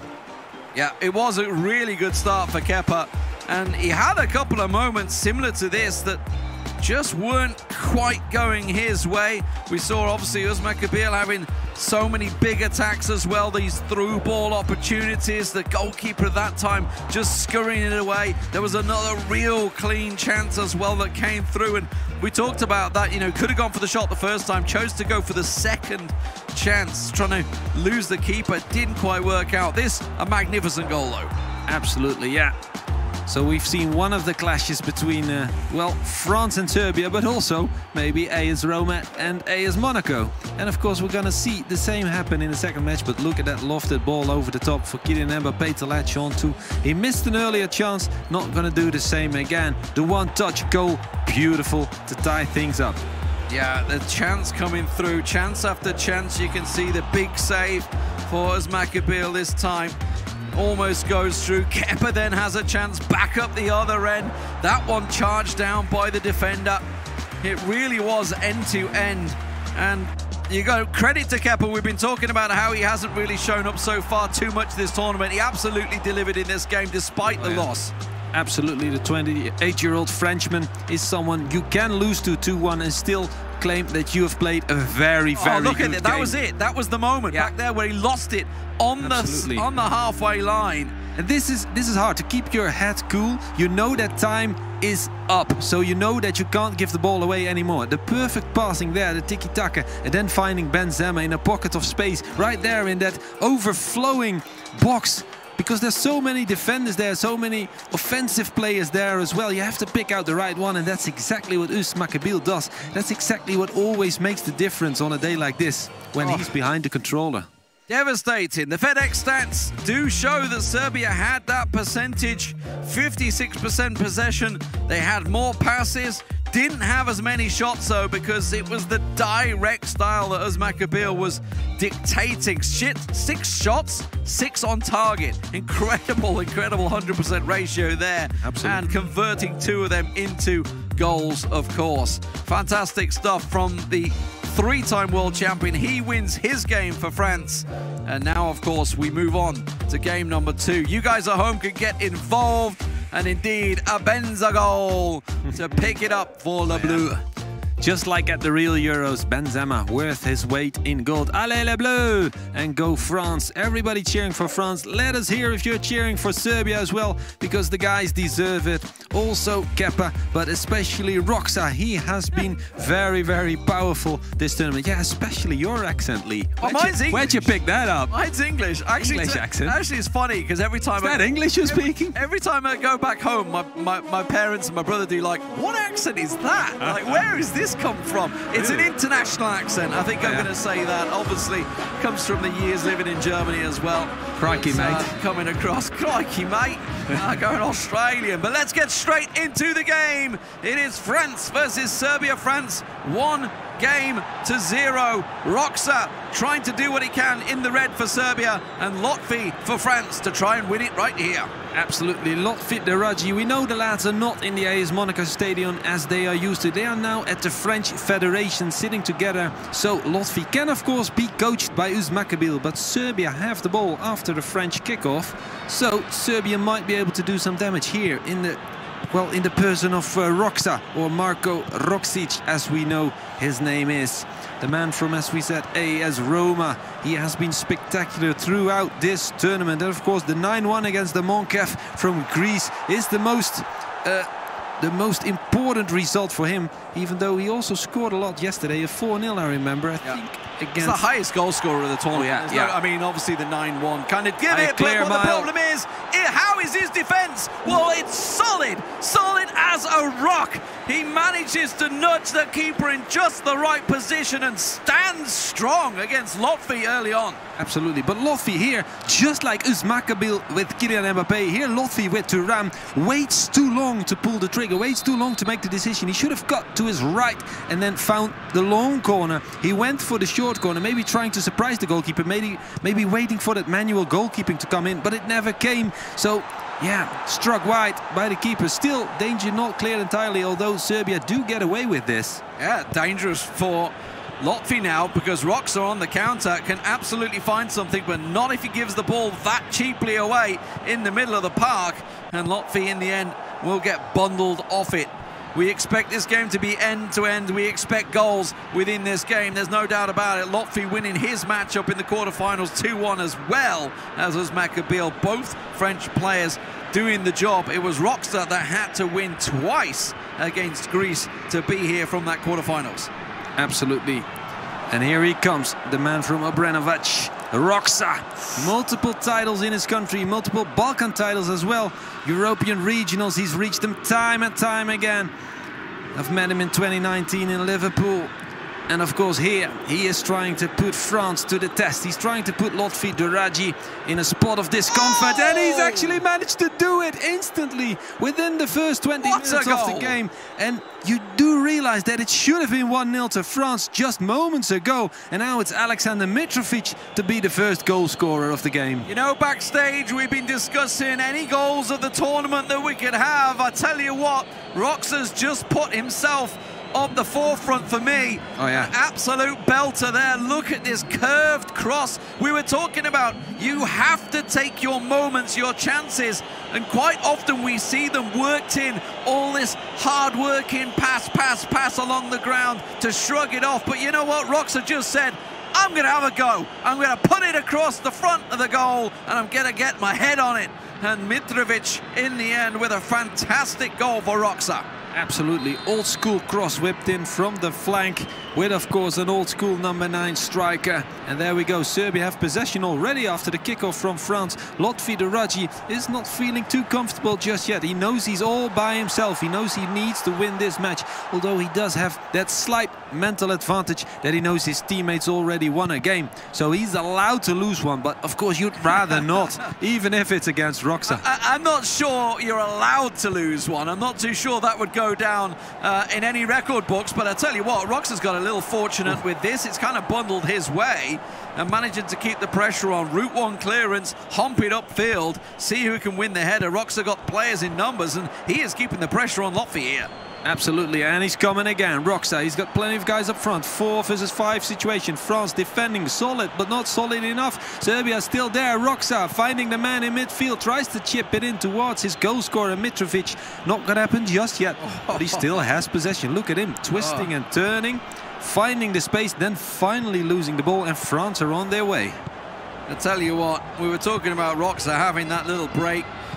It has absolutely paid off for him. Whatever he's done, just a little mental reset may well have worked wonders for him, and he has come into this tournament firing on all cylinders. Another ball over the top, adventurous, but it's actually going to find its man. The defender can't get that one clear, flicks it back in again, looking for more, gets the rebound once again, and again it is Roxa keeping that pressure high.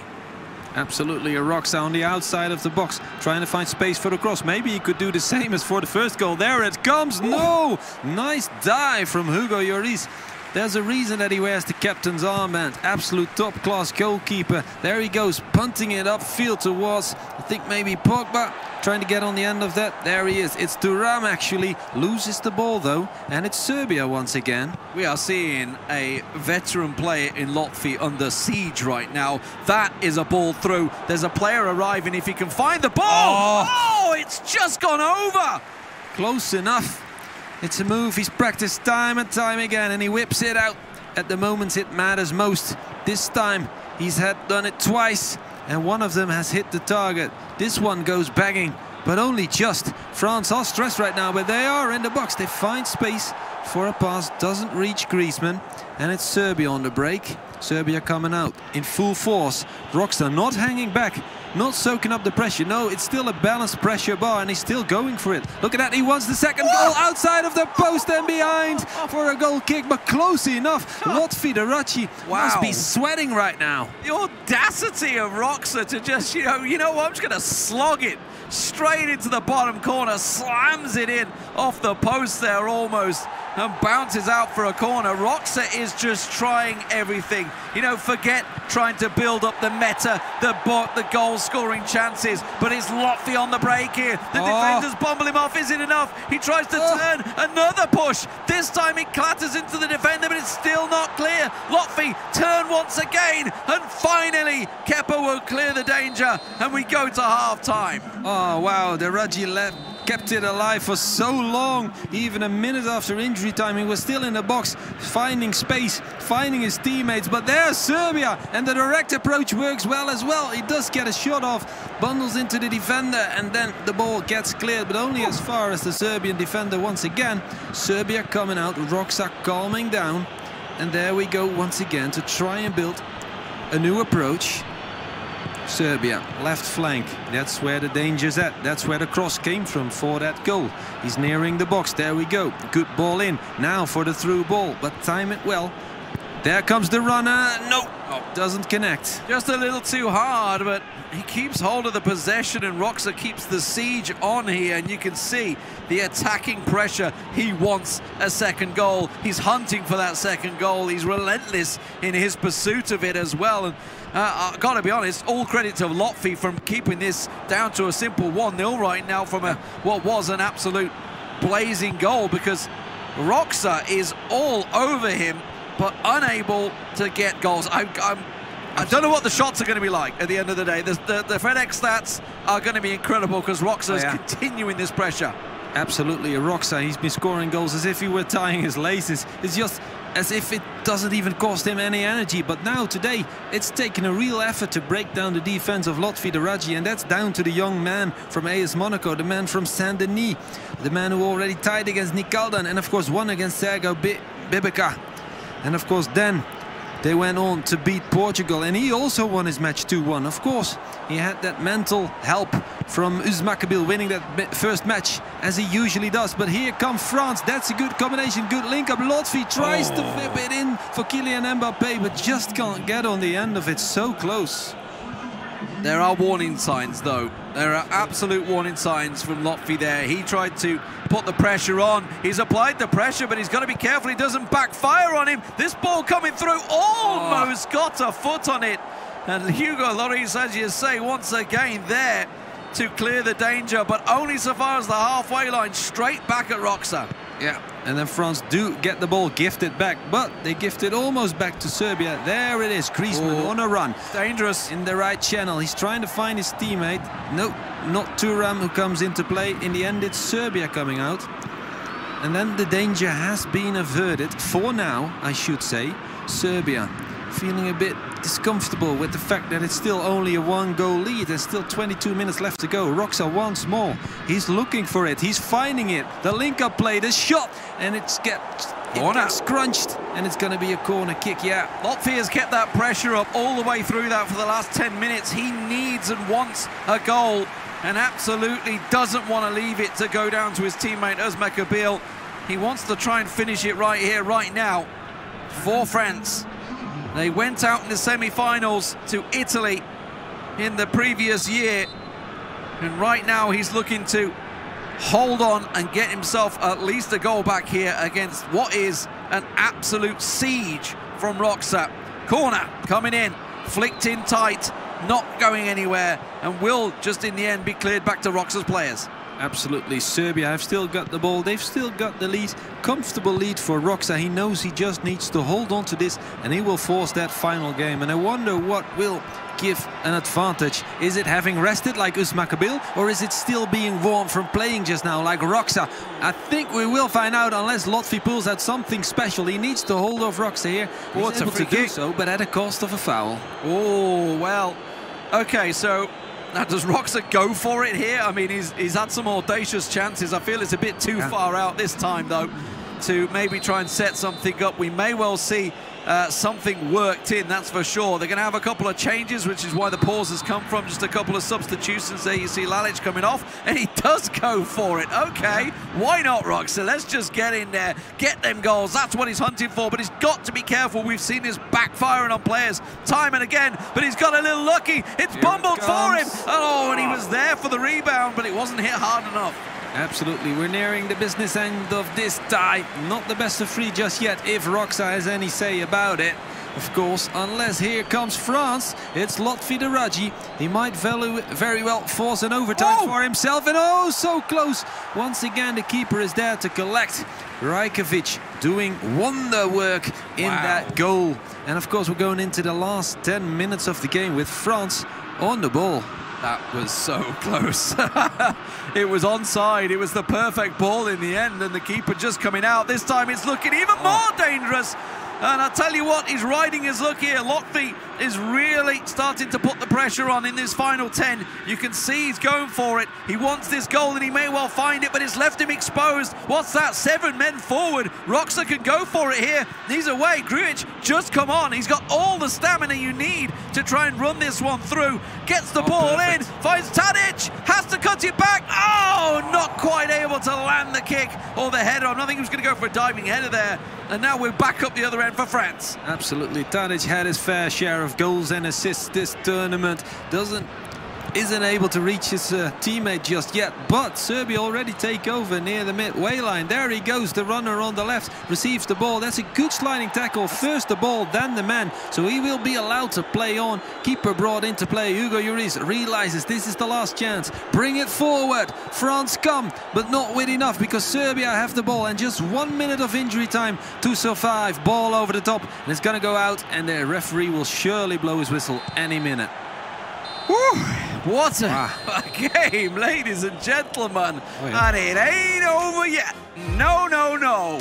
So Roxa will come out on top for Serbia this time around, evening things up now 1 apiece. It means we are going to get yet another dream third match. Absolutely. This time, Özmek Abil will be facing Roxa, and this could be very entertaining. Both players very direct. Absolutely, yes. We've talked about dream collisions in match 3 when we saw Poland against Romania. We saw Irma versus Ostribuch, and we were happy it went all the way. And we are happy now that it goes all the way here as well. It is so entertaining, so thrilling. Let us know who you're cheering for. Hashtag eEuro 2021. Dash your country name behind it in English, please. And of course, you'll see your flags in the stadium hoisted high here for that beautiful goal as well in the opening phases. Here comes the cross from the left flank.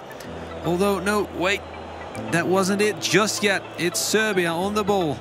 And in the end, it is going to come in. There comes the cross, and there comes the header. Wow. What a goal. What a goal. You love to see it, and that was the decider. That was the goal.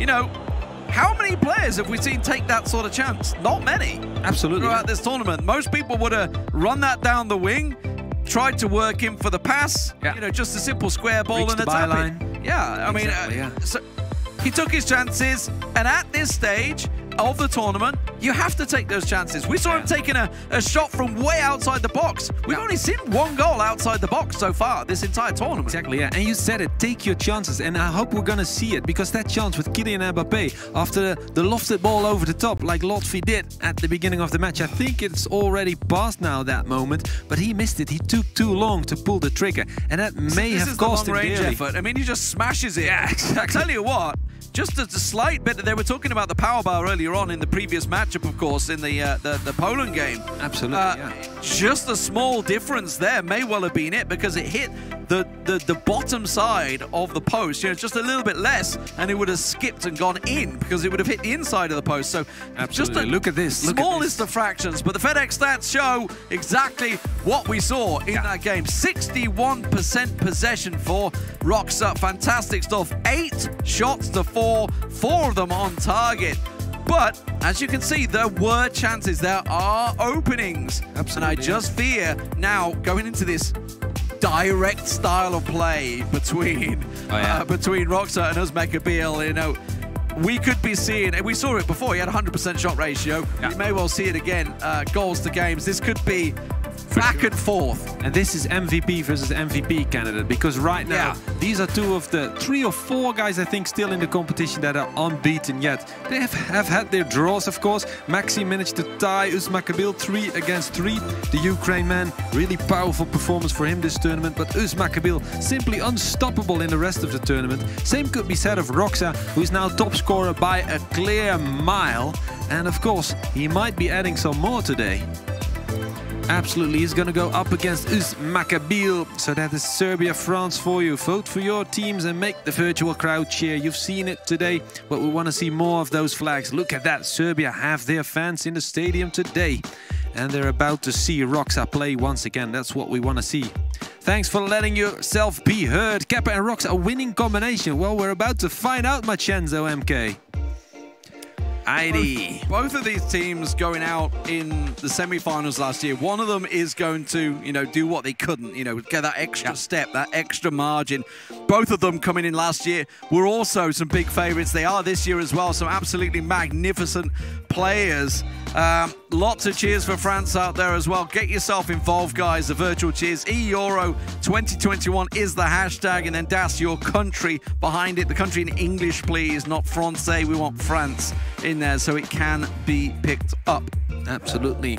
We're about to see 2 MVP candidates go up against each other. Could we do a little bit of a prediction, Lee? Oh God! I have been saying, no chance. I've been saying from before this tournament started that France were going to win it all, simply because they have 2 insanely good players. I mean, right now, yeah. I would like to go with Roxa, because for me, he's like the most entertaining player to watch out there. It's like he's just left his cares at the door and just said, I am just going to go for it.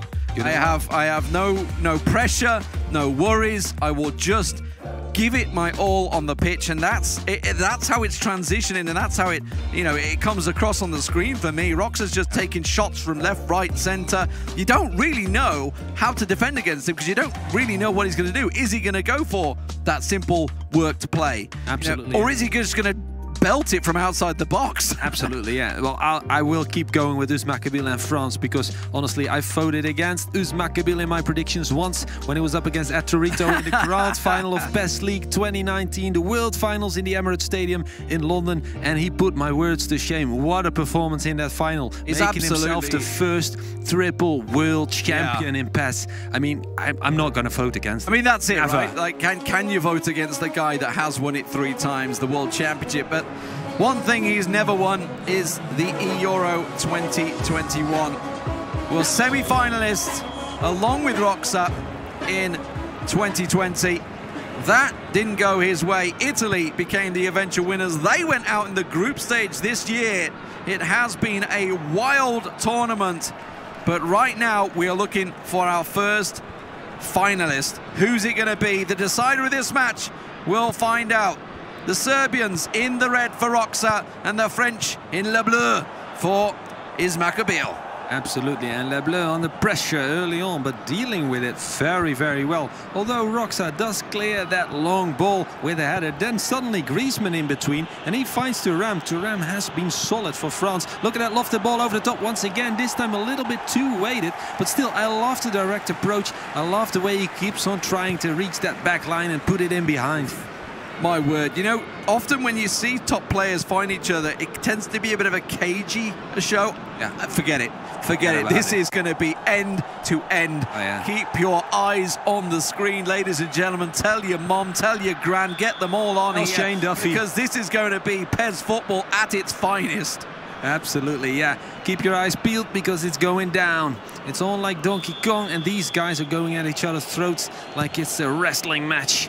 And like you said, all caution out of the window. Here we go, France straight up the other end. There we go, Thuram fed in behind the defense. One defender left to deal with. He tries to outmuscle him. Not going to be able to do so. Good defending by Roxa, but oh, how close was that? Yeah, and then look at it. It's instant pass, and we're going up the other end. Oh, no, it's come off his back of his heels, but it doesn't matter. He's just ran it straight off. And look at the through ball opportunity. It's there. The keeper's come out. The pass. Roxa scores first. Oh, what a goal. Can you believe it? Roxa so sharp. You'd think about shooting from that position, but he sees the man on the other end. What vision. Such a beautiful move. Look at that. Squares it for his teammate. Keeper out of the goal, already beaten. And just a simple tap in, even though the angle is not perfect. You're never going to miss from there. Roxa has shown it time and time again, and he's showing it against the triple world champion right now. And it was a gamble to bring the keeper out, but it was a gamble he had to take, I feel, there, because if the pass option wasn't on, Hugo Lloris absolutely would have got that ball. You know, barring a chip shot, which he's maybe banking on there, but the pass option was simply there. Usman Kabil, though, straight from kickoff, going for the jugular to see whether he can get himself back into this one. Do not count him out just yet. Oh, no. The chance comes in, but there is Rakovic to get a hold of it. Absolutely. 15 minutes gone. Dusan Tadic now the only scorer, but I don't think that will remain the case. I think we're going to see more goals. And here we go with Serbia once more into the fray. Are they here to go, or are they here to stay? They're going to try and find space here in that overflowing midfield. So many people there, so many French people there as well. And that's well done, well played. He reaches Kylian Mbappé, who does lose the ball, challenging the defender, trying to get past him, skip by. Not going to happen just yet, but France do keep possession, although Serbia steps in between. And Roxa takes control up the other end. 20 minutes gone. The cameraman can't even keep up with this play. It's going that fast because that is another ball. And don't count out a cross because we know Roxa will take them. He manages to get the ball back in. The header! Oh, it's just gone wide. Only inches. With that, it's going to be a goal kick for France, but surely the warning shots have been fired. One went in already, and now Usman Kabil must be feeling the pressure. He must be feeling it. He went out last year, like you said, earlier than expected. Is he going to do the same this year? He's got it into his own hands. No one to blame but yourself if it is the case. Of course, he did win his first match, but now another opponent, and this one, oh, it's not heavier caliber. Oh, there it is. No, close enough, but side netting on the wrong side. A defensive gift from Roxa there, given to him. Tries to get it clear, muscles in, and then the ball back across, headed into the side netting. Will be a goal kick for Roxa. Oh, yeah. This is so wide open. I mean, the stats say 63% for Serbia right now, but I don't think possession means anything in this game right now, because it's just going to be end to end. Straight back in there. Usman Kabil, pass cut out. Roxa will once again build his attack. Having the frame of mind to bring in that right-back defender after giving the ball away so quickly was well worked, that defensive move from Roxa. But of course, he brought himself into troubles. A little bit of a mistake there, gifting it to France, like you said. But then again, France are on the back foot, although Roxa doesn't connect with Tadic here. The goal scorer running behind and trying to get the ball back. But he's using a lot of stamina and energy there.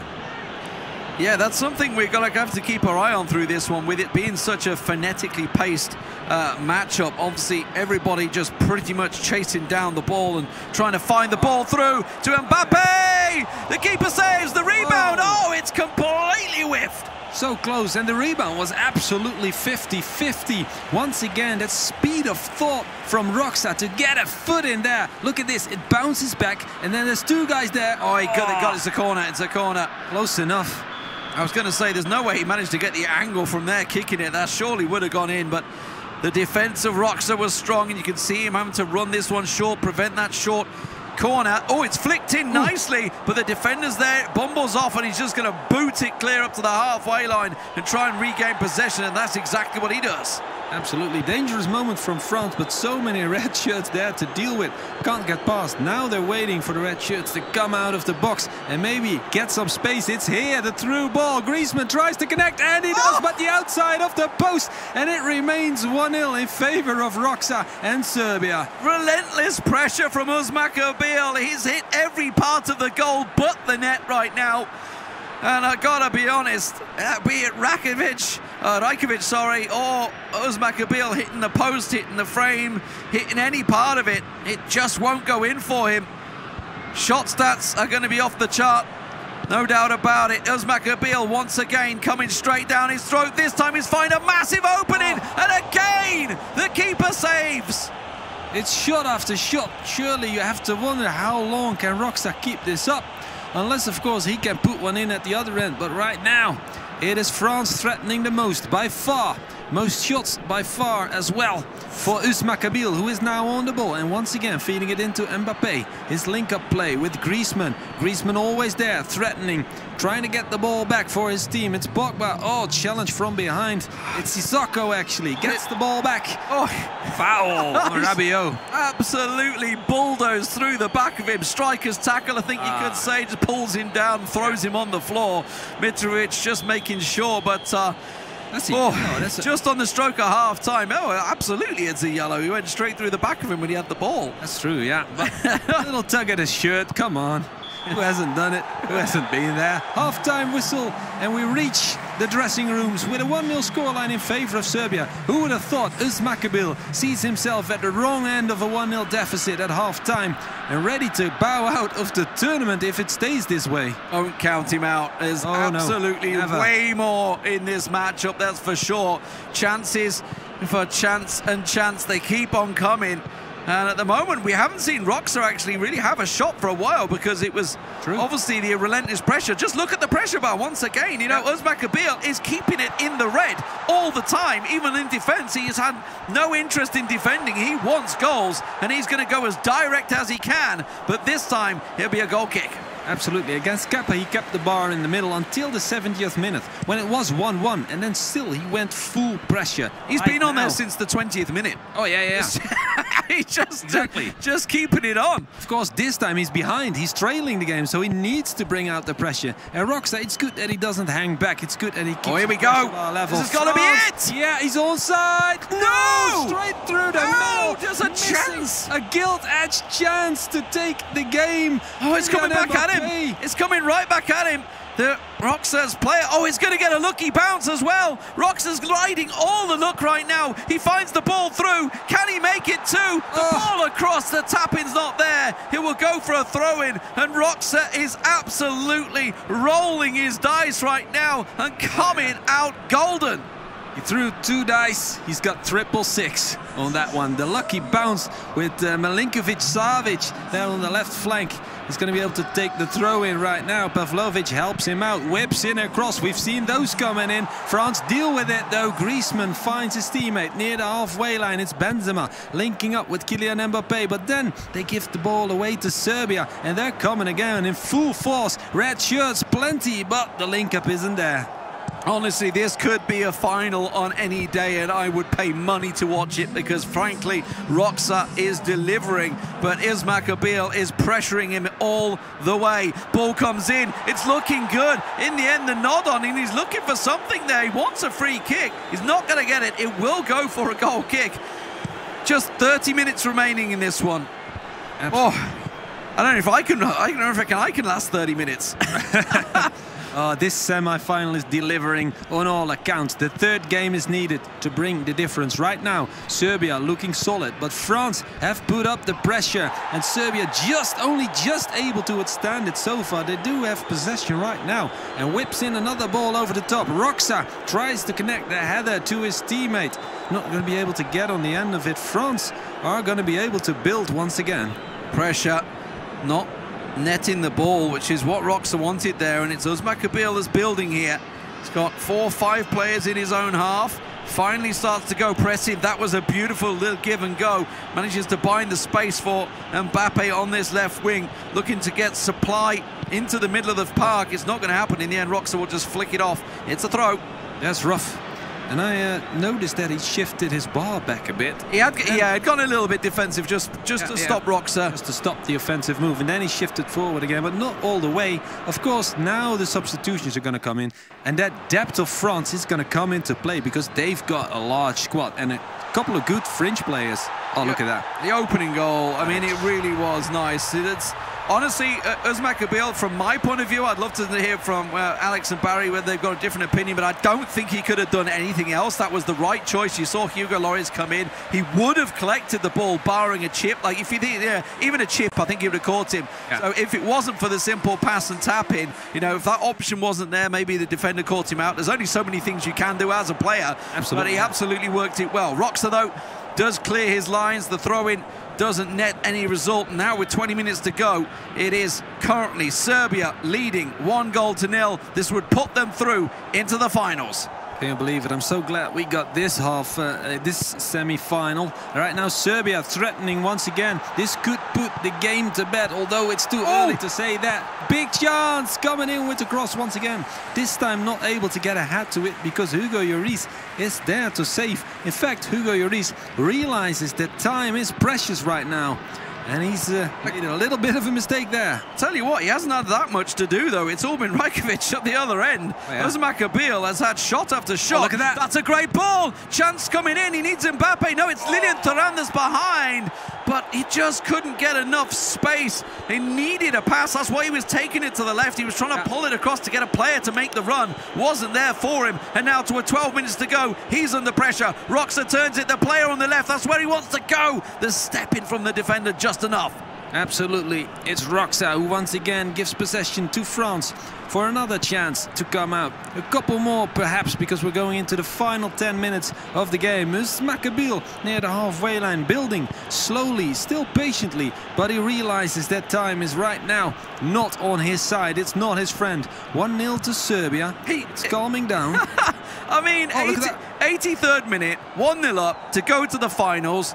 Most people would keep the ball. No, Roxa just humps it upfield, launch it, let's get that attack going. It may well cost him, and will obviously you can analyse it all you like, but it is a simple pass back, and he just keeps on building it. He's not sitting back, he's not ball hogging, he's not going defensive, he wants more goals. Absolutely, and once again he was perfect in his decision making in defense there. He hasn't given Uzmakabil much of a sniff of goal, although he got off a few chances, the Frenchman. Now the Algerian once again gets possession back near the halfway line. Once again sees a lot of runners up front, but Serbia step in between. It's Roxa in the dying seconds of the game. 1 minute of injury time. Tries to reach his teammates. Yes, there he goes with the last shot of the game. Wow. Referee will blow his whistle, and my words have been put to shame. Dusan Tadic is the only goal scorer of this match. Roxa, what a man. And once again, the French will fall in the semi-finals. They did just about everything they could to find the goal. I think the stats will tell the tale when we get to see them on the desk, that it was certainly France that had the lion's share of chances, but they were just unable to break the deadlock past Uzmakabil. What a fantastic matchup between two absolute superstars. France will fall, Serbia will go through, and it was this early goal from Roxa that decided everything. It was, in the end, a tap-in. It was a beautiful goal, a creation that really went in his favour. Kepa and Roxa for Serbia will be in the finals. Who will join them? Find out in just a few.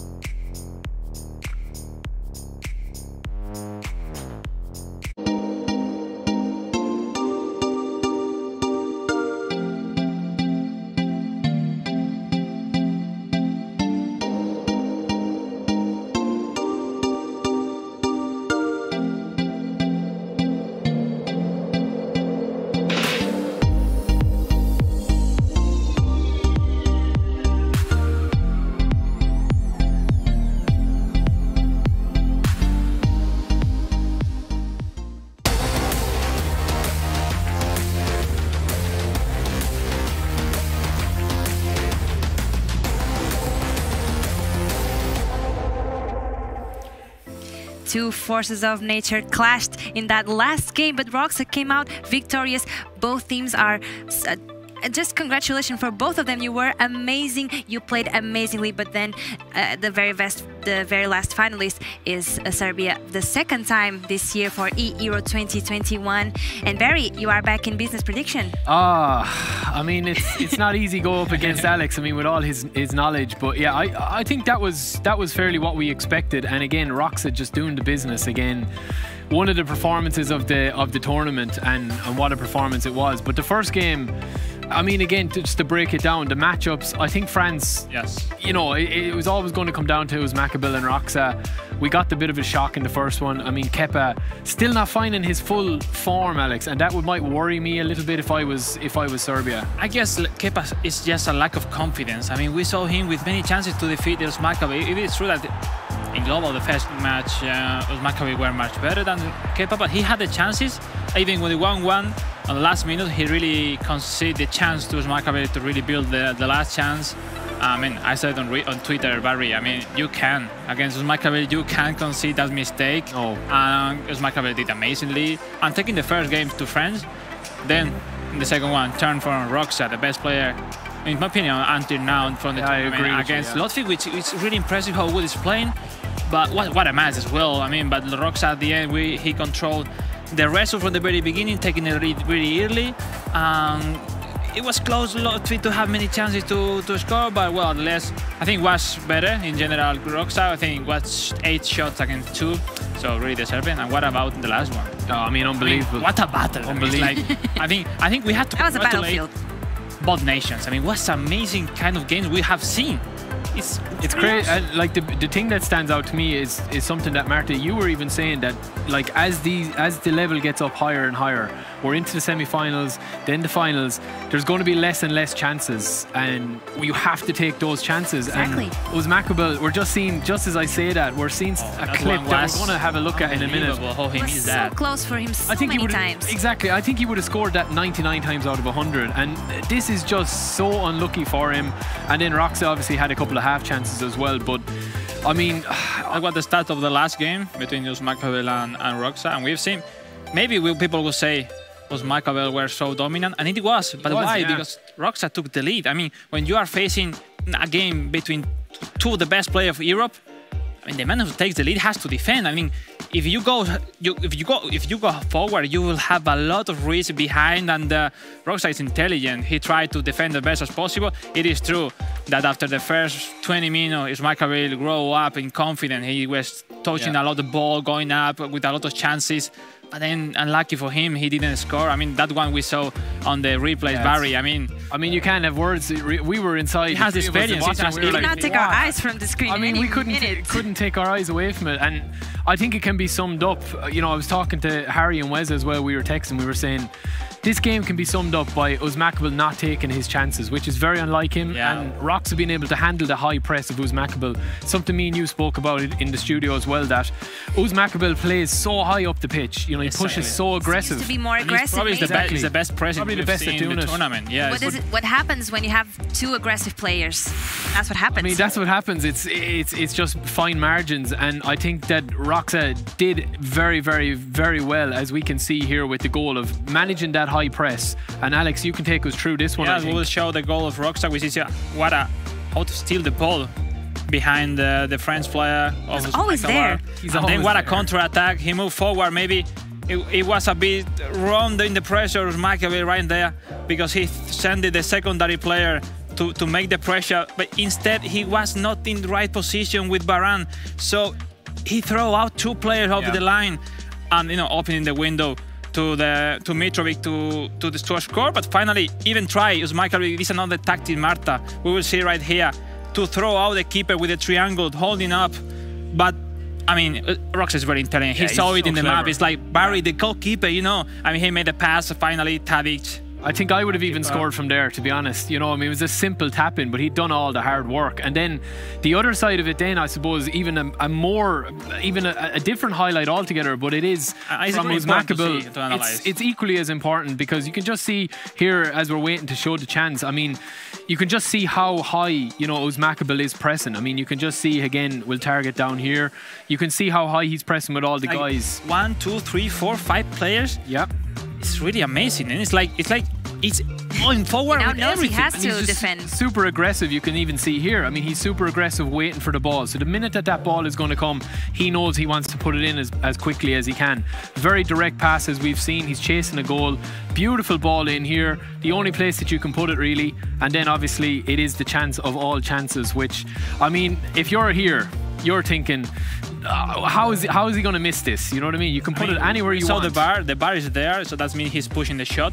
But at the same time, you see here, taking the goalkeeper, it's a 50-50. Roxa, and it's like he used the super counter to decide and to block the shot. And then he tried the second direction, and it was finally to the middle. The chance was over then. I mean, totally unexpected. I think if we were all seeing the chance, like, all right, here it is, the equalizer. It's like, oh, really?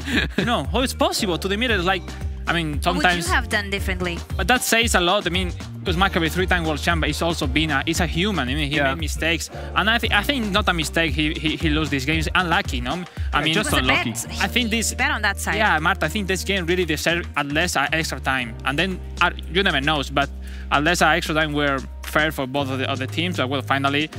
Roxa took the victory. Yeah, and no game has gone to to penalties or extra time yet. It's all been settled here. So, I mean, Roxa, you know, as the lads said, I mean, Rene was saying it to, you know, in the commentary, he's the informed player in the tournament, you know, so... this is a top 4, I mean. This is crazy, I mean, what he's after achieving here. And again, we are kind of glossing over Kepa a little bit. I mean, he has kind of gone under the radar because he hasn't hit the heights that we were expecting him to hit. But Roxa has been a seriously good teammate for Kepa. I mean, you know, it's just been an unbelievable... We saw that at the stadium, the fans saying best combinations. Yeah, so making in the back the whole country till the final. I mean, but not at all. I mean, being honest, Kepa has a lot to say in the final. I mean, now it's best of 5 the final. Kepa will have many more chances to show how good it is in this game. Let's see. I mean, right now, Kepa still have a lot to say for sure.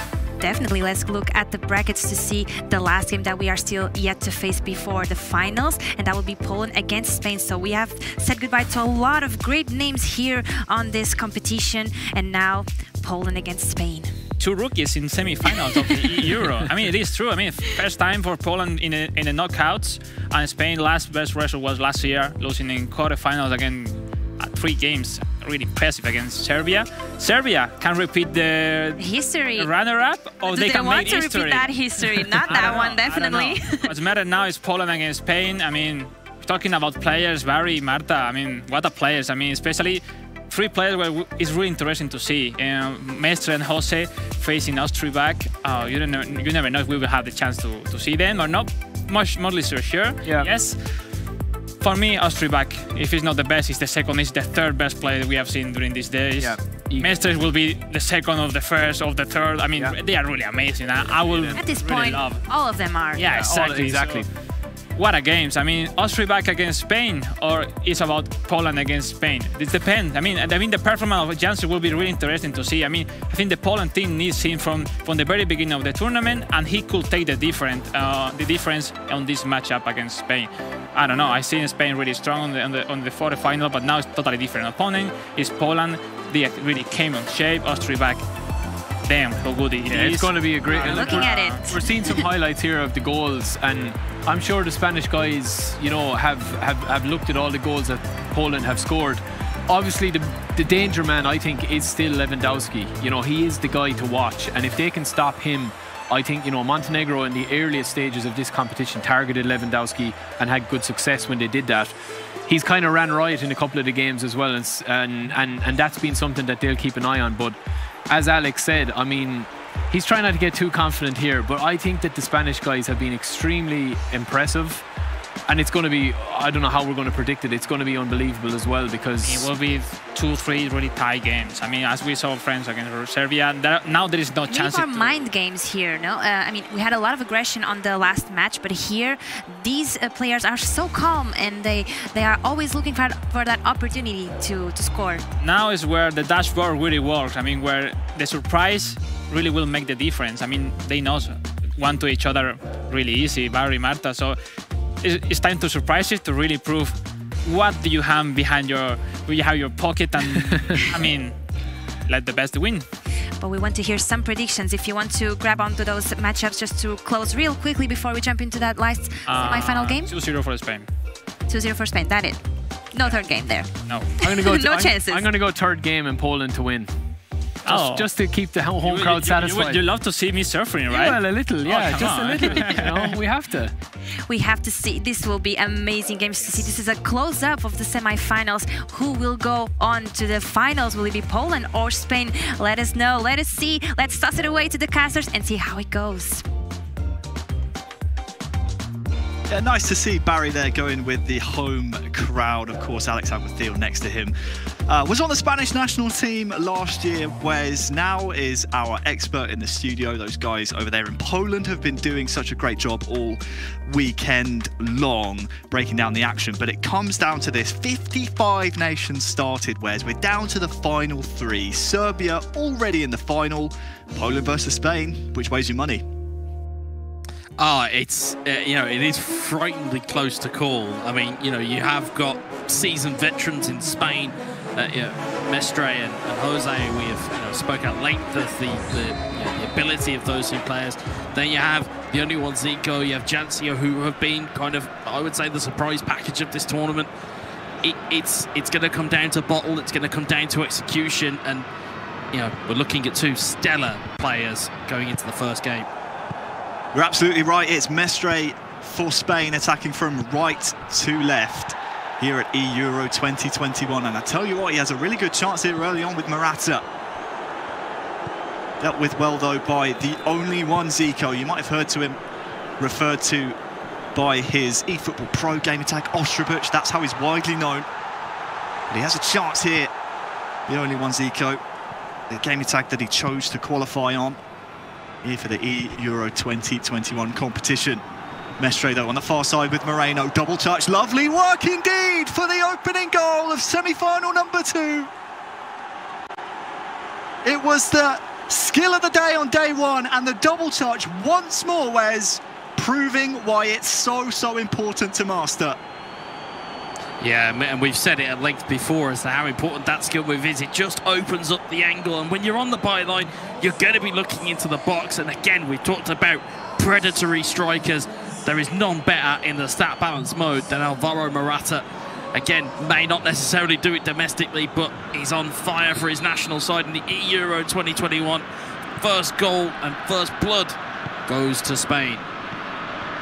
He's on fire today, Mestre. Scores in the opening 10 minutes to give Spain the perfect start here. Zico has work to do. Ednarek into the feet of Zielinski.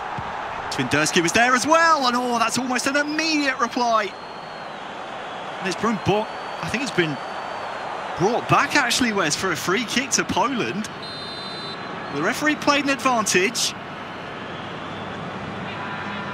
It'll be Zielinski standing over it.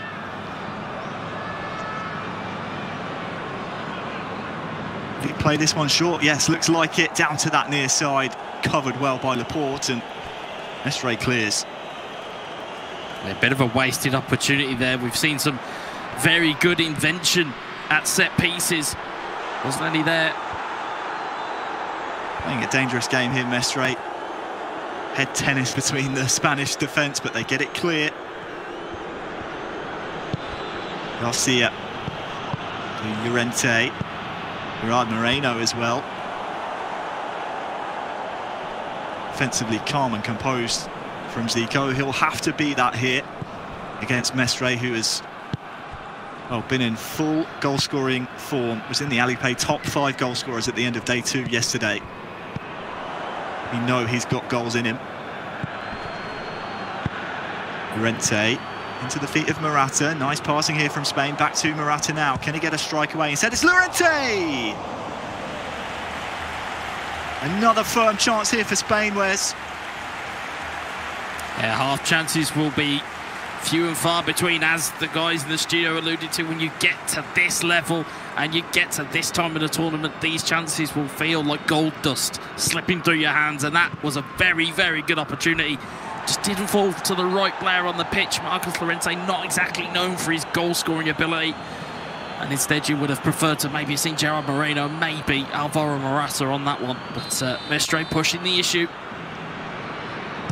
Second straight year into the knockout stages for Spain. Already gone one step further than they did last year at Euro 2020. Knocked out in the quarter-finals that year. Here they are in the semi-finals. And what a ball that is to find Morata. His control let him down. Good vision to find the striker in the box. On the Polish side, of course, first year at the Euro finals for them. They're the only second-place team, second-place nation, I should say, from the group stages still left alive in the competition.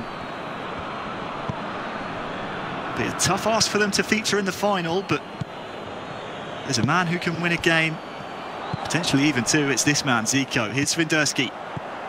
Lewandowski, the pass just could not find its way through. Half an hour gone. Yeah, you could see that pass just latched onto the wrong play. You could see there was a Polish attacker just in a very, very good piece of real estate. Just couldn't quite get the ball through.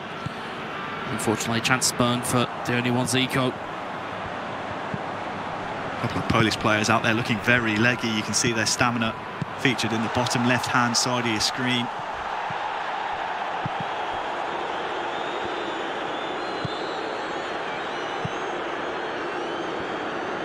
Polish fans in the stadium, the virtual fans getting a little unruly there. Lewandowski pulls the trigger, forces the save out of De Gea.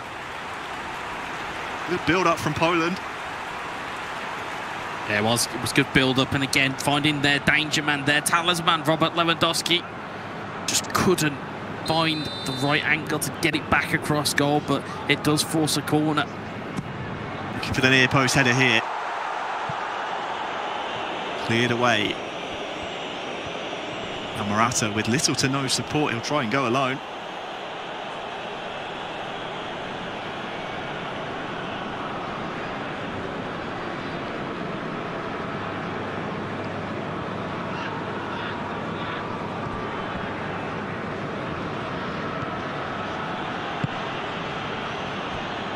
Diego Llorente.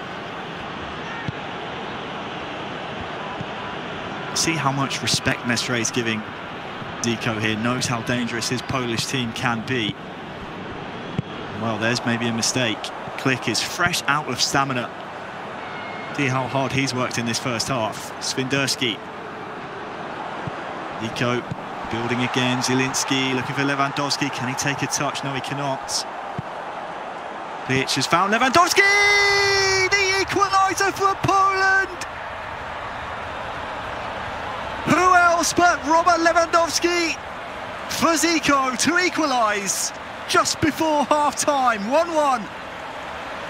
We're going to ask for Barry's crystal ball as he finds Robert Lewandowski, the man who is earmarked as the man to get Poland back into the game and to be the main goal threat. I mean, of course, it is Robert Lewandowski. It's a beautiful find from Zico to find him in the box. And it is 1-1. And that, as we've said before, it's a perfect time to score. It will completely change team talk at half-time. Klich and Zielinski in the middle of the park for Poland. Two of the most leggy players on the pitch right now. Their stamina bar's completely depleted. It's for a good cause, and the last attack of the half as well will come Poland's way if they can keep the ball, which they cannot. And it's deadlock, one apiece. What a half a pairs we've just seen, Wes, and that goes to show how deadly Zico can be on the counter and why Mestre was giving him so much respect. Yeah, most definitely, and to go back to your point in regards to stamina bars and things of that nature, something that Zico will have to keep his eye on. His two centre midfielders have done a lot of work, as you said, between Klich and Zielinski to get themselves back into the game. Now is going to be the case of when do you take these guys off? When do you give them a rest? Because they are keys to victory almost for Poland if they can carry on these types of heroics.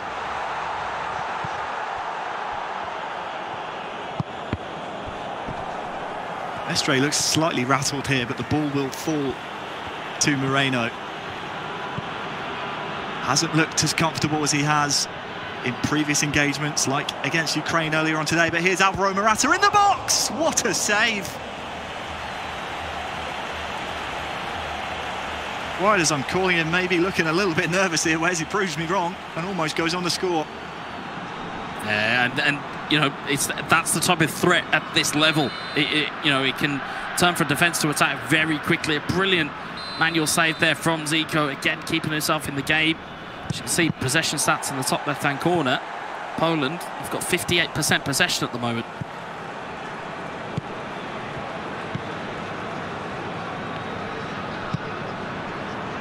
Marcos Llorente on a yellow, so wouldn't be surprised to see him substituted at some point. Oh, what a through ball that would have been to Oyarzabal.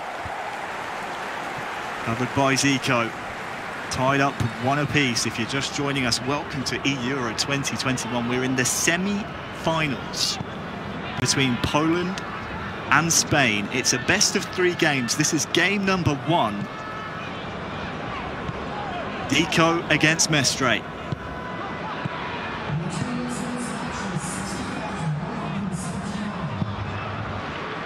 And it's been a great game of PES so far. The tension here is palpable between both sets of players. I think neither one wants to lose here. And again, a victory for either side sets them up for game 2. And of course, we can't have any draws here. It will go to extra time. It will go to penalties if it is required. So one of these teams has got to find a second goal here or risk the wrath of the lottery of a penalty shootout. Well, Klich and Zielinski, who are doing a lot of work in the middle of the park for Poland, are now off the pitch. And, well, I tell you what, Lewandowski's trying to get on the end of this one. Oh, Torres using his body really well there for Mestre. Thiago Alcantara as well has been introduced here for Spain.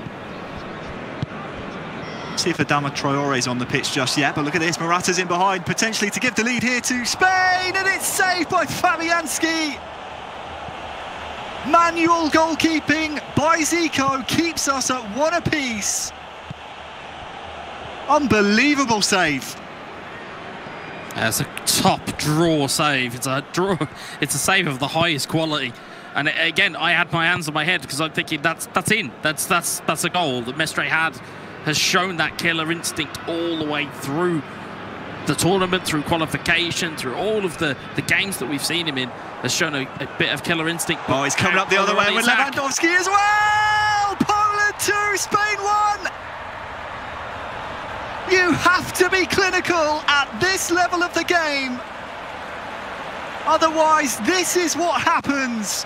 Robert Lewandowski have given Poland... He's given Poland the lead. Cometh the hour, cometh your talisman. Robert Lewandowski in the box. You can't give him that amount of room. You can't give him that time. Slots it past David De Gea. Poland are in dreamland. Spain are in a nightmare right now. Final 20 in-game minutes. Here is the introduction of Traore. But do you stick or do you twist now if you're Zico? You've got to hold. You have to hold. Aggregate, doesn't mean anything. I mean, although we did see from Roxa previously against Serbia, you can still attack and take down a player. But again, given the form that Mestre has been in, do you really want to give him that much time and that much room? Oh, well, there's a storm coming. It's been spoiled at the moment by the referee. Bednarek has been tackled strongly by Traore, so this will be a Polish free kick, but there's a Spanish storm coming as we approach the final 10 in-game minutes. This could be a historic victory for the Polish E-national team. Their first appearance at an E-Euro tournament.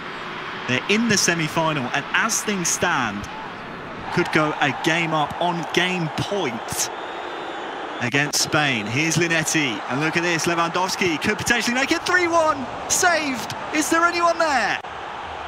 Zico has the ball on the far side. Mestre giving chase, there's two men coming to press. Linetti, Svinderski tackled so well by Pau Torres, that's one he had to make. Now, Traore with room to run, he's fresh on the pitch, don't forget. Here he is again, but the link-up's not working for Mestre. Oyarzabal. Adama. It's been shoulder barged, but you won't get him off the ball. Nice ball roll, goes for a goal. Where's this ball going? Only into the hands of Fabianski. And that might be the final attack of the game. We've seen that double touch floor many a defender, both domestically and internationally. I just don't understand how he's not found the net there. It's a great piece of defensive blocking. Said it might be the final attack. Spain will get one last throw of the dice, but Poland have the ball back.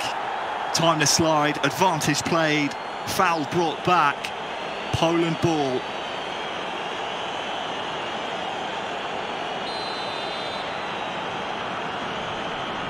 Got to be careful how you play this now, Zico. Cannot afford to give the ball away. You are 2 minutes less than now of a famous victory in the E-Euro 2021 semi-finals here for Poland. It goes all the way back to Fabianski. He launches one, and that's it. Poland take game one against Spain, 2-1. A historic performance.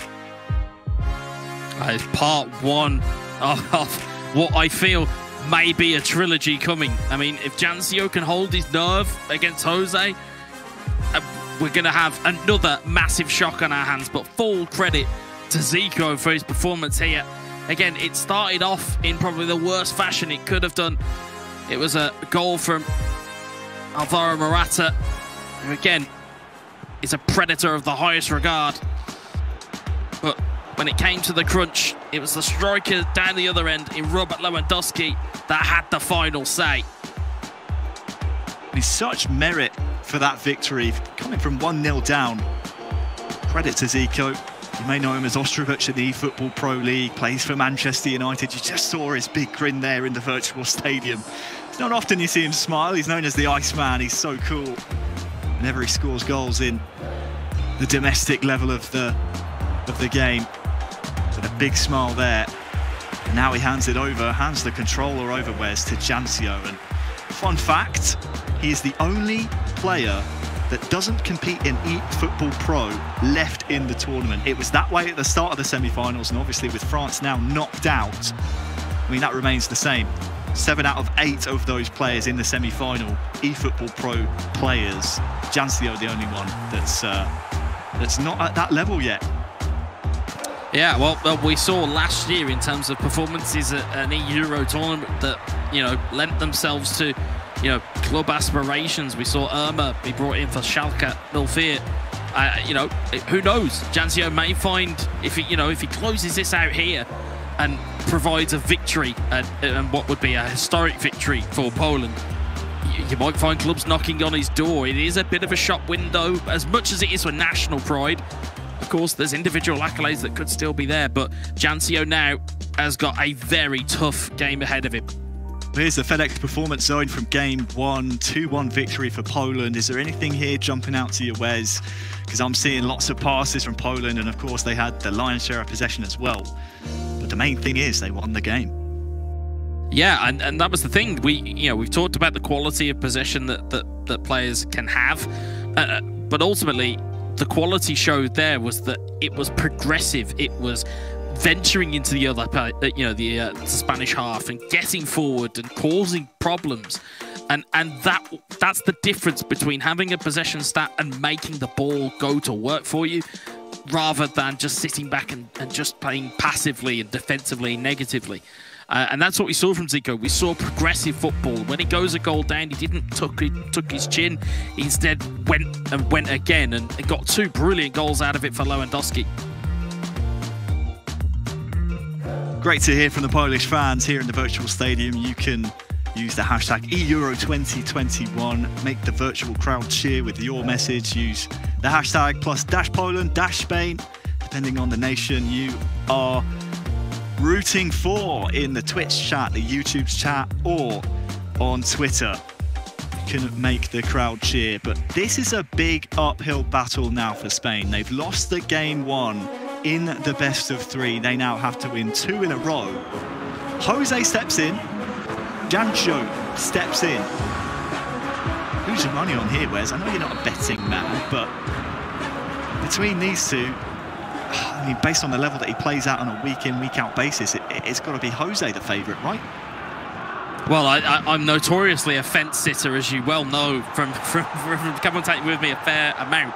But I think that the history and the kind of the quality that goes with it, and the team quality that's there as well, you would say it does go to Jose evening this up. But Jancio, as we've said before with other nations, has that tangible quality, that ability to fight and never say die attitude.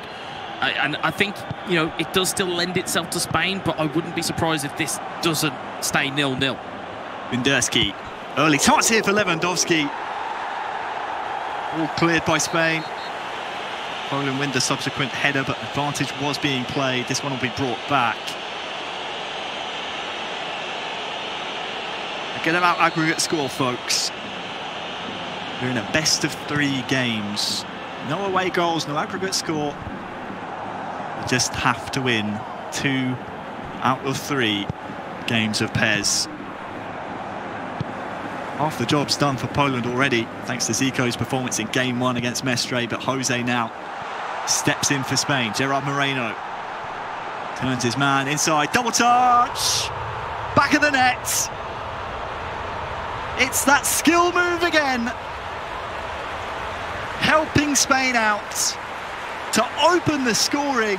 Spain 1, Poland 0. Well, for once, Gerard doesn't slip. It's Gerard Moreno.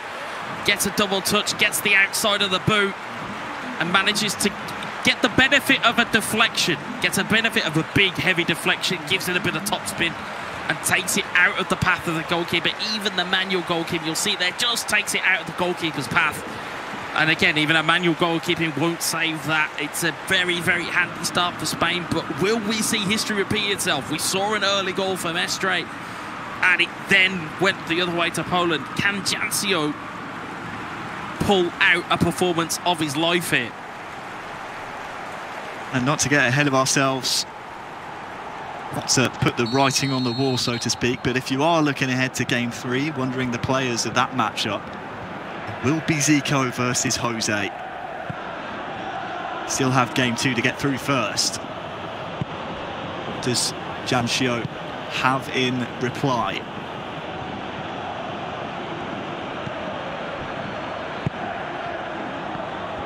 Linetti, who gets the start for Jancio. It's Winderski.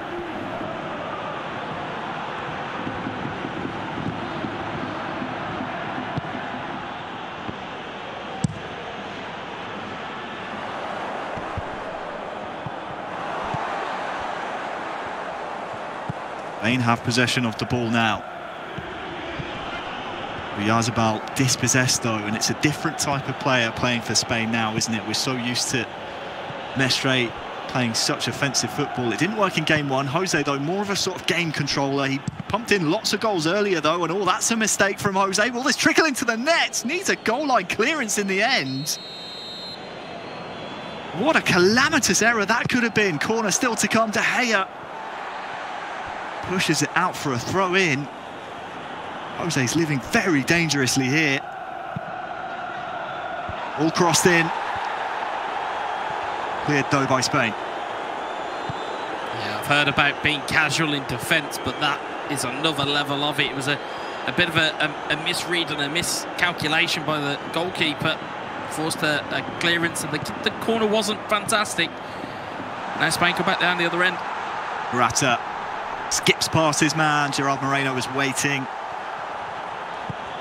Linetti's intervention allows Poland and Jancio to start to think about an attack. That's a nice back heel. Lewandowski, 4 attackers here for Poland.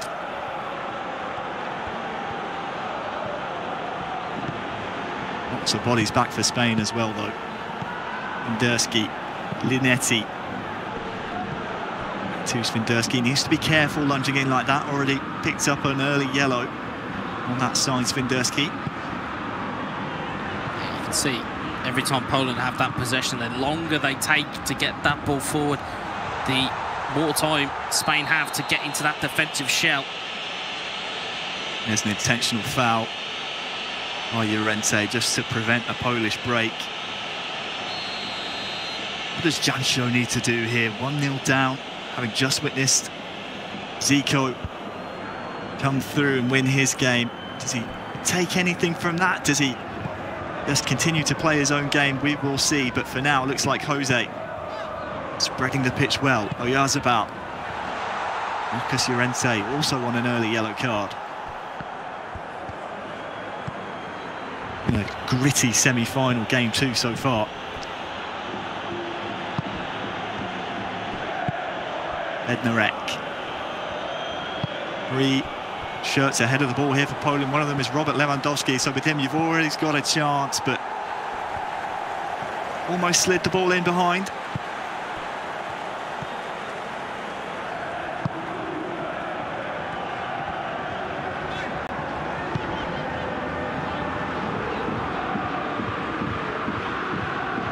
Busquets now. Gerard Moreno. Account for the skill moves once more.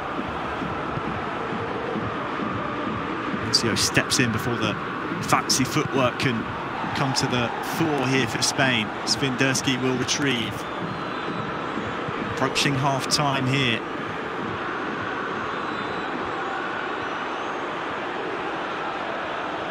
Maybe Jancio just holding on to the ball here for the last attack of the half. He's found a man up. Lewandowski's there, and there is the equaliser. On the stroke of the 45th minute. It's Poland 1, Spain 1. They've equalised. It's a fantastic, well-worked goal. You'd think the ball's going to bobble to Lewandowski. Instead, it falls all the way through to the other attacker who sweeps it home. Jancio has a foothold back in this game. It was only going to be literally about 2 minutes before that goal goes in. I was about to make the point that the longer this stayed 1-0, the more it benefited Jancio. And now you're going in at 1-1 with 1 minute stoppage time left. I mean, unless something magical can happen, it could go the other way here. The last chance could go to Poland here. Last chance of the half. Jancio has bodies to aim for. Swiderski! Just when it looked like Poland gonna enter the half, 1-0 down. It's 2-1. Well, I said it needed something magical. Jancio's found his magic one from somewhere. It's a brilliant through ball. And all of a sudden, Poland are 2-1 up going into the half. It's changed on a dime here. This is incredible. It'll be half-time straight from the kickoff, but as things stand, Poland would knock out Spain of Euro 2021 in the semi-final.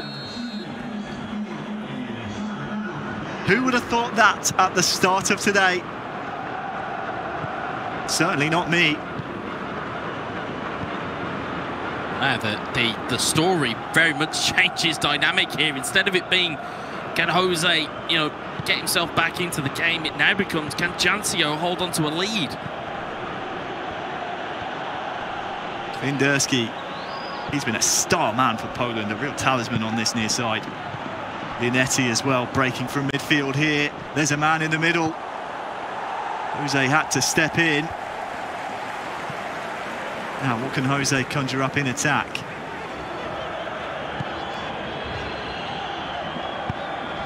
Reminder, the winner of this best of 3 will face Serbia in the final. Here's Morata! Off the woodwork. Wouldn't have counted. That was a chance for Jose just to remind Jancio he's in an affair here. He's in a real battle.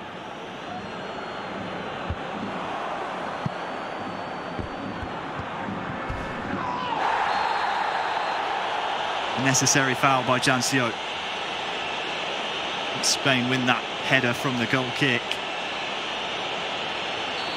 Don't want to allow them to break with the weapons they have.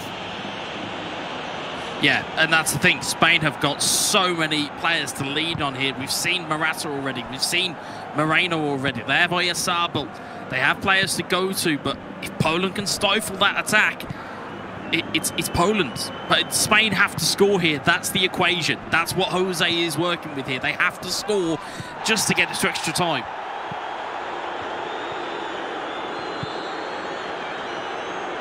Jancio here needs to value every possession with his life. And that's exactly what he's going to do. One of the least experienced players left in the competition. Maybe a bit of frustration creeping in here. Moreno's pulled his man down.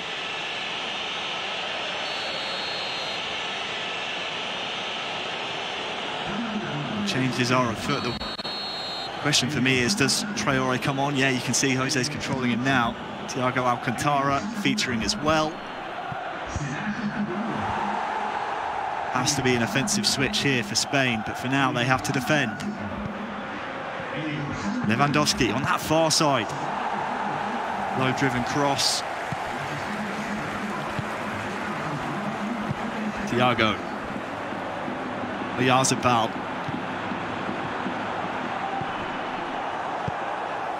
It'll be a corner. That's what Jose was looking for.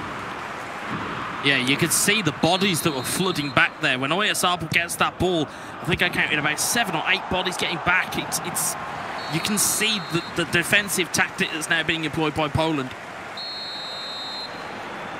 Deccan corner. Going into the back post! Header 1, 2-2. Morata strikes in game 2. All of Jancio's hard work outdone by a corner.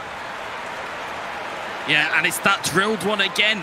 Again, just too slow getting the player out to block the drilled cross. Again, it's a potent weapon for the likes of Alvaro Morata. And again, it's a lifeline for Jose. It's the goal he needed. And again, now we're level. What can Jancio go again? Can Jose go again? It's going to be the next goal, again, critical to the outcome of this game. Well, you used the word that came to mind, lifeline for Jose. Here's offensive substitutes now. And just sit back a little bit more, knowing he doesn't need to chase the goal. He can let the goal come to him. Defensively, though, needs to keep concentration levels as high as possible. As we approach the final 20 in-game minutes. Spain 2, Poland 2. And a lofted through ball. Doesn't quite work out from the free kick, and now Sergio Busquets can bring the ball forward. That's a loose one, though. Look out for Jancio trying to break here. That's the ball in the box as well. Does the Polish representative, but Jancio seems to be winning the midfield fight at the moment.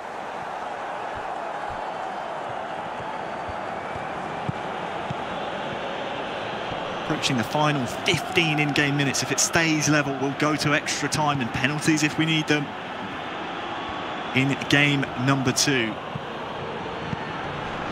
If Spain win the game, we'll go to a third tiebreaker game 3. But for now, Robert Lewandowski's on the edge of the box here for Poland. Shot blocked. Fabian Ruiz, look at the green grass ahead of him. Traore on that far side, gets the ball down. Morata, the pass to him too far forward. 4 Polish attackers have stayed up the pitch. There's 3 white shirts to aim for here, and it's come to Lewandowski! Poland 3, Spain 2. 10 minutes till the end. Are we seeing one of the biggest shocks in E-Euro history? It may just be. It is that man again, Robert Lewandowski. We may as well have a soundboard just to have his name on repeat. He's been everywhere for Poland. And again, we talked about the importance of moving the ball quickly between the lines. It doesn't allow the Spanish defence to get set. And it allows Robert Lewandowski that space he's been absolutely craving. And finds the back of the net with 10 minutes left on the clock, plus stoppage time. Spain could be going out. Poland could be going through. Could be historic. 10 minutes left, though. If there's a man that can do it, it's Jose, but he's given the ball away again. Garcia wins the ball back. Look at the bodies forward here for Spain. Traore. Look for the skills to come in here. Moving the ball around. Still has possession. Can he find a delivery? The answer is no. He's shepherded disappointingly out of play. Only 5 in-game minutes for Jancio, the underdog, to pull this one off. There's not long left here as time ticks on. More and more pressure on Jose again. Traore, once again dispossessed. You just get the feeling it might not come off for Jose here, and it's a 3-on-3 break. There's Spanish players committing to tackles they're not making. Get that ball to the corner, or even try and go for another goal. This one surely would decide it. Intervention needed, but he's won the ball back, Jancio.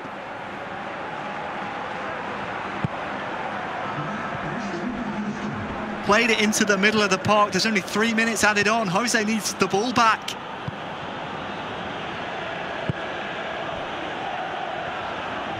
Into the 2nd minute, approaching the 3rd of 3 added on, but Jose has the ball back. One last throw of the dice, and Morata's in. Morata's in on goal. Can he find the net? No, he cannot. Poland clear. Poland win. Poland beat Spain 2-0 in the E-Euro 2021 semi-finals. What a phenomenal performance from Jancio. Poland will play Serbia in the grand final. That's an unbelievable last chance that could have been. Morata was bustled twice. He still had control of the ball, and I think maybe the input from Jose is he's maybe tried to press the change player button, which has then caused his player to lob it. It's given Poland enough time to get there. A fantastic achievement for Poland. It's commiserations for Spain once again. But Harry, what a final we have in store now. Well, take a deep breath. Put the kettle on, put your feet up, relax after those 2 breathtaking semi-finals. 55 nations started this tournament, only 2 remain. When we come back, it's the grand finals of E-Euro 2021.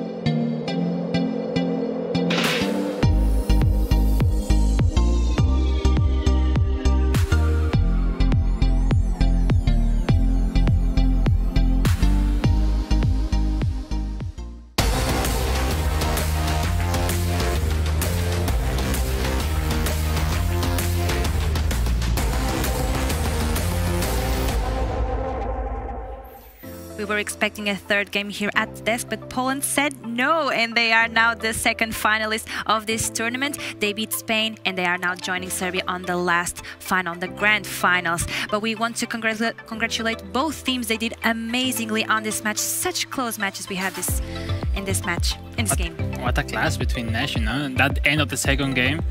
Incredible. I heard it was like, I don't know, I mean, terrible for us, but I mean, at the end for the PES fans, I mean, that was two amazing games. And finally, the surprise, Jancio, that we were looking for him during the whole tournament, appear in what a moment, Barry. I mean, he stepped up when it mattered most, and if Poland are going to win this, they needed him, you know, and we've seen it like a few times now today where there's been a chance or two that have separated these teams, and that's it. You know, they're low scoring.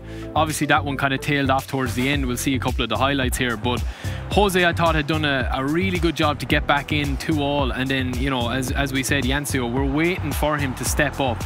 He steps up, finishes off the game, no third game, and I mean, now they're looking forward to a final that is going to be, I mean, the two informed teams are going to be mad to go at each other. I think there's going to be an exciting game ahead.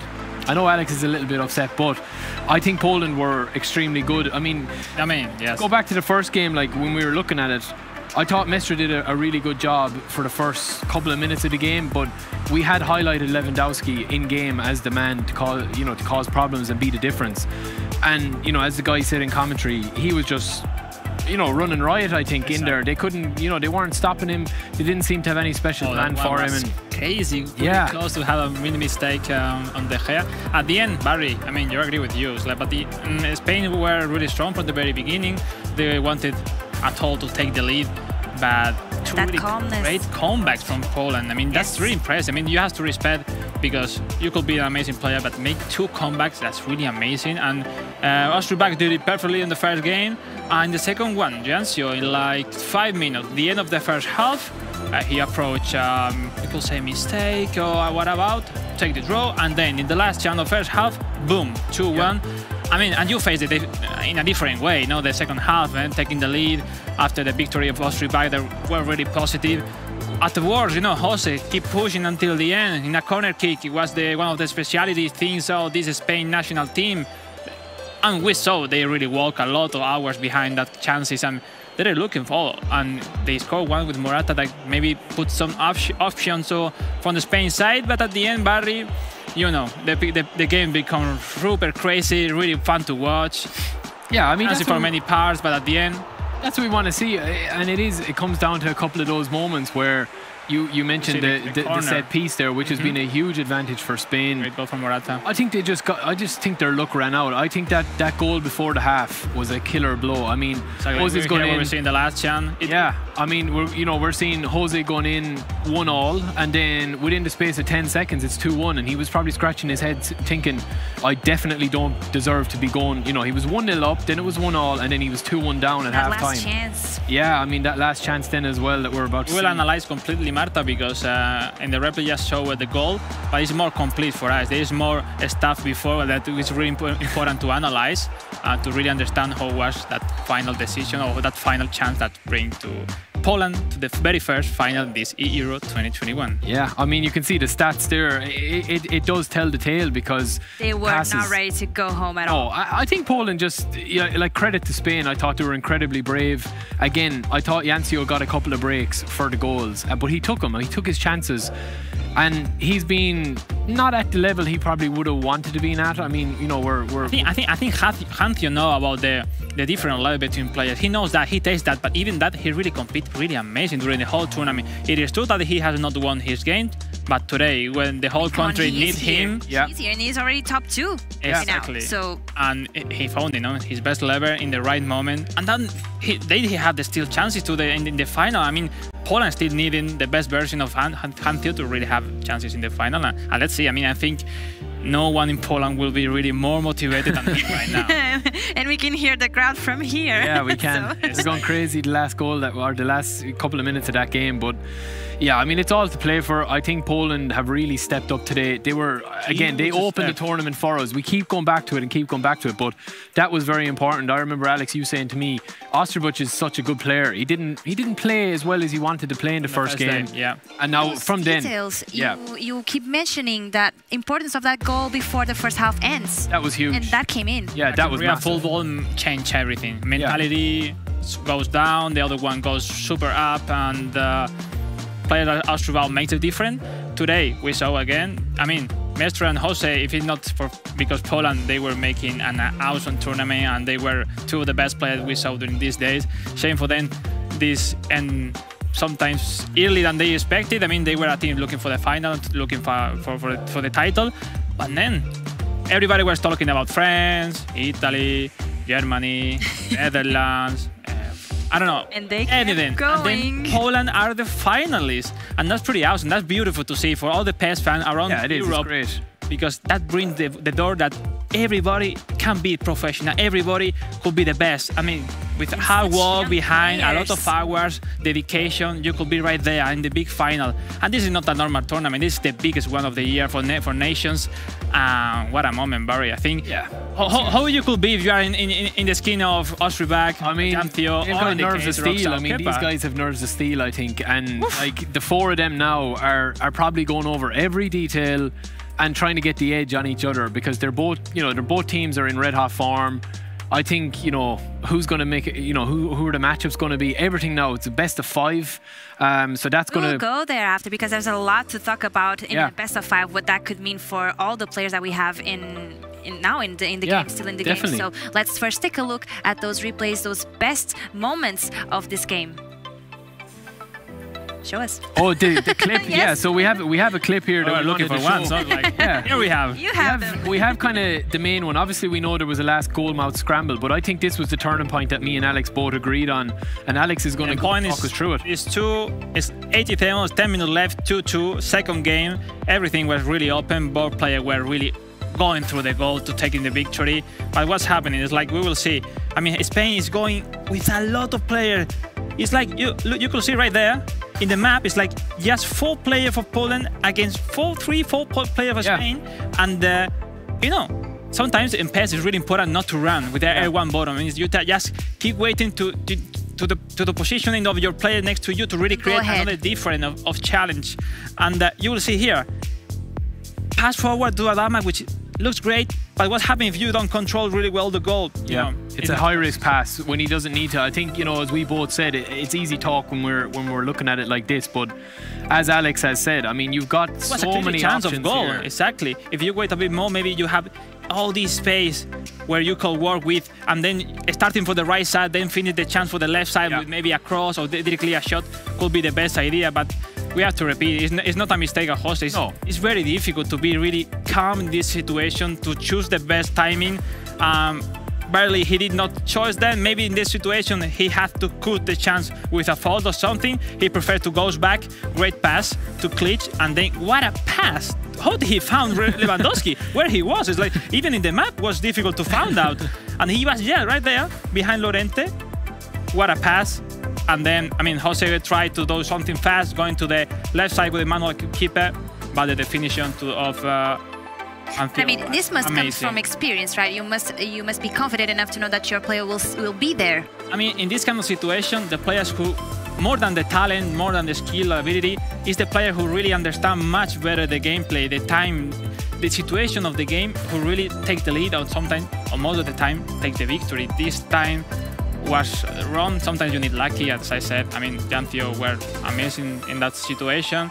In general, both players were able to win the game, at least as finally were to Janthio. Just congratulations. I think, as we told, I mean, in this round, Barry, Marta, France is playing really amazing. There's nothing to separate them. Went out. Spain is really playing amazing, and also wasn't enough, but doesn't keep that. Is the best player from Europe. Of course, it doesn't reflect the way that they were playing today, but one of them have to go. I mean, this is only one finalist can join Serbia at the end, and that was Poland today. So that will be the match that we have to end this amazing competition. But first, we are going to hear a bit more. We are going to test our players, and you back at home can see if you can guess who that player is. It's time to have a little bit of fun. Let's find out how well our UEFA Euro 2021 players know the game. And also, why don't you test yourself at home and see if you can get more correct than them? You're gonna have to, you've got the silhouette, you've got some stats, and we need you to guess which footballer in pairs this is. He must be striker, very strong power. I think this is Lewandowski. Morata from Spain could be. Lewandowski? Oh, of course, Lewandowski. Oh. Well done! So quick as well. Impressive.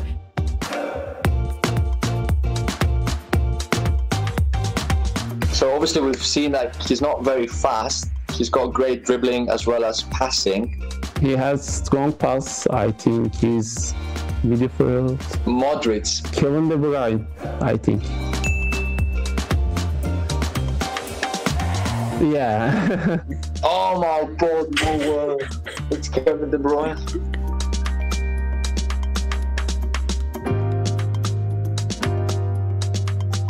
Of course, this is an offensive player. Maybe Kimmich? Speed, dribbling, strongest.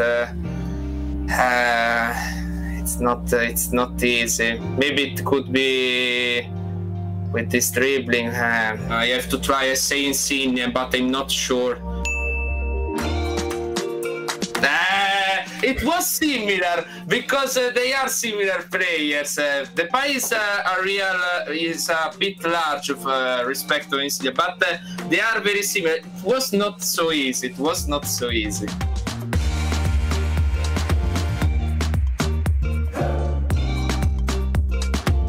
By the stats, I think it's a goalkeeper, but I think I would take a guess of Oblak. Oh, this one is a bit tougher, but I think it's Oblak. Donnarumma. Donnarumma. Oh, 87 dribbling, 91 pass. It's very difficult, you know. I think it was easy. Maybe Diego? Big air. Not too fast. Modric? Yeah. Very impressive. Oh, Luka Modric, oh no.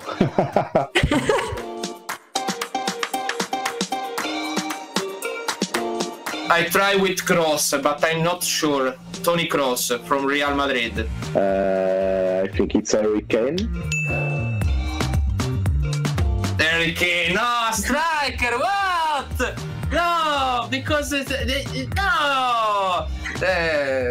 You were correct. That was very impressive, and you did that so fast. I think that was a middle, so I have wrong both of them. I don't know the game. I think they were not expecting to be that hard. I don't think so, no. There's some of them catching each other out there, I think.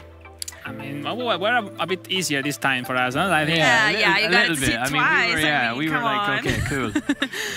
But if it was you, would you get all of those right at the first? I mean, at the very beginning, the first time I missed Kane and Depay. I think Depay looks like many different players, but the last one, wow, it's Depay. And it was really fun. I mean, this kind of game, we love it then to play, to chat and discuss. And as a player, when these kind of interviews really put you in situation, really for chill and to come in with between friends. You can see a little bit of the guys' personalities coming out as well. You know, you're getting right into it, so you get to know them a little better as well. So it's kind of cool. You don't like it's not knowing. Very good. This is like the best parts of it, to get to know the players a lot better before we jump into the matches where we already know them so well, right? Yeah, exactly.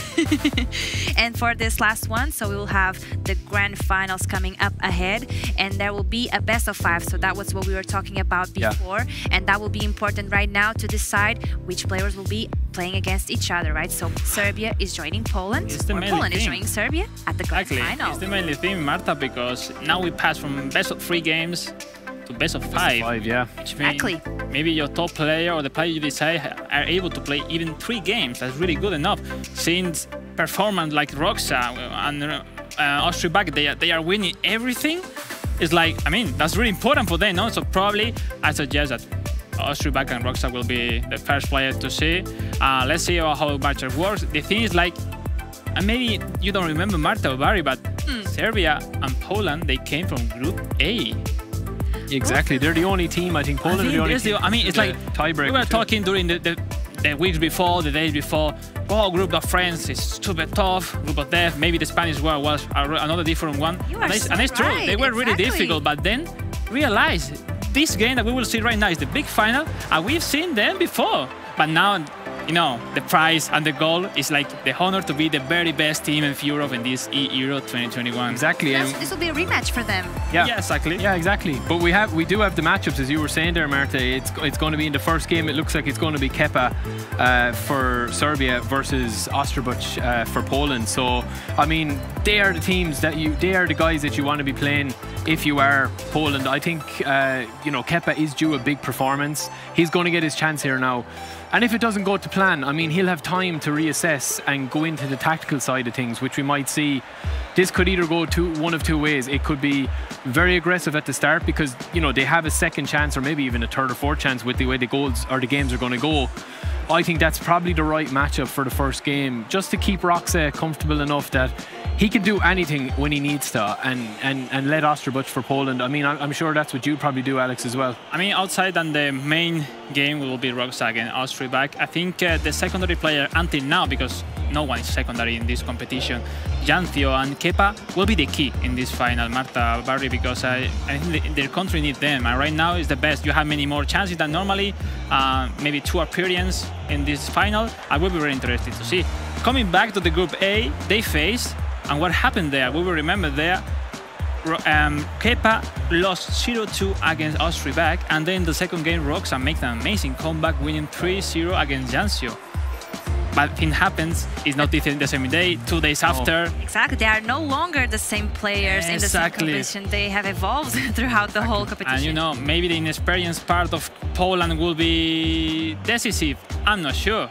What is sure that nobody more than them will have that kind of motivation, Barry. I think, yeah, and I think as well that the difference between the Poland we saw the first day, when they struggle a little bit compared to now, is if they've started to find out exactly how to use Lewandowski for both their play styles. And we saw him kind of dominate the last game as well. We didn't really touch on it as much as we probably should, but he dominated his movement, his runs that he was making, that they were teeing up for him. And I think, you know, Serbia are going to have to stop him. We said it the last game, Spain didn't take my advice. They're going to have to stop him. I mean, Alex, I'm sure you agree with that, but he's the danger man. It's everything different. They did it once, will they do it again?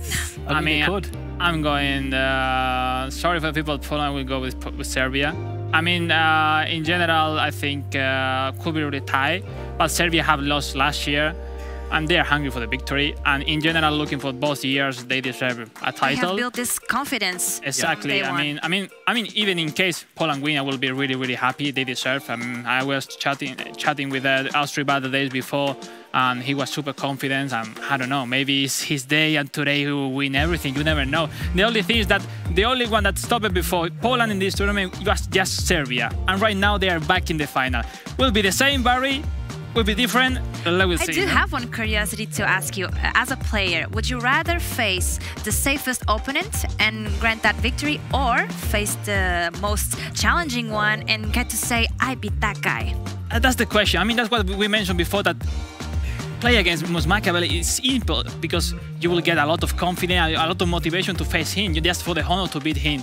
But now it's different situations. Sometimes you have some player that you are not able to beat even in training session, never before.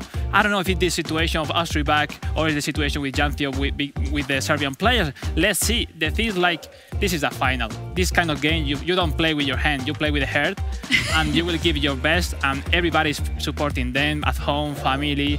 You know, this is their best game day for them in his history, in his career of eSports. And I hope they really enjoy them because they deserve. And I hope it will be a great show for all of us. Yeah, I think so. Where is your heart, Barry? My heart is with Poland. I mean, it's been with Poland from day one, I think. I don't know why I just, you know, kind of warmed to them. And I think I love watching them play. I love the way that they play. Both guys, they just go for it when they need to. They like their goals. I mean, and they score a variety of goals as well. So I'm going to stick with Poland. If for anything, just to, you know, be against Alex as usual. They might not get to travel that far to pick up the trophy. No, they won't. I mean, there's a lot of support here, so it's going to be a very exciting final.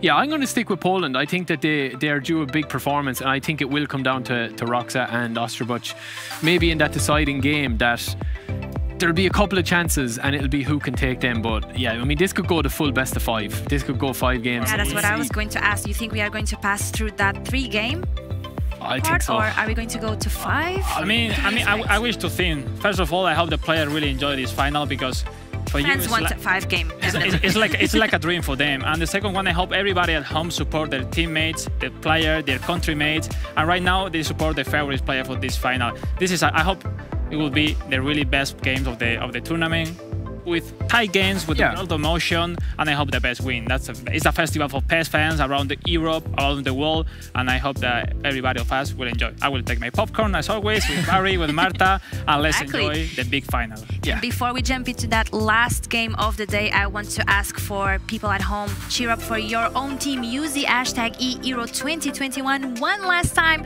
either for Poland or for Serbia. We want to see those flags on the stadium. Show your love to your teams. And now, I think we are ready. We are ready to go into that last game of this tournament, UEFA eEuro 2021. Renee and Demon, give us your best. Good luck, everybody.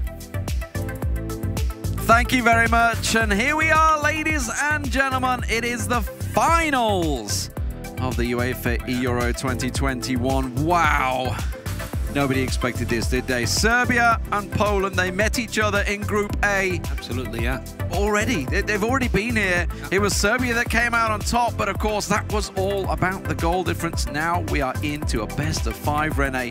This is wide open. And can you believe it? They didn't have an easy route. Neither of these teams. We didn't have easy teams here. In fact, but Spain and France in the semi-finals as opponents, both of them managed a completely well, not an unexpected result, but an absolute beastly performance from both teams, especially Jancio PL just now hanging on for dear life against the Spaniards, doing very well after Ostribuch had put him in the driver's seat. Of course, Poland now in the driver's seat as they have possession after their own kickoff, and they're taking their time to build this attack. 3 minutes have passed and Poland are being patient about it. It's what we expect coming into this. You know, we know obviously that Roxa is all out attack. Kepa will play a slightly different game, and of course he's up against what is considered to be the strongest Polish player, but as we just saw a moment ago, you know, it's not all on Osterbuch. Absolutely solid performance from his teammate to take down Spain, but it is the only one. Zico looking to start things off. That will get cleared, and we will have a very cagey first half, I feel. Absolutely, and it's Jancio PL that also earlier managed a golden goal in the group stage against Montenegro after the tie of Ostribuch against RTPG. Let's not forget. It's funny, right? Because he's kind of been the hero for Poland, in all honesty, while the only one, Zico, aka Ostribuch, is the one that's taken the plaudits. Yeah, but he's yet it's been Jancio that's come out and had to really pull through. Yeah, and some of those matchups, indeed. Although on the other hand, it was, I think I remember, it was a 2-0 win against Kepa for Ostribuch, but then it was a 3-0 win from Roxa against Jancio. That put them in the lower bracket, but of course they managed to win against Turkey and get that tiebreaker. And then, of course, Poland now on the ball, taking the time, not wanting to throw the kitchen sink at it just yet. Take it easy and build your attack, build your offensive moves, try and reach Lewandowski, because that's the danger man, as Barry said. Tries to whip one in, curl it towards goal, but not enough curve on it. It's going to be a corner kick. I think it came off the defender as the final touch. It looked like it. Yeah, it looked like his heel flicked out there at the last minute, just to make sure. So, corner kick. What can Osterbuch do with this one? The only one, Zico, in this, looking to get the ball in. Punched out. Solid work from Rajkovic there. overall, these two players, obviously we were talking about it, and you know what? We are privy to some insider stuff. Oh, yeah. I just saw Kepa beat Roxa in a matchup. Oh, yeah. So, you know, all the talk obviously has been about Roxa and the brilliant work he's done, but Kepa absolutely can do it and has done it in the past. And right now, he is looking to try and get the ball out of his own half, because the only one Zico is keeping him penned in. Absolutely, yeah. And there's the lofted ball over the top. There's the connection. It's Lewandowski in the box. 2 defenders on him. That's too much to deal with. And, of course, Serbia are going to be able to clear that away. Like you said, Poland have had a tough route. And now up against Serbia. This is what it feels like. To be the best, you have to beat the best. And that's exactly the mission for both these teams. There we go, Serbia! And what a strike. Well-played move there in the box. And there is Il Gallo celebration, or Andrea Belotti, as we know him. Alexander Mitrovic with the first goal for Serbia. I have a feeling we will see more goals, even just in this tie. Wow, Serbia strike first. And they take themselves the lead. Kepa doing what he could not do in the winner bracket matchup between the two teams. As you mentioned, the only one Zico took that game 2-0. This, the revenge leg in the grandest of finals right here in the Euro 2021. The winner will be taking home that virtual trophy. And at the moment, it is Serbia striking first. 1-0 to Kepa. Absolutely. And like you said, the Serbians try to keep warm by playing some friendly games, while Poland were, of course, beating Spain 2-0, in fact. While France did need 3 games to dispose of, well, the other way around, of course. Serbia did need 3 games to dispose of France.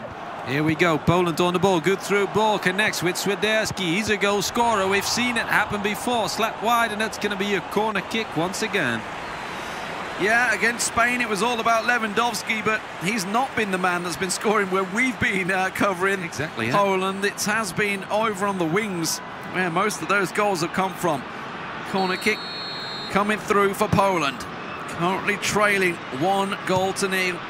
And I can tell you, there will be a very hard-working crew here in Poland. They'll be very happy if this goal were to go in.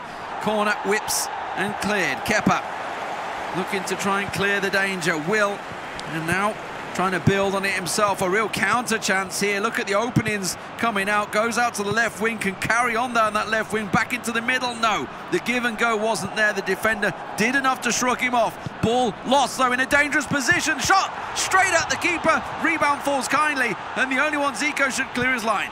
Surely should make that count if you're Serbia, if you're Kepa. Stefan Slavkovic, he had a couple of options to choose from. Went for the shot from not an unlikeliest of angles, but still a tight angle, and the keeper was there in the short corner. I'd always lay it off, but of course, chances not to be rude, because he's still 1-0 up and he has a space for more. In fact, if he connects there, he's got his pickings, but right now it's Poland doing the pickings. Absolutely, on the push, the only one Zico. Oh, clinical, apparently got the ball. Bookable offence in my book. Not even a foul called. Referee called into account, but the ball was clear, so the referee was right. This time it will be judged to be a foul. A little late on the tackle there. Tadic. And now Poland will get themselves a free kick just on the edge of the halfway line. Tadic, goal scorer for Roxa against Uzmakabil. Can he produce again for Serbia? Serbia now on the break with a lot of space, and the Polish are caught out of position. He can't reach his striker though. Mitrovic waiting and hoping to receive that ball. It's just not happening. Poland though still in a spot of bother. They're not out from under the pressure just yet. That's a good move. 2 men set in the wind, and then the foul needed. That's a dangerous Polish offense. Yeah, that's a good spot to have your free kick. Would he go in once? Well, he's took one already, but obviously actually he's going the other way. Okay, I 100% would have thought that was a Polish free kick, but apparently... Same here, yeah. But we've got our Polish glasses on. We had a little look back at VAR, and it's gone the other way. This time, though, Kepa, that's a nice little header down, cushioned in, ball in. Oh, almost the flick on The only one, Zico, just steps in at the last. Still yet to get it outside of his half, though. Now the counter chance can build. He has to give the midfielder the ball to try and draw out some of those defenders. What a great ball down the right wing. Looking to try and deliver here. Tries to beat his man and does beat his man. Ball comes in. In the end, though, the defender, acrobatic header clearance. Close enough, but Serbia clear, and half-time whistle reached with a 1-0 scoreline in favour still of Kepa, in favour of Serbia, of course. And now the Manchester United youngling up against this AS Roma foe from the eFootball Pro League. He has work to do. He knows that Jancho PL can do the damage. We've just seen it happen against Spain, but he also knows that Roxa is lying in wait, and Roxa is not something you want to meet right now. Absolutely on fire. Top scorer of the tournament, but now Serbia with Kepa coming out dangerously. He has a few guys to pick out. Needs to reach them well because there's a lot of Polish defenders to deal with. Can't do it. Here we go, the Polish combination. The connection with Lewandowski. Running it into the channel, but not going to be able to reach him, and Serbia clears.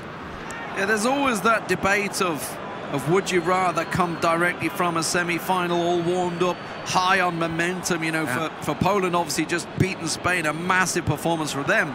Absolutely. Whereas Serbia obviously had that small break after taking down France. Would they have preferred the momentum coming straight into this on the back of beating France, or would they prefer to sit and have that warm-up game? It's really swings and roundabouts. There's benefits and negative sides of both occasions, and at the moment it is Kepa, though, that is looking to just unleash, maybe taking a page out of his teammates' book. Of course, we saw Roxa absolutely letting go of it in the French matchup, and it worked out for him. So clearly Kepa's thinking, why not? Let's have a go. Absolutely, yeah. And let's hope that Ostribuch has been focusing on PES recently. It seems that way because he's been winning. This is the first time he's tasted a disadvantage in score. I don't want to say defeat just yet because we've got a long time to go. Svershok hits the floor, and that's an offense if ever I saw one. The referee is going to call it back. Ball on the floor for a free kick for Poland. But I was going to say that Ostribuch also likes to play race games like Formula 1. Oh, he gets a great through ball from the free kick. Rebound falls for him, and he's going to put it in. Keeper slaps it wide. Got hit by a defender there as well. Deflection, but the keeper still equal to it, but can't get a hold of it. That's going to be another Polish corner. We've seen a few right now. Absolutely, pressure from the only one, Zico, looking to work this one in. We've seen a couple of corners going in so far throughout the tournament. Some real highlight reels, moments from many a team. This one chipped in, flicked on. Anybody there? Oh, tries to raise to meet it, but it is the Serbian defender that will get it clear for now. I say for now because there's a real opportunity to keep them pressed in, and that's exactly what the only one Zico's looking to do. He's lost it cheaply. Close enough. Kepa managed by Makers Esports.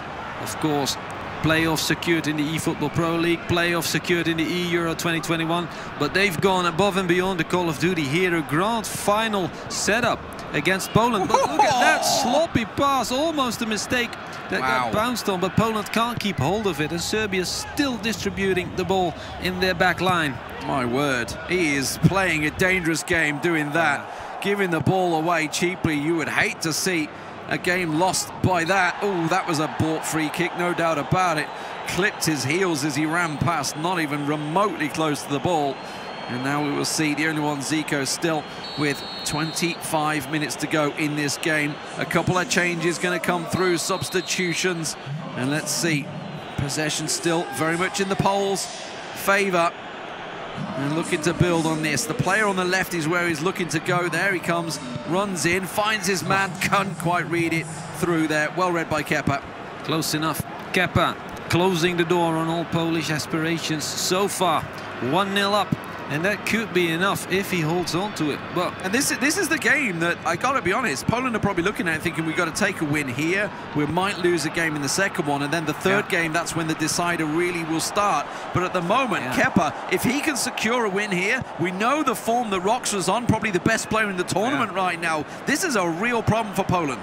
Absolutely, yeah. They do have 20 minutes left to go, but of course, Serbia still keeps coming. Look at that great tackle. He did hit the ball, but the man down as well. Man down, call the police. Obviously a free kick, of course. Don't think it'll be a yellow card though. A striker's tackle. A striker's tackle. Yeah, exactly. What we go with He needs to practice more. He needs to get on the training ground and get those sliding tackles in on his teammates. Big ball coming in. That was from the corner earlier on. That was cleared out, of course, just a little few moments ago. We were approaching the 70th minute, so we know that obviously no goals will be coming in here. It is just one goal separating the teams right now that came in the first half. So as it stands, Kepa, of course, in the driving seat. Yeah. I have to be honest, we have yet to see that spellbinding football that we've seen from Osterbuch earlier. Yeah. Right now, Kepa is really controlling the game, making it hard for him to get anything done. But that's that mistake that we were talking about, almost giving up possession. Poland didn't get in between, weren't ready for that. And then you see the high ball up the pitch, where it becomes a tussle with the header won by Poland. And that big tackle will be coming in any minute now. Yeah, there it is. Good stuff. Oh no, wait, the big tackle is still coming. It's just the small tackle. It's just the heel clip. Yeah. Zwerchuk on the floor. Poland are going to get the free kick. We know that nothing came out from that, but we're going to watch it. See if we can break down where Kepa is getting that impenetrable defense from. Has he pulled everyone back? Yes, he has. Look at the pressure bar from Serbia all the way down. And Poland, of course, need to come, but it's still near the halfway. Pressure bar from Osterbuch will go up, I feel, around minute 78 at the latest, if the score remains like this. Yeah, and it was a triple substitution for Poland. I don't believe Serbia have made a change yet, as they look to try and build on this one. Chance comes in, quickly blocked, and now the break. Kepa upfield, and I believe we're going to see the Mitrovic slice in a second. Mitrovic massacre, yeah. Mitrovic massacre it's about to come out. Through. There we go. There it is. There we go. So we're back to real time now. This is where we left the action. 20 minutes to go in this game. Yeah. Poland chasing a goal deficit, the only one, Zico. And there are the Serbian substitutes, I feel, going to be coming through. The yellow card for Mitrovic. Is there going to be subs? Yes, there is. Yeah, Grujic coming in for Milinkovic-Savic, one of the star players out. But Poland are coming, and they are threatening indeed. Oh, don't get a shot off. And Kepa comes away with the ball. And, of course, with a breather. 2 versus 3 situation. Needs to wait for the guys on the left to connect. There we go. The number 14 sees the run. It's Halleck. And he's going to receive the ball. Maybe he can whip it across, but I think he's buying time. Although, with 15 minutes to go, you really want to make a decisive 2-0. Well, they'd like to. We were talking about the match against France, the semi-final, and Serbia certainly didn't play it defensive then, and I don't expect them to do it now, in all honesty. And, you know, the best form of defense is often attack, and they are going to get an opportunity here. Free kick comes in, pretty much clashing with one another, but the ball had already been played, so clearly a Serbian foul there. And Poland on the defensive with 10 minutes to go.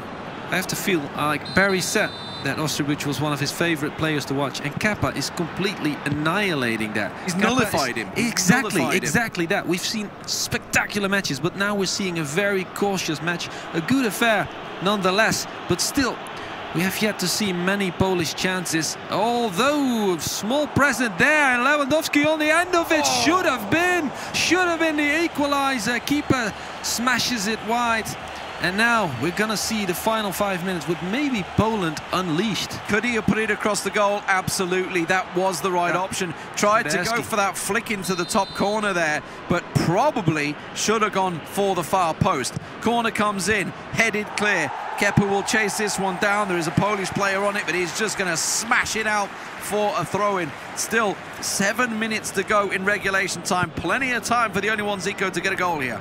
Absolutely. And he's on the ball as well. Osterbuch, just 18 years old. Just finished his last year of high school. Now full-time e-sporter with Manchester United. Thinking about his other options as well. But for now, he will play eFootball Pro and the eHeroes, of course.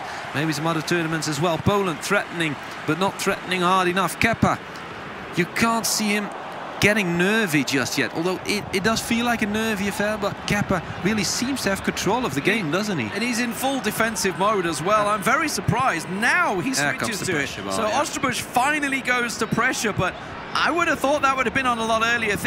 Obviously how you steal Özmakbil. It was on from 20 minutes onwards. He absolutely kept that pressure on. It's been very late in turning that on. Only chasing a 1-0 lead, I understand it. Maybe he thought there's plenty of time left, but there's no time left now. Kepa may well just try and close this one out, and rightly so. Just 1 minute to go. Keep the ball. Don't jump it up. Ooh, that's dangerous. That could come back at him as quick as possible. No, that's it. Game 1 in the books. Serbia will take the first matchup against Poland, and it's Kepa coming out on top against Ostrobush, aka the only one Zico. And that is a big result, with Roxa versus Jancio coming up next. Oh yeah, absolutely. And you wouldn't put it past Kepa, of course, to win, even against Ostrobuch, the man on fire so far, together with Roxa. The AS Roma man is a dual world finalist in PES League, and of course the top 4 at the Euro Regionals at some point. Second last year at the Euro 2020 together with his teammate. We're gonna look at a couple of highlights from this match. Of course, this was a good move from Serbia to open up the scoring after 25 minutes. So Roxa will be playing the next 2 games back-to-back as well. So obviously this is a best-of-5 final. Next match will be against Jancio and then against the only one Zico. The question is, will it be over at the end of that? Will we be seeing a quick 3-0? I hope not. Absolutely for sure. Poland, though, were nullified. It's the best way I can put it. Yeah. There really wasn't that many big, clear-cut chances for the only one Zico, as opposed to what we saw against the likes of Spain just a moment ago in the semi-finals. Absolutely, yeah. He was struggling to find a rhythm, and that's all down to Kepa's amazing defensive work. He had a good organization, especially after that first goal. Here he's got another small chance with Mitrovic, sails just wide. But overall, I mean, that was probably the biggest chance for Poland. Yeah. It was just just forced to have these few little snatch chances, the deflection almost falling kindly once again, header clear, booted upfield, and yeah, it gave just a little chance here for Lewandowski to get through, but it was the wrong choice. I feel this right here, across the goal, would have been a finisher, but you never know. You never know with the goalkeeper. He could have got down there and saved it. And you can see in terms of possession, you know, absolutely deserved. Yeah. Passes pretty even, possession pretty even. The more shots going the Polish way. You know, Ostrovic, yes, he got a couple of more shots off, but overall, a great performance from Kepa. Absolutely. Yeah. Not a result I think I was expecting coming into this one. You see the matchup and you think, okay, Poland could take the first game, Serbia will take the second game, and then you see how it's going to be decided. But with Kepa picking this up, I think that's a mega performance boost for Roxa now coming in. Absolutely. Poland needs to get back to the drawing board, scratch out some of their perceived performances, because they were expecting the same as us, let's be honest. If you're Ostrobuch, you're expecting to win against Kepa. You know you can do it. You know you've got like 60% chance to do it, because you know Kepa is top class as well. But he was on fire, Ostrobuch. He hasn't lost yet until just now, obviously. And if you think of Kepa's performance in the semi-finals as well against Özmakbil, that was the game where you're thinking, okay, he's raised his performance here. Özmakbil, yes, he got the winner, but that was a very close game that Kepa really should have scored. If you remember rightly, there was many chances that he absolutely should have scored in that game. Overall, though, you know, great to see this final. Whoa, Serbia, you may be in trouble, actually. Let me pull it back. You're 1-0 up right now, but Steph Plays Minecraft is supporting you. Oh yeah, that's a cheerful dagger to receive. Dagger with a smile. In all jokes aside, it's great to see you guys out there supporting some names we are recognizing throughout it. Get yourselves out there. #EURO 2021, either Serbia or Poland, and get yourselves involved. There is going to be plenty more matches here, I feel, as we move on to game number 2. This will be Roxa for Serbia in the red, playing from right to left, and Poland will be represented in the white by Jancio, and he will be playing from left to right. Absolutely, and what a monster performance has Jancio PL just delivered. The 3-2 win against Spain. Was it Mastery he was playing? I mean, come on, you always... It was Jose. You always... The Spanish captain, in fact. You always expect the Spanish captain to set it right and force that third game. But it wasn't to happen, because Jancio PL scored a ludicrously important winner, just like he did that golden goal against Montenegro. I mean, both Polish players picked up the win in that semi-final, so it is obviously down to Roxa against Uzmakhabil to have the decider against France, and France, of course, semi-finalists once again falling to the wayside. But Roxa obviously plays for AS Roma in his normal league at the moment, and they are out there supporting you. Yes, I see your Twitter, I see your social medias getting behind your player. It's great to see representing Serbia right now. Roxa has been the player of the tournament for me and for everyone, I feel, so far. You know, obviously, you know, there was that highlight reel of the 9-1 win against Greece in one of the legs. You know, in fairness, it went to be a 1-0 second leg over the games, but overall, Roxa has been fantastic, taking down Uzmakhabil. Obviously, earlier on will be a big highlight moment for him in the semi-finals as well. Absolutely. I think it's impossible for anyone to keep up with his goal-scoring efforts, unless, of course, Ostribuc puts in another 10 in this best-of-5 grand final. And, well, he wasn't able to do it in the first match, but who knows? Who knows? It's Poland right now with Jancho PL. And like you said, Roxa, star man of AS Roma, star man of Serbia. Last year, he was here as well, just like Kepa. Almost like brothers, Roksic and Slavkovic. They've been together for so long. They played co-op already in PES League in 2019. Made the Euro finals in the 3v3 as well. Oof, that went close. Tackled by his own player. Oh yeah. That's what you like to see. If nobody can stop Roxa, maybe his own players can. Ball through, looking for that through ball. There it is. A real chance. A strong defensive. Oh, a massive error. But the keeper hooks out an arm. Nearly a gifted goal. The Juve keeper, who has shown himself the hero in that situation, could have been a costly one indeed. In the end, it's Serbia who do get gifted the ball back. And with a little bit of luck, he could have gotten that in behind that back line of Poland. But Poland staying calm. Jancho PL, of course, some extra confidence after that winner against Spain. We all expected Jose to be able to set things right, but he never did. And it was much needed confidence, because if you think of the 3-0 matchup that Roxa put Jancho down on before in that group stage, certainly something he will want to forget. Wow, the keeper actually just punching that one away. Didn't go for it, didn't collect it. That was a little risky, no doubt about it, but Roxa will try and harry for the ball. Still not able to get it back. This play coming through, but Roxa in the end will clear his lines. Only to the halfway line. Good pressure from Jancho. Absolutely. Poland do have it back. Jancho. Can he bring that pressure into a solid chance? Not just yet. Serbia with the break. One man on the left, holding up his hand. I want it. Milinkovic-Savic, of course. He went off in the 70th minute just now when Serbia had their 1-0 secured. Roxa on the ball, looking to find space to put in a through ball. There it comes, the attempted through ball. Finally gets it to his man indeed, and it's Mitrovic with a gilt-edged chance to open the scoring. He's not going to be able to do it just yet. Lofted ball over the top, offside. Flag goes up and called back, and rightfully so, but only just. Only just. All three of them are offside. Yeah. Only just, that says the Dutch referee. I mean, that's why we have VAR right now. That's exactly it. Roxa, let's not forget, has been scoring goals from any position. So while we're seeing them trying to set these goals up, this is a real chance. It comes through. What a tackle coming out from Jancho, because that was a 100% goal-scoring opportunity right there. Jancho stealing the ball, putting his foot on it. You love to see it, and it's actually going to go up the other end. There's a real chance here. He's got to get past the defender. He's onside. He's onside. A real chance here. He's got to get to it first. No, the pass back. Oh, it's gone back to the player. It's a disaster for Serbia, and the goalkeeper just gifts a goal to Polska.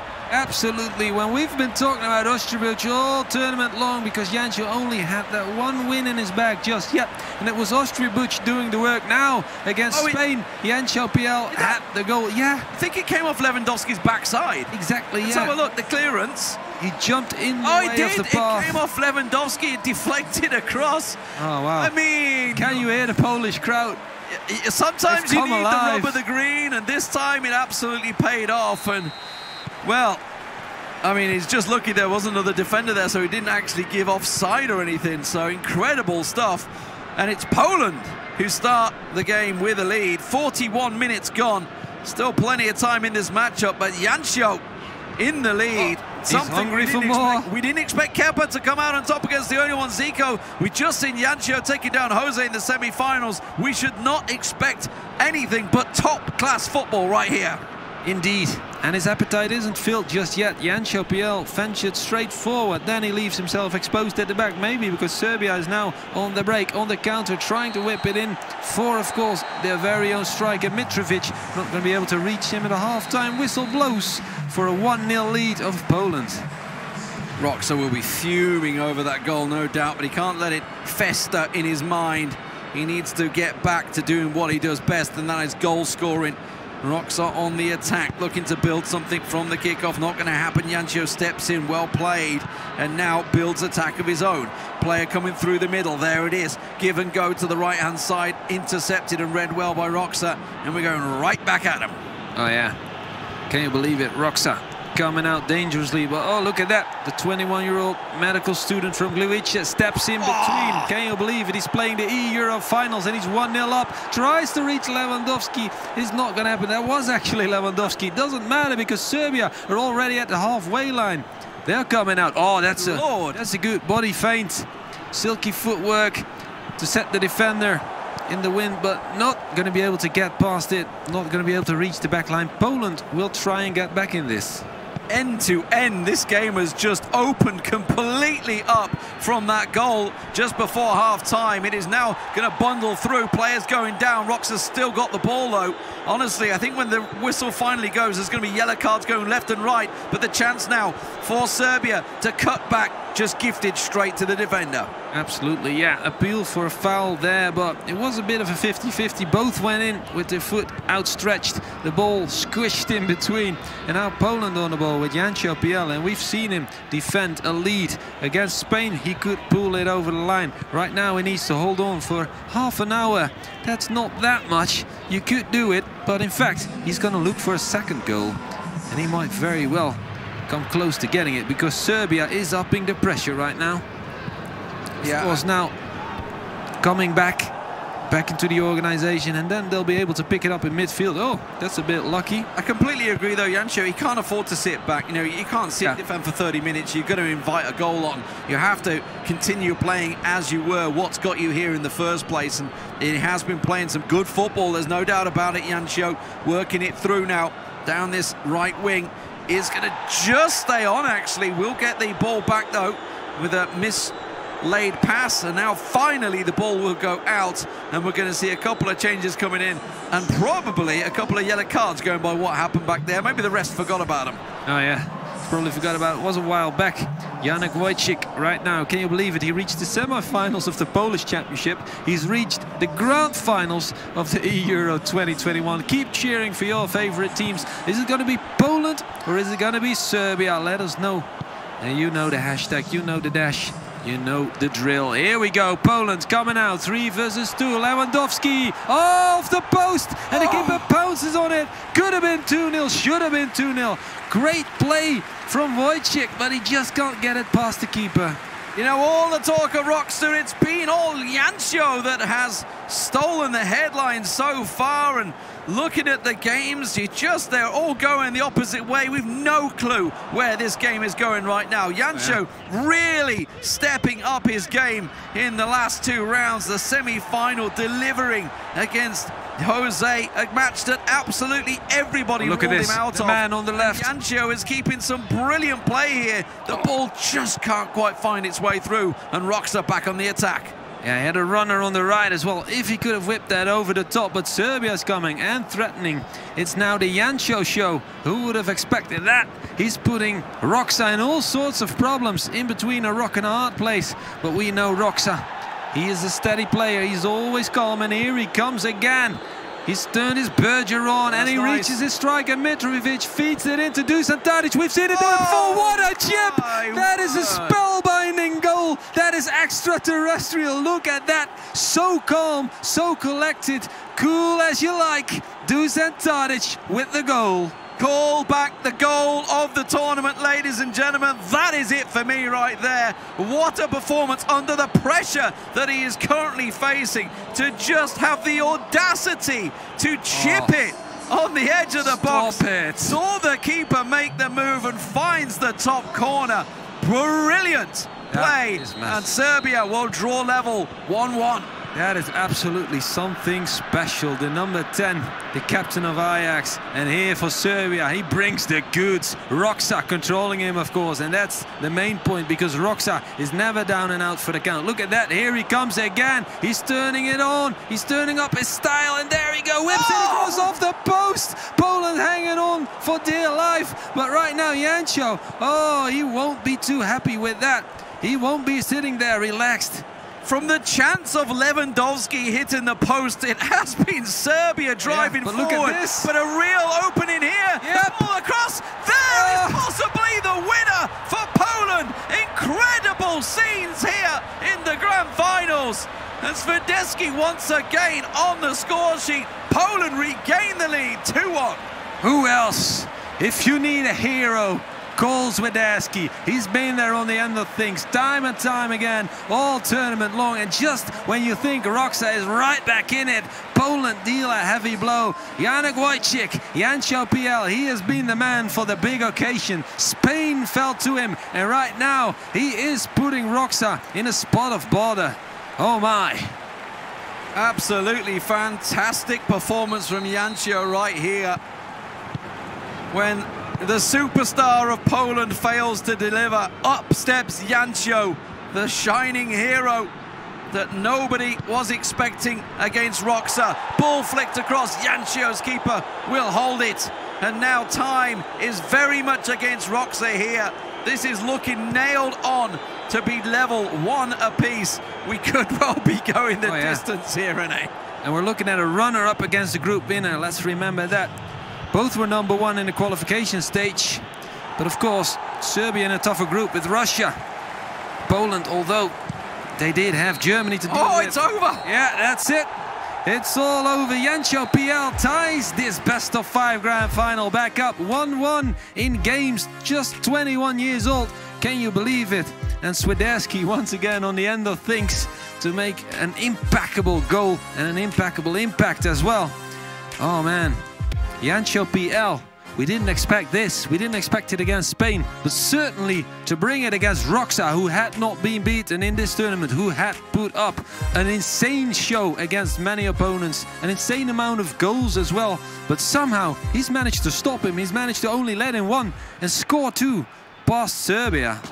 And as you just pointed out, this is the man that just beat Lotfi and Uzmekabeel in the semi-finals. He beat them both. But he has just been beaten by Jancho, who now has both Jose and Roxa beaten within the space of an hour. Within the space of an hour, he has gone and beaten 2 amazing players. What a performance for Poland here. And that puts them right back in it. And it's only going to get better, ladies and gentlemen, because next up is Roxa versus the only one, Zico. The 2 considered top players. I'm going to start reconsidering that because Jancho's been delivering so well recently. Oh yeah, the young man who doesn't even play eFootball Pro, let's not forget, he is with Wolfpass Esports team. I mean, he got very lucky. He's making a case for himself. He got very lucky with his goal. I will give you that. He got very lucky. The keeper clearance, it bounced off Lewandowski. It fell very kindly. But let's take nothing away from that second goal. It's fantastic. He hits the post here, and then it went straight up the other end for Kepa. That could have been a goal as well, by the way. Yeah, then at the other end is Roxa. I wondered how he kept so calm here, because with only 10 minutes left to go, finds Tadic here in a pocket of space, and then that. Oh, that is stylish. That is a great goal. That is a great goal for Roxa. But that was not the end of the fairy tale, because we know and we all saw, if you just joined us, where the hell have you been? Oh yeah. We have an epic final on our hands here in the Euro 2021. Poland versus Serbia, knocking out huge opposition in both France and Spain in the semi-finals. And they are delivering here on the world stage. Look at that, Poland's coming out. The one-touch control from Tadic was beautiful, but this is sweet as well. Swiderski receives it in perfect position to pull the trigger. And of course, once again, he is the man. This number 11 has been rock solid for Poland. Anytime you put him in a danger zone, he will put it in the back of the net. Oh my days. Jancho PL with a performance for the ages on the grandest of stages. Euro 2021 heating up right now, ladies and gentlemen. Keep on cheering. Is it Poland? Is it Serbia? Who's got your vote while we are looking at the FedEx statistics? Absolutely dead level between them, really, in terms of shots. Percentage is pretty close, and you can see the passing very much in Jancho's favour. You know, he did fantastic. Didn't get a single corner in the game either, and we know he's strong in those. Oh, yeah. Amazing football, no doubt about it. You know, taking down Roxa, that is huge, and that could really set things rolling now. Oh, yeah. Obviously, you know, for the only one, Zico, he's probably down on himself after losing to Kepa. He's probably thinking, oh my God, this is a real problem. His teammate steps up, and now he's thinking, right, okay, Roxa is rocked. Let's get a win. Let's take it 2-1. Roxa is shaken to his core by this result. Will he be able to step up against Ostrobuch? I remember 2 years ago in Liverpool. No, it was Porto, the second European regionals, where Ostrobuch announced himself on the large stage, on the international PES stage. And boy, that was something special. I know when I'm watching something special. And if Jancho PL keeps this up in this grand final, then we're seeing a special talent appear once again. Although he is already 21 years old, still he has a lifetime of esports ahead of him, at least a decade. If he can keep this up, if this is not just a one-off, he's here to stay. I hope you guys at home supporting your nation. Serbia doing a fantastic job, but it's Poland that draw level. And indeed, it is high-level football, no doubt about it. End-to-end stuff, as we will be getting Roxa and Ostrobuch on your screens in just a few moments. Polska! I'm probably saying it completely wrong. We have a huge Polish production crew here. They all said it right. Currently very, very happy. Yeah. Very happy that we are in the final. And they were very happy that Spain lost in the semi-final. Oh, yeah. Alex, poor Alex, has had to face a bit of abuse backstage, but he's all right. He's all right. It's all fun and games, isn't it? Fun and games, indeed. A little bit of a rivalry. Of course, when Holland went out, I was a bit sad. When Portugal went out, Marta was a bit sad. Now it's Alex's turn to be a bit sad. And, well, let's hope our Polish friends will not be sad today. Although, of course, you have to feel for Kepa and Roxa. They've come so far. Last year, they were in the grand final as well. They got so close, but Italy managed to beat them. This year, can they repeat that feat, but can they do it just a bit better? Absolutely. Finalists. Nobody wants to be a runner-up in a final, that's for sure. Once you reach that final, you absolutely must be a winner. Oh, yeah. It's win or nothing. Back-to-back vice champion has not that same ring to it as a European champion. Exactly. You don't, you know, Özmekabil is 3 times world champion. You don't say 3 times runner-up. That never really quite gets in there. Or vice champion, as you say. It just doesn't have the same feel. There's no impact that it carries through. And, you know, consolation to both these nations won't be enough. They want to win right now, right here. Serbia took themselves the first game, but it's Poland that struck back in game number 2. Roxa falls, and now we will be moving on to the third matchup. It will be the only one Zico, aka Ostrobuch, for Poland up against Roxa for Serbia. Lewandowski was the first time Marta heard of that joke. Apparently. Lewandowski, yeah, Pixter, good to see you. Let yourself be heard. Sand Kingo says it's a fun game. Yes, more than that. And here comes another fun game, because it's Ostrobuch against Roxa. They are putting in the controls. They are setting up their teams right now for that third match. Score now tied at 1-1. What are your expectations, Lee? Who is going to be the star man to put his team in a good position to take it all today? I mean, this is a very interesting one, because both of these players have lost their first games. Yeah. So, you know, it's now or never, right, to step up, because you're looking at the next legs. This potentially is also the 5th matchup. If we were to get there, if we were to go the distance, this will be the 5th matchup as well. They will face each other once again. The 4th game, which we now will absolutely need, will of course be Kepa. It's going to happen. Yeah, absolutely. This is Jancho, yeah. This is Jancho, so absolutely will happen no matter what happens in this matchup. This one, I expect to see a very interesting spectacle. Both very attacking players. I would say Roxa are certainly more direct than the Only One Zico, and the Only One Zico tends to be very controlled about his approach. Oh yeah, for sure. But Kepa managed to annihilate him. Well, nullify him, that's the right word. Not annihilate him, it was close. It was a 1-0, it's not It was not the monster performance that like Roxa put on, the 9-1 against Greece. Let's not talk about that too much for our Greece boys. If they're still watching, let yourself be heard. Guys, the Moncav and Teodorito, you have put up a valiant performance as well. All of the teams out here doing spectacular work, but right now it's Serbia hoping to do spectacular work on that left flank. Absolutely. Everybody will be happy if they go out to the winner. There's no doubt about it. That's sort of the best way to do it. It's like, well, you know, they won the tournament, so what could we do? The Only One Zico, though, on the attack here. And it will be more of a possession build-up for the Only One Zico, aka Osterbusch. It's what he prefers, and that's fallen kindly for him. May get lucky with the rebound, not happening. Appeals for penalties as well from the players, but Roxa will be all about this. The direct style, straight through your defences, cut you apart. They may well continue this way. On the left wing, looking to try and play it in. Finds his man, there's the runner, the flick, the goal! That's the start that Roxa was looking for. Spectacular effort outside of the right foot. Luka Jovic in a difficult position as well. He needed to get it on his good right foot somehow. It came from the left, tight angle as well. Keep it there to try and deal with it. But Jovic, so sharp as a knife. And that's all down to Roxa's perfect, pixel perfect passing. Look at that. And then, puts it in the short corner. Keeper on the floor, couldn't help it. Sprawled on the floor.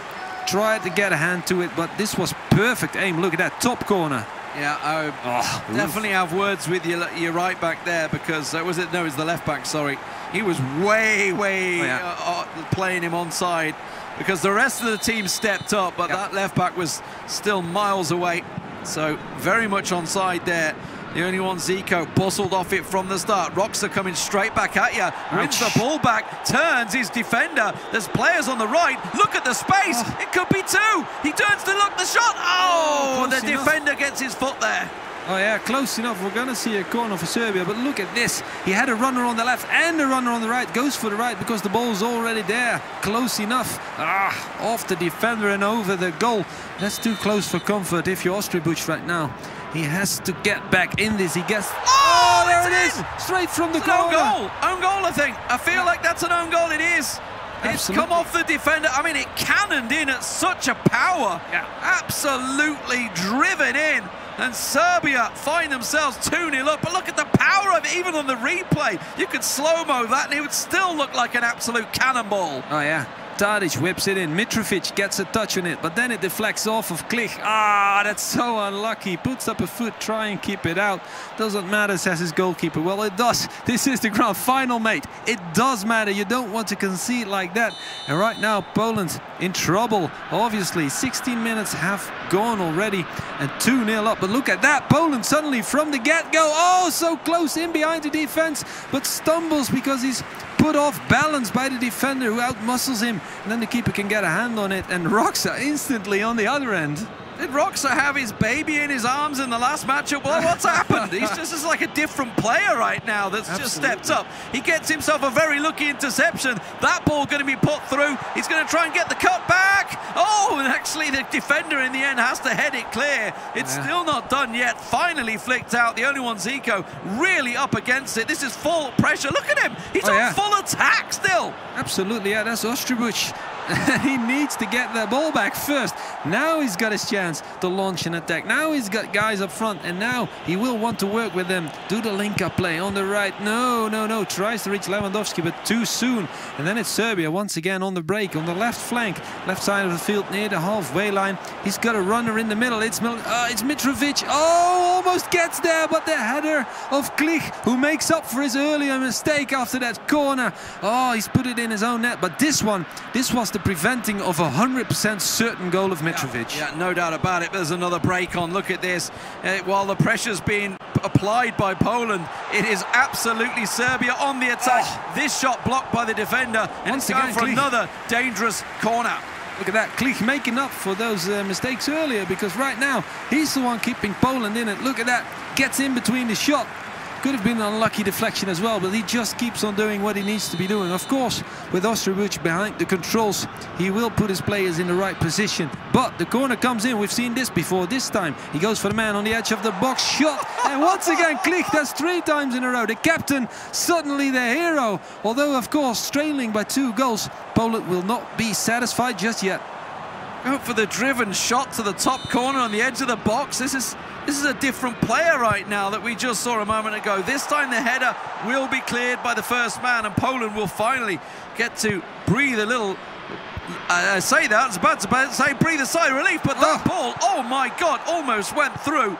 And finally Poland get a hold of it. Close enough. Ostribuch right now finally has his breath calmed down once again, because there is space to work with. There's no need to urgently find his strikers.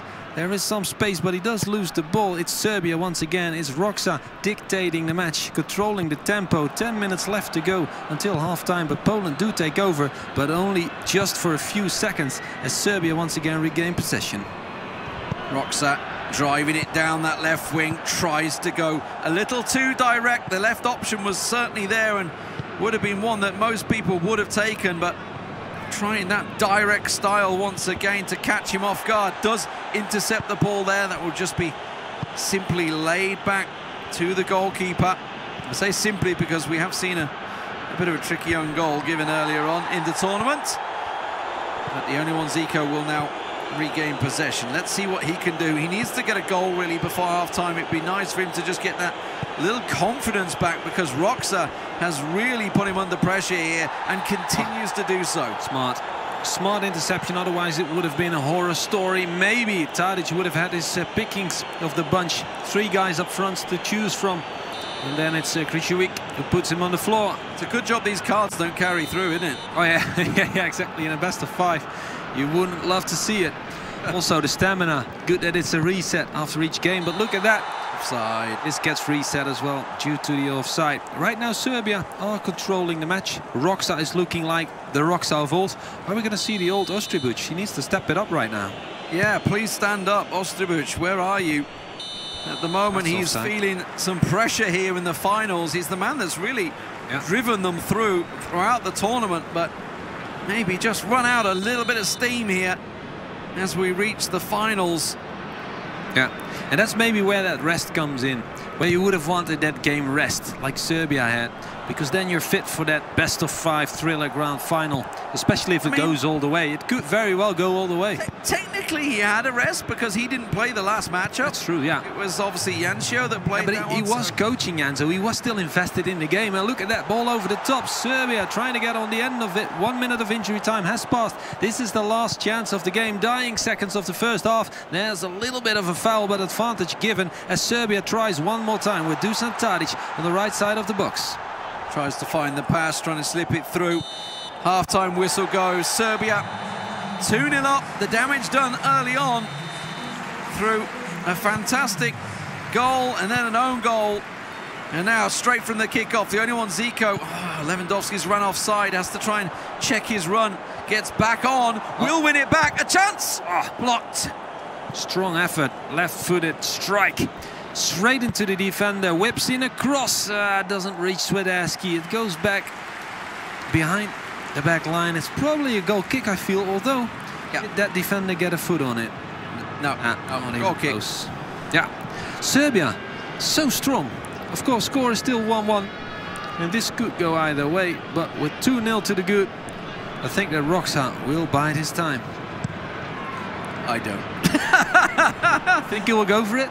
I mean, he didn't really bide his time against Uzbekistan, did he? Oh, that's true. I'd be very surprised if he's doing it now, just change his style of play.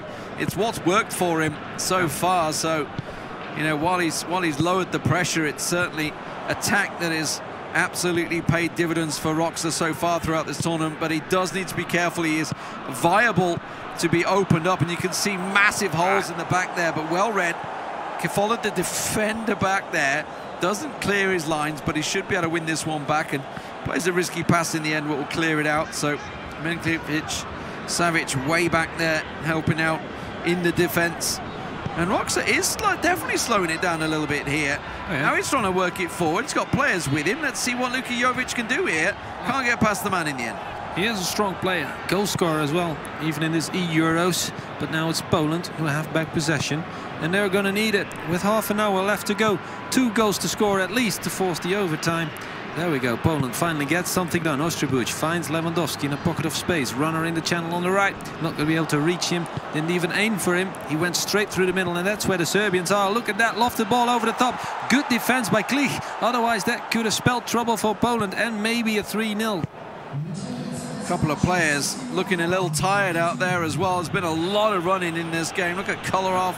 I was just looking at Milinkovic-Savic. He's certainly a little bit tired out there. Nastasic coming through, bulldozering his way in there and claiming that ball. Slalic is also looking a little down. Tadic, everybody on the Serbian team, they've been run ragged, and why not? They've got a real chance here for 3. Tries the chip once again, but this time the keeper's having none of it. Punches it out there. Chesney says no. Last time he tried a chip was with Dusan Tadic, who went flying in after the one-touch control. Perfect, but then again, Jančo Piel did put that 2-1 behind him straight after that. Let's see if Poland can keep this off. It's Serbia in the corner. It's a tough corner for Poland to deal with, because there's plenty of space for the Serbians to wreak havoc, and here it comes, the twist, the turn. Defender steps in between, and rightfully so, otherwise this could have all been over. With 3-0 and 20 minutes left to spare, you're thinking that Serbia would have it in the bag. Right now, however, all still left to play for. Poland chasing ghosts. Serbia in the box, trying to get space for the cross, but walks it in behind, and that's just not good enough. Poland will have the ball. Shrugged off it. Time's running out though. 20 minutes remaining in this matchup. The only one, Zico, chasing 2 goals. And to lose his second match here, lost to Kepa 1-0 in his first matchup. If he was to lose this one, will definitely be down on himself, no doubt about it, after such a magnificent tournament that he's had. Oh, yeah. Ball slightly gifted to them, but Roxa once again on the attack. He's not one to sit back. He's not one to invite the pressure. He wants to keep attacking and keep that ball in his opponent's half. Absolutely, Serbia still coming out strong. Like you said, he's not going to hang back. Here it comes. Good link-up play, waiting for the runner. But Poland defends strong. Ostribuch has the ball. The young Manchester United player. Does he have what it takes? Without his captain, Neo Cams, and Elrich O'Neill, without the experienced lads beside him, he needs to do it all by himself. Although Jančo Piel is there to coach him, of course, he has an extra set of eyes on that screen, locked in, telling him what's happening, telling him to be aware of the timer, because we're in minute 78 and it's about to expire. Poland coming in with many runners, trying to reach them, and it will connect. There we go, Swiderski trying to struggle in behind the defense, but it's not going to happen. And look at that ball over the top from Serbia. Oh, wow. Fantastic ball. Runs it down. 10 minutes to go here, but may even get a goal-scoring chance, and he does! It's 3-0. This game is done, ladies and gentlemen. It will be surely Roxa taking himself a win here and making it 2-1 for Serbia. Brilliantly converted, and the man does not know what defense means. It is all about attack for Roxa. Oh, yeah. I think he plays with Torino a lot, the AS Roma man, because he lost at Andrea Bellotti celebration, doesn't he? Look at that, whips in the cross, perfectly weighted pass for Mitrovic to get his head against. And now Poland chasing by 3. Surely that's not going to happen in 10 minutes and a bit of injury time. We've seen a couple of fouls, I think 1 or 2 minutes of injury time for Ostribuch. Surely that's not enough. He's going to try anyway, of course. Never give up. That's his slogan. And he will try and do something special. But he needs magic. He needs wizardry right now. I'm not sure that he has it. Not against Roxa, surely. No, needs magic. Doesn't really have the time. Unless he's got a machine that can wind back and figure out where and when he went wrong. Which does mean it's going to be going down to Jančo to keep Poland within this tournament. He's going to be up against Kepa in the next leg. It could be the final leg, we will find out, because Roxa has been magnificent here. But you wouldn't put it past him, right? Jančo Piel, he's on red hot fire right now. He's a flaming volcano, and he's about to erupt, hopefully for Poland, because I don't see it happening here anymore. Maybe that one goal to console Ostribuch. That's a corner. Yeah, that's a corner indeed. He will have to whip it in quickly. Try and get on the end of it. Near the first post. Does get the rebound. There he is with Krzysztof. Brings it back in. Shot from Jersiak. Close enough. But then loses the ball, and Serbia will play this match and will win it 3-0. Yeah, it's been a great performance from Roxa. The only one Zico has definitely tried and put the pressure on, and he may well be able to steal a goal just at the end here if he can lay it back. There's the tap in, so he does get a consolation, and that will be all it will be. But it won't help him out here with the scoreline as is. Serbia will be taking themselves this win. We just have pretty much the final whistle left of this matchup. Exactly. Once the goal scorers get back in position. I just put my pen to paper in thinking about writing down 3-0. In the end, it's 3-1. It's once again Swiderski on the end of it, but this one will go down in the books as a goal for naught, so to speak. Ostribuc does get that goal. Well, commiserations to him. He kept on trying, kept on pugging, but it's now out of his hands. He's not the one dictating the rest of this game unless Jancho PL will be able to put him into that fifth all-decisive match for this grand final. Look at him, Roxa, with the flag of his nation behind him. That is the dream for many gamers. Only few can do it. Roxa and Kepa today are doing it. And will Jancho PL be able to fight back? We're about to find out. We'll have a small break and then we'll be back with you to break down these three matches.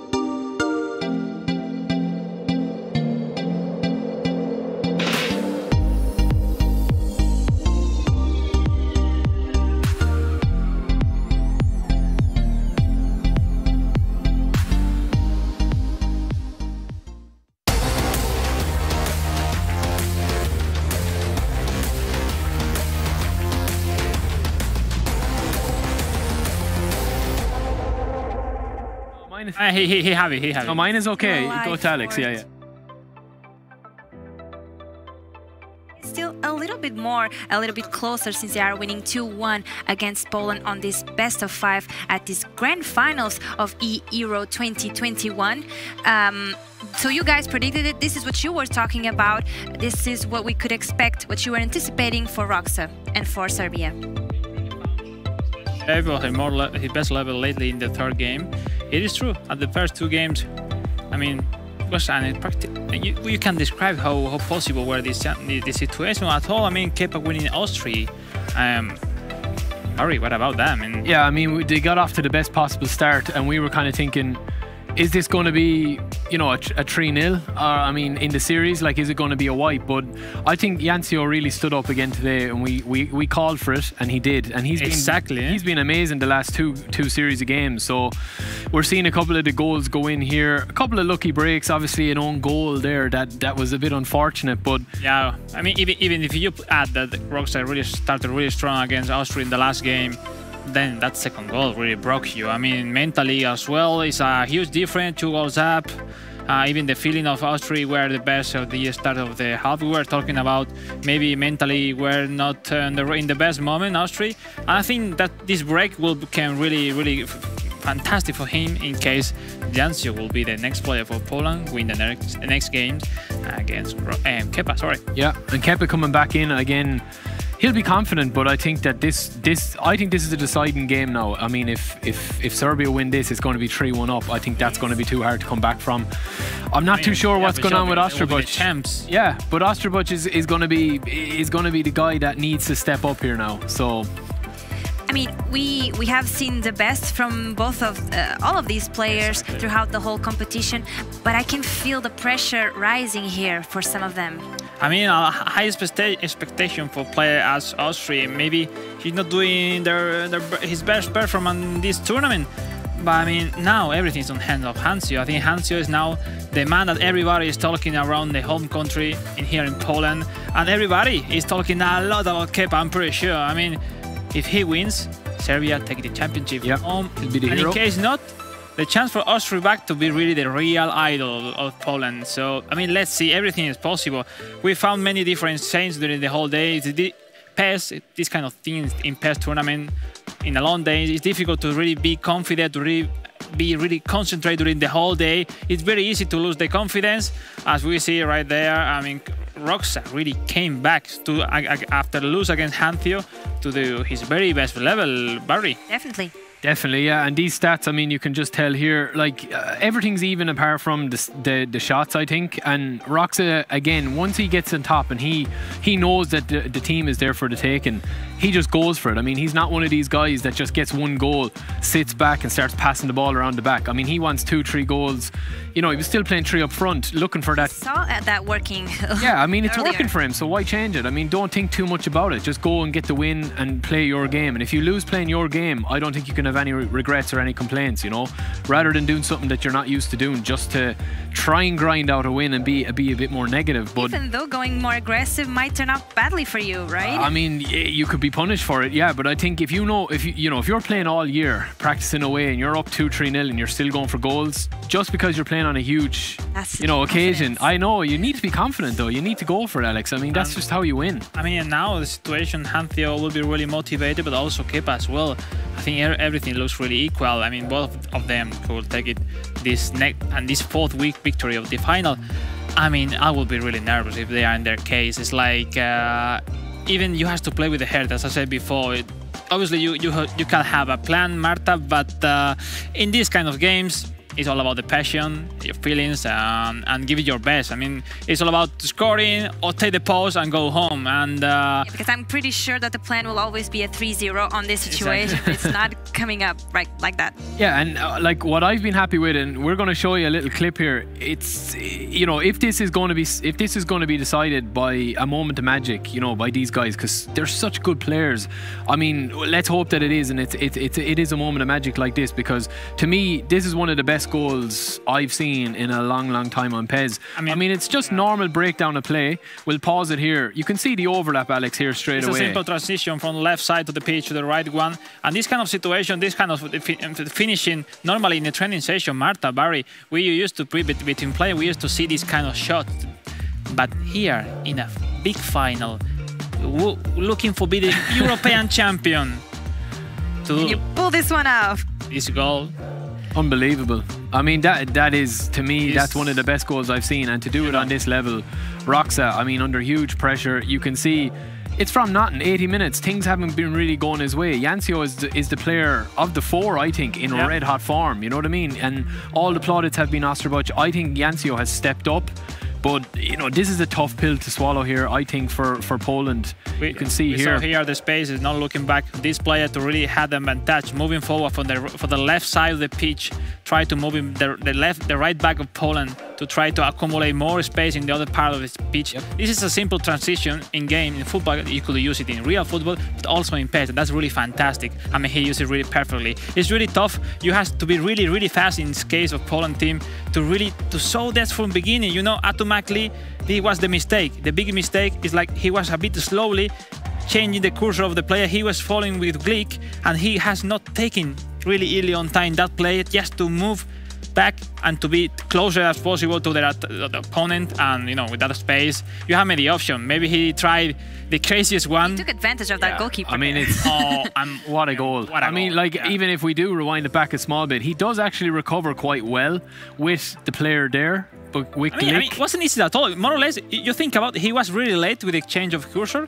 and more or less at the end, he was practically in the line of the shot. It's just an unbelievable moment of magic, really, from one of the best players we've seen in the tournament. So hopefully it is a moment of magic like that does separate these two teams.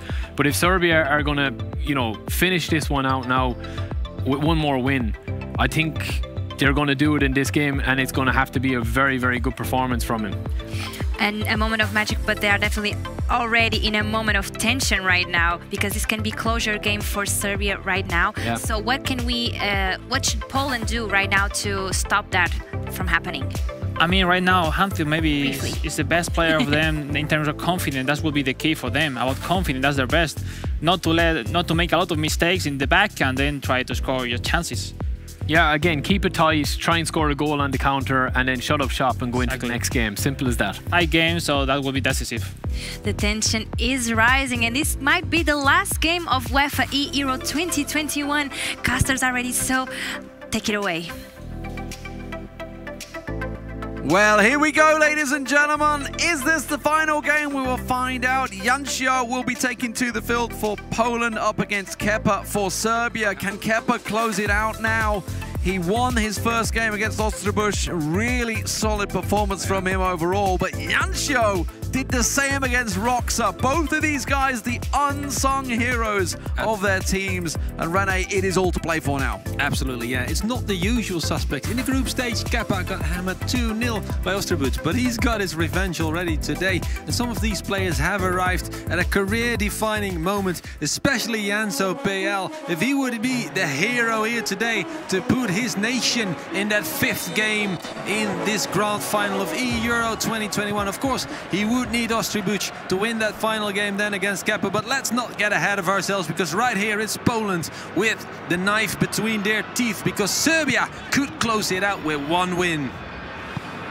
Jancio with an absolute majestic performance against Roxa, completely closed him down. You saw what Roxa can do. We saw him just with that 3-0 performance, and we've seen it throughout the tournament.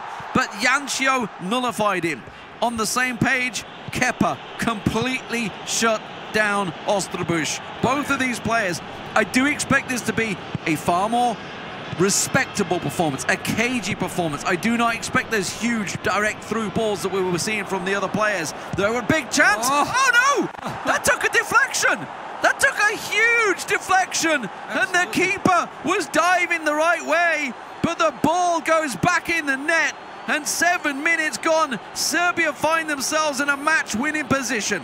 Absolutely, deflections coming in left and right during this grand final. Remember the corner where, of course, Klich went the wrong way, and then it's Mitrovic this time once again on the end of things, deflection. But Serbia will not care how the goals come, even if they're as beautiful as the one that Dusan Tadic made, as long as they grab the points, as long as they win the matches. Because let's remember that beautiful goal came in a match they lost, and now they're scoring a less beautiful goal. Although off the backside, it's Klich again. The passing is good. Again. It's straight off his backside. Oh, he puts his leg out again. He always tries to step in between everything, as sometimes that will backfire on you. That is the case right now, but Serbia won't mind. It was a good offensive move, and it did deserve a goal, to be fair, but keeper might have had a hand on it if it did indeed went towards that long corner. Oh, quick interception from Kepa could set things running here. A quick second goal would absolutely be devastating. A chance, a shot, and it will go for a corner. A real big effort there. Szczesny once again pulled into action. Absolutely close enough. Look at that shot straight towards the top corner. A good give and go, and it's once again Dusan Tadic on the end of things, slapped wide by Szczesny, but they are going to concede a corner kick. It's once again Serbia threatening. It's Kepa right now, Stevan Slavkovic, threatening to put this young man, just 21 years old, Janšo Piel, with the hopes of a nation on his shoulders. Can he withstand the test? Can he withstand the pressure? Well, not right now maybe, because Serbia is coming in dangerously. Janšo will clear his lines and have to bring this one out very slowly. All his players were back there, so he's got to buy time for them to get back in position. Sends it down the left wing. Player in the middle, if he could get the cross in fast, and that's what he's going for. He's got to challenge the keeper. But no, Rekovic is going to be holding on. And Serbia will retain their lead. 15 minutes gone. And let's not forget, if Serbia were to take victory in this matchup, it would be it. Serbia will take the UEFA Euro 2021 title just a step further than they could reach last year in the semi-finals. For Poland, it would be heartbreak. Absolutely. Oh, and there we go. We've got a second goal for Serbia. Just under 20 minutes have gone. And right now, Poland are staring into the abyss. Janšo Piel will have to dig his country out of a ditch once again. And it's 2-0 down already, but a lot of time left to go. That's the silver lining, I guess. But look at this goal. Well worked once again. This is the Kepa that we saw in 2020. This was the Kepa that carried Serbia to that semi-finals. And we were talking about where he's been. Well, today he has delivered. He put up a magnificent performance against France earlier on. He delivered the first winning game and now continues to drive Serbia home to a potential 3-1 victory. Absolutely wreaking havoc. Kepa, his teammates Asfanim and Roxa from AS Roma will be watching, but Poland whip in a cross, dealt with by Kepa, but only as far as the edge of the penalty box. Do get away with it, and in fact there is a lot of space to abuse, waiting for the runners in midfield to combine, to link up with. But now there's a lot of ground to cover and not many options to choose from, but there's the man in the middle, well spotted. Kepa with Serbia coming out dangerously. Poland step in between. Janšo Piel, will he once again be the savior? He has a lot of work to do, but we know that he can do it. Janez Wojcik trying to launch an attack. Here he comes. That's dangerous, but not dangerous enough, as Serbia is really stellar in defense so far. Let's not forget, Kepa didn't let any goals in against the Union Zico either. So we know he's strong in defence. He can shut down that game if he needs to. But it is Kepa that's the driving force right now. Every attack he has is looking dangerous, and that's a real problem for Janšo, who needs to start chasing this game. A goal before half-time would be a massive confidence builder, there's no doubt about it, and it has looked a little lackluster at the moment. Sort of situations cut out, a chance through, potential offside there, but it didn't matter because Kepa's defenders met it halfway. Absolutely. He's done it before and he's doing it again, but this time at the grandest of stages. Kepa Slavkovic, he was a top 4 Euro regional semi-finalist in Best League in 2019, twice a world finalist as well. He went to the Emirates Stadium in London, and of course in the co-op, in the 3v3 at Best League, he also managed a Euro regionals, but this time he's made it to the grand final of the Euro 2021. the grandest of honors to represent your country, and he's doing it very, very well so far in this grand finals. He has been the driving force, although of course you can't forget that Roxa, his teammate, will be giving him that confidence because he knows that Roxa can always dig him out of the trenches if needed. You say that, lost his first game, don't forget, against this man right here, Yancho, pouring a great performance there, and he's going to have to pull and dig deep right now in this matchup. 2 goals down, a real chance at a counter here for Kepa, but it was well read by Yancho, who's looking to build forward. He's got a lot of players forward at the moment, Yancho, so this should be a real chance for him. Looking to find the pass out wide. Needs to go a little wider perhaps here because he's very compact in the middle of the park. Looking to get that spread that we saw coming through, driven into the defender. That will go for a throw. Absolutely. Yancho PL, let's not forget in the group stages, he was the one that produced the golden goal against Rade Pavicevic, the man from Montenegro, who was testing him. He was testing him to his limits, in fact. Serbia threatening once again. Poland not having none of it. And there, throw the ball over the midway line. They will be able to produce one more offensive move if they play it well. Swiderski on the right side, usually on the end of things. This time, he's going to have to link up with his midfielder. Doesn't get the ball towards Lewandowski. Gets cleared. 2-0 at halftime with 2 great goals from Mitrovic within 20 minutes. It's a player we barely mentioned, isn't it, in the first 45. Lewandowski really yet to get a touch. It's been Mitrovic who's been the superstar so far for Serbia. And a 2-goal lead in the first half will certainly help out. And Kepa, unlike Roxa, will certainly play this one tactically. No reason to go all for the jugular, but this is a chance. It's opened up. The shot. Oh, he goes for the pass instead. I felt there was a real opportunity to just drive it in, but instead went for that pass. The give and go would have been 100% chance of scoring. That's what these players sometimes look for. Absolutely tense moment for Poland, but holding on, of course. Yancho PL knows he needs to be strong, he needs to be solid, and he is looking for it. Just not lucky enough to reach his striker. I think it was Swiderski once again. And there he goes once again, trying to build, trying to probe. There's no space there. It's really hard to find, especially Lewandowski with those 4 guys in the middle. 2 centre-backs and 2 midfielders right in front of that defence. And look at that. I mean, the ref gave play on, but I'm not too sure what play on he saw there. There's players being pulled left and right, and finally Poland do get that free kick they were looking for. Let's see what they do with it. Driven in, the defender's there though, and it will get cleared up to the midfielder. And look at this, Kepa will certainly slow it down, draws in the players, so calm, buys the opponent time. It's exactly what he's looking for. Time. There's a real break. It's a massive chance. It's going to be surely Milinkovic-Savic. It will be 3 for Serbia, and that may well just be shattering the dreams of Poland. Absolutely, the young man of AS Roma does it again. Kepa produces at the moment it matters most. Sergej Milinkovic-Savic, what an effort. Onside by a mile. And of course, launched at exactly the right time. Once again, it's Klich in pursuit. He's not going to be able to get his foot in between this time. Chips it over the goalkeeper. Good effort. And Poland are trailing by 3 in a do-or-die match.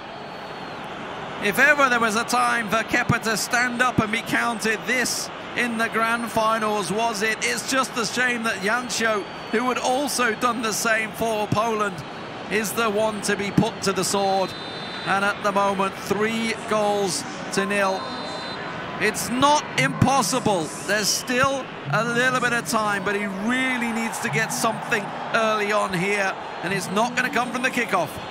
Absolutely, it's all on the line right here, right now. No buts, no what ifs, no take backsies, and no safety net. Poland need to win. Oh, just wide of the target.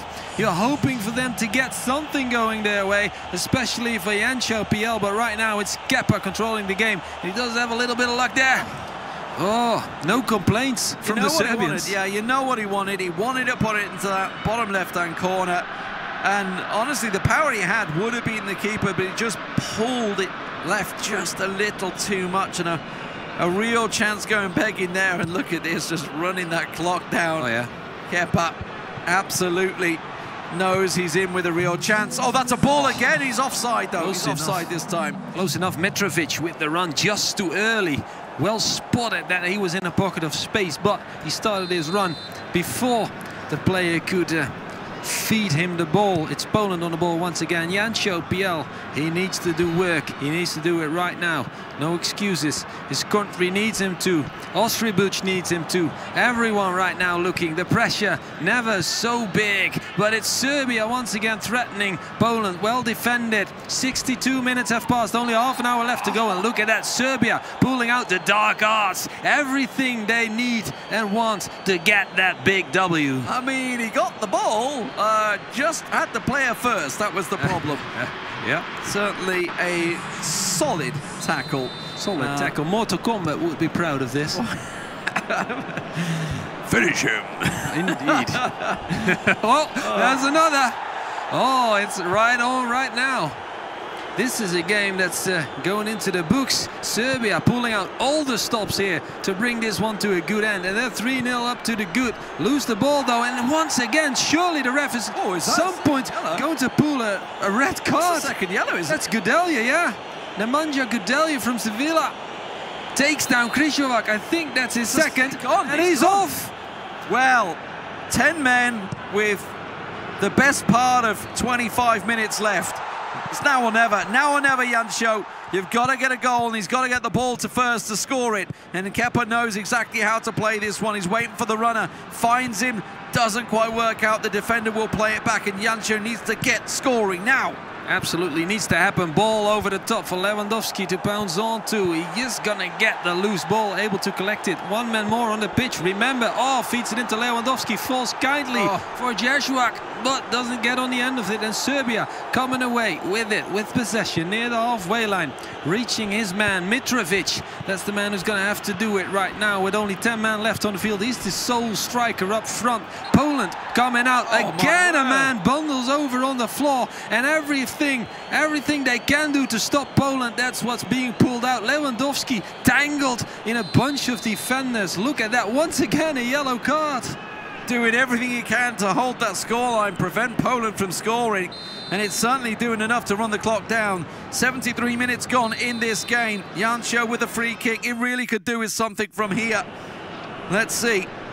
Gonna line it up. Where's he going? Playing it short, going direct. Oh, it's straight into the hands of a very confident Rakovic.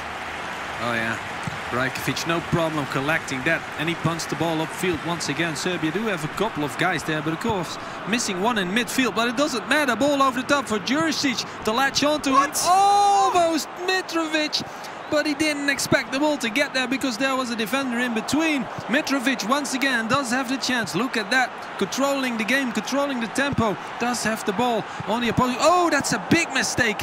Maybe. Yes, indeed, Poland have the ball. He doesn't really have the time though, does he?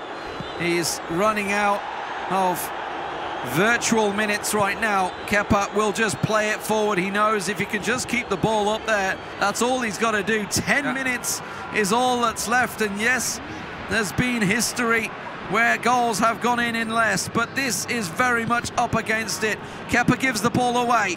Jancho through the middle, finds a 1-2. Not going to happen. The defender's there. The ball is cleared.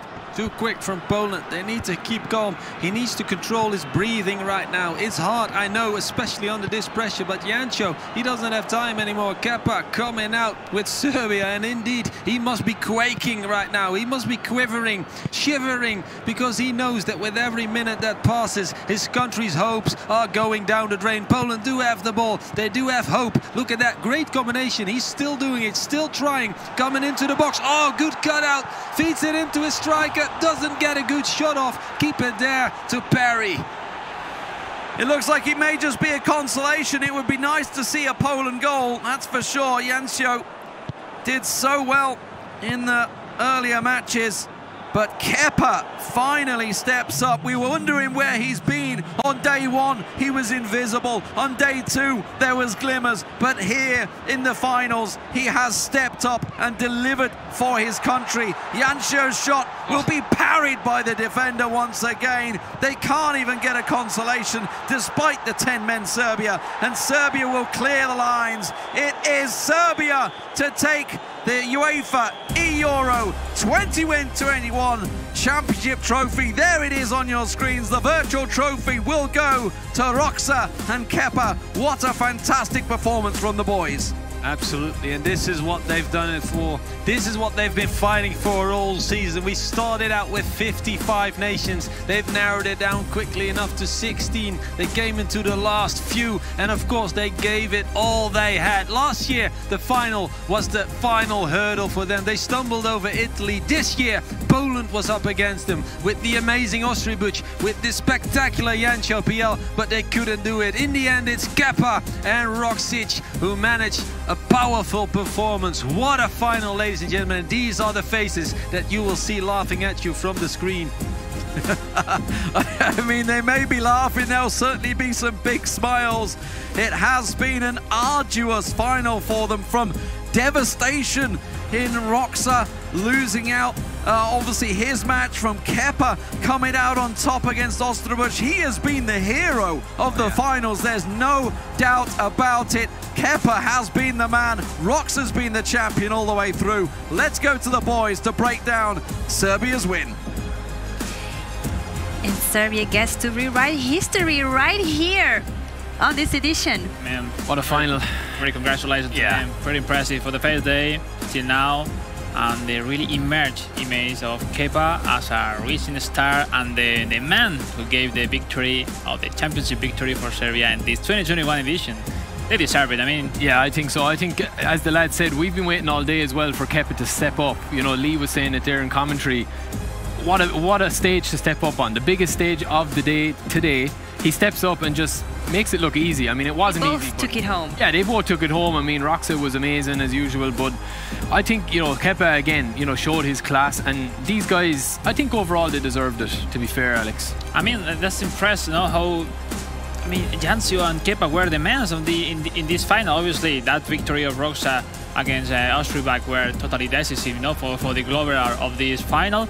But at the end, I mean, pretty happy to see him back, because, you know, as a pro player he is playing, you know, as for AS Roma, been struggling with the gameplay for these first 2 days. I mean, it has not to be easy to take, you know. And finally, in the final, in the right moment, when everyone needs you are there and giving an amazing performance with two victories right there. Yep. So that's fantastic. I'm really happy to see him. Yeah, and they were brilliant along all the 3 days from this competition. Definitely. Both teams, all the teams that were here today, and how proud they must be to be able to represent their countries and get it to the finals. Yeah, I mean, especially after last year, I mean, they would have felt like, can we go the next step? You know, do we have what it takes to go the next step? You never know, you know, from one year to another one, this is really tough to keep with the same level, and then being back in the final and even winning, that's massive for the whole country of Serbia.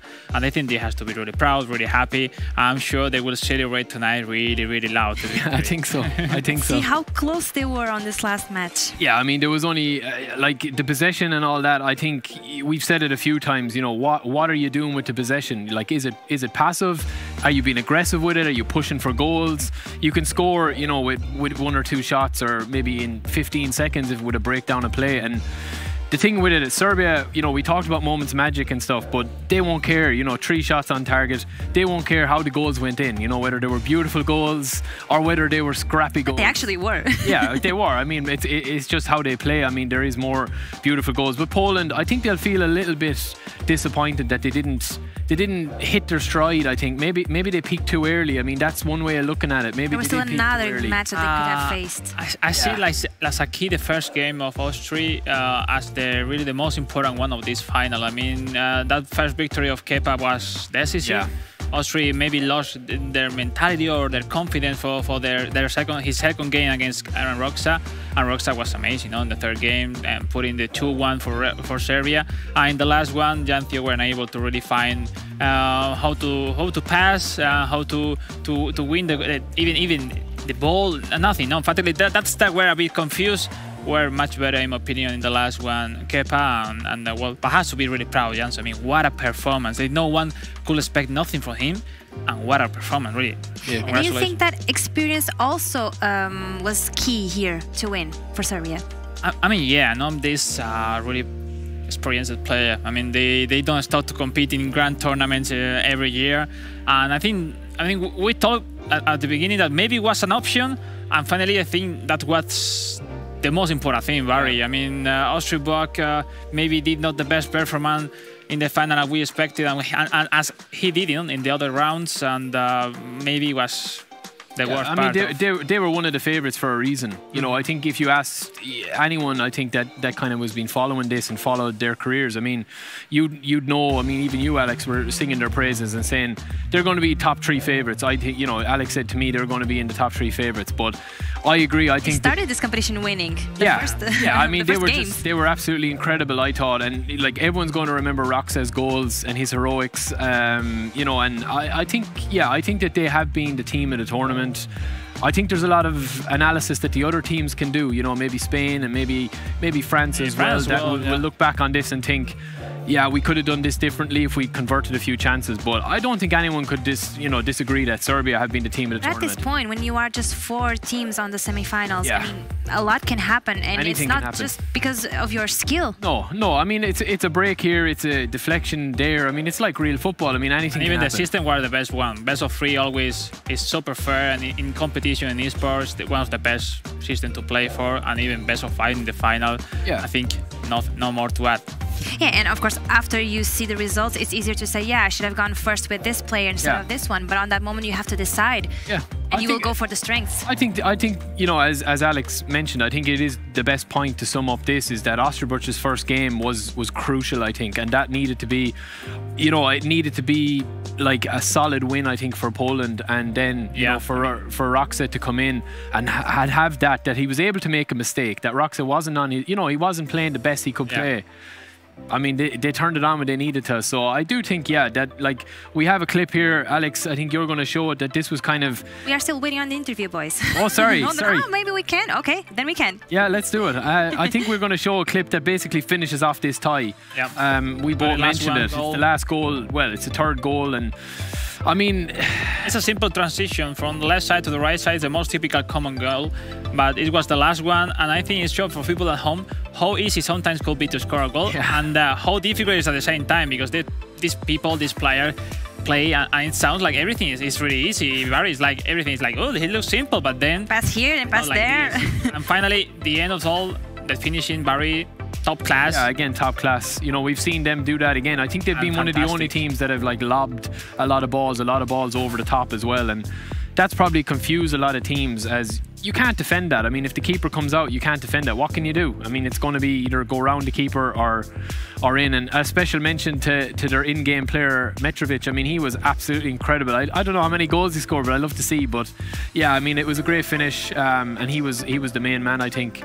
And it can be summed up, I think, they nullified Lewandowski as well. We said it inside. You have to take advantage of that as well. Have to, you not only of you, right? Yeah, exactly. And if you let me, if I can find something different between the performance of first Serbia and Poland, I think the positioning to the chain of emotion that could change the mind of Ostribok and Janthio for defeating Spain really surprisingly, really amazing in just 2 games, to pass to the final where they seem then like chances to be the champions. Mentally, I think that's were super bad for them. For players as Roxa and Kepa, they take it really normally. And that was the difference, no? Mentally, it was tough. I mean, I think even the players of Poland, they can't step from the beginning of the tournament having chances for the final. And maybe it was super big for their expectation. But even in case, I mean, they have to be super proud. We said many times, Ostribok is a future world champ. And Janthio really showed that maybe he has to have... being the runner-up is still an option in Football Pro or in a new esport club.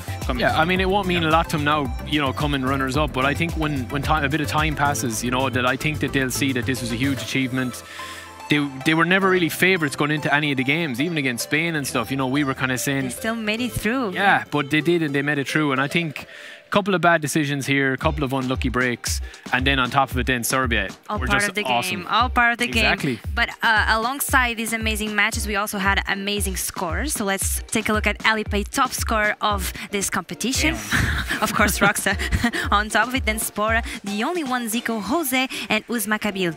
were you expecting the other ones? Because the first one, yeah, we've seen plenty of them today. Double goals. It's important to analyze not just the point of Roxa, it's like Sporas. I mean, they even were able to pass the group stage. 12 goals for him. That's really impressive. I mean, he did a journey on Friday, which, wow, what a performance for him.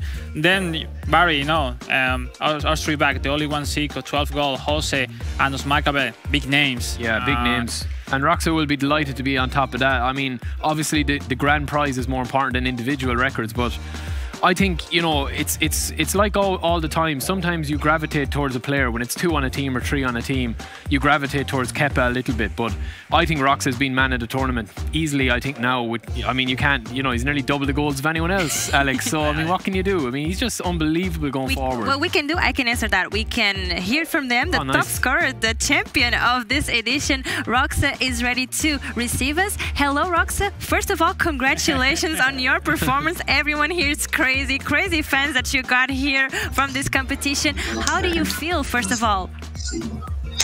We finally win first place. The feeling is really amazing because we always finish or second or third or fourth, but now we are the champions, so we don't know how to celebrate. Maybe Alex can tell me because he always does first. Well, we see that flag over there rooting, so that is a good one. Yeah, and be able to finally win, and while representing your country, that must be incredibly you must be incredibly proud of yourself and your whole team.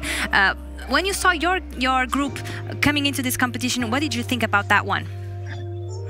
First, when we start, we say let's try to win the group and go to quarterfinals.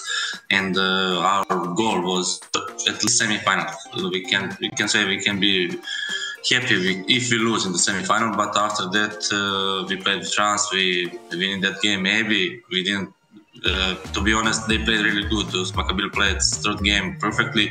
Yeah. He deserved that final, but I think we played really good all the tournament. Same like Poland, because nobody expect Poland in the final, to be honest. I didn't know they win the first game, but they played really good, and the feeling is really nice. To be first in Europa Championship is really amazing. So we don't know what to say. Go on, Alex, you want to ask me a question? I mean, that's Marco. Good to see you back, and good to see you playing like this. Huge congratulations. I know you for many time. I know how hard you were looking for a victory like this one, and how tough it was for you guys. I think everybody that is following you on social media were funny, were enjoying your post and your holidays. Your holidays, like yeah. You can describe us how it's for you. How did you prepare this tournament? Because for me, man, you really impressed me a lot, and I'm sure next year I will join you on holidays because I need the same as you. This same. For the same strategy next year. Yeah, I have my vacation. I will go tonight on vacation, so we need to be fast. But yeah, I prepare really. I training a lot. Alex say I was on the holiday a lot of time, but beast. Congratulations, both of you. I was on the holiday a few days and prepare for this tournament really, but. Of course, this is the tournament of the team, and Kepa he didn't maybe start very well, but final and semi-final he was good, and with him is everything possible. So exactly. I just have one last question: where will that trophy go? We want to know that. Oh yeah, I think we will go to Serbian nationality team because they give us everything, and I think we give them back something to they have. So. How thoughtful. Maybe he's going to holiday with him next time. I don't know, you never know. It's like this man, you never know. One hand. Let's go, Alex, in the holiday in August. So. I will, man. Thank you so much, Roxa and Kepa. Congratulations to both of you for this winning. You are champions of UEFA Euro 2021. So congratulations for both of you. Thanks a lot. Thank you so much. Bye. Let them celebrate now. It's time for. I mean, it's time for. Yeah, he deserves it. I mean, he's still. Maybe it hasn't hit him yet, but it's like he thinks he's another game to play. I mean, you know, I'd be jumping around the place, but that's why he probably is the champ, and I'm, you know, not. So. I mean, they has to feel like in the sky. I mean, that feeling when you really want something huge at this Euro 21, and how tough they were for them, because we were talking about Roxa. He's scoring a lot of goals, but you don't know how easy is to lose a game in this video game, and even in this kind of tournament, and he were solid the whole tournament. That's super huge, and Maestri, congratulations. I love what he said there as well, because it is the truth. You know, Kepa a little bit down at the start, but he wasn't going to win this tournament by himself. You know, it's a two-man tournament, so Kepa pulled it out of the bag when he needed to and really stepped up. And I mean, I don't know, you're going to go on holidays to celebrate this with him, Alex, but he seemed. I will have a good chat with him. Alex before each competition. Yeah, before the cup, you know, before the next competition, maybe, man. You'll have to go and, you know, get some tips. You know, I need something new, so maybe it will be with him, yeah. Maybe try that, right? We've seen a lot of good plays throughout this whole competition, and for today, let's take a look at Hisense Skill Showcase.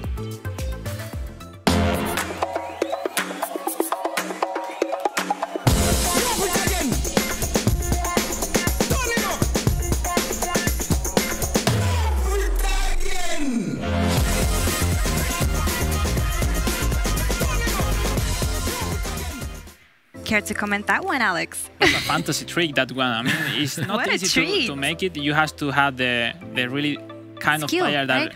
the top class players. Even you have to have the kind of player with that card to make these kind of tricks. It's not easy. It's with the R3 button and then selecting the side where you want to go in afterwards. So But when you do, you have to show off. Yeah, right? of course. I mean, when you're up 2 or 3-0, you can start to pull out those moves. Hopefully, we have no controller right here, you know? That you'd have to show us. I would like it to. Yeah, for sure. So this one was a great skill for us to see in this competition. And now we are ready to see Gazprom Goal of the Day. Walk us through it, please, Alex. I mean, you know, I think we were discussing about which one, because we were in between a few ones. We will see here what an anticipation, what a cut of the ball, then the long ball, and this is because it is something different than the rest of the player. The rest of the player used to play with the same meta, and this one that used Roxa is really impressive. Yeah, long balls. He used to be like a best in the header, Barry. Yeah, it's just like, again, it's probably a simple goal. People watching will say, yeah, it's simple. You know what I mean? It's a simple enough goal, but it's from from defending to attacking. You know, lovely long ball, little cushion header into the path, and its defenders are all over the place. It's like we could say is a bit against the meta of this PES 2021. Yeah, I would say so. For me, it's really important to say, because you know, don't forget that it's a simulator of football, but it's a video game, and always there is a few forms which are the best to use for a score, and this one for sure is not one of them. It was one of the 23rd, right? Yeah. Of the goals for him. That game, exactly. Roxa scored 9 goals, and wow, what a game he did on that time. And now for Gazprom Goal of the Tournament, Barry, walk us through this one. I want to see that one going.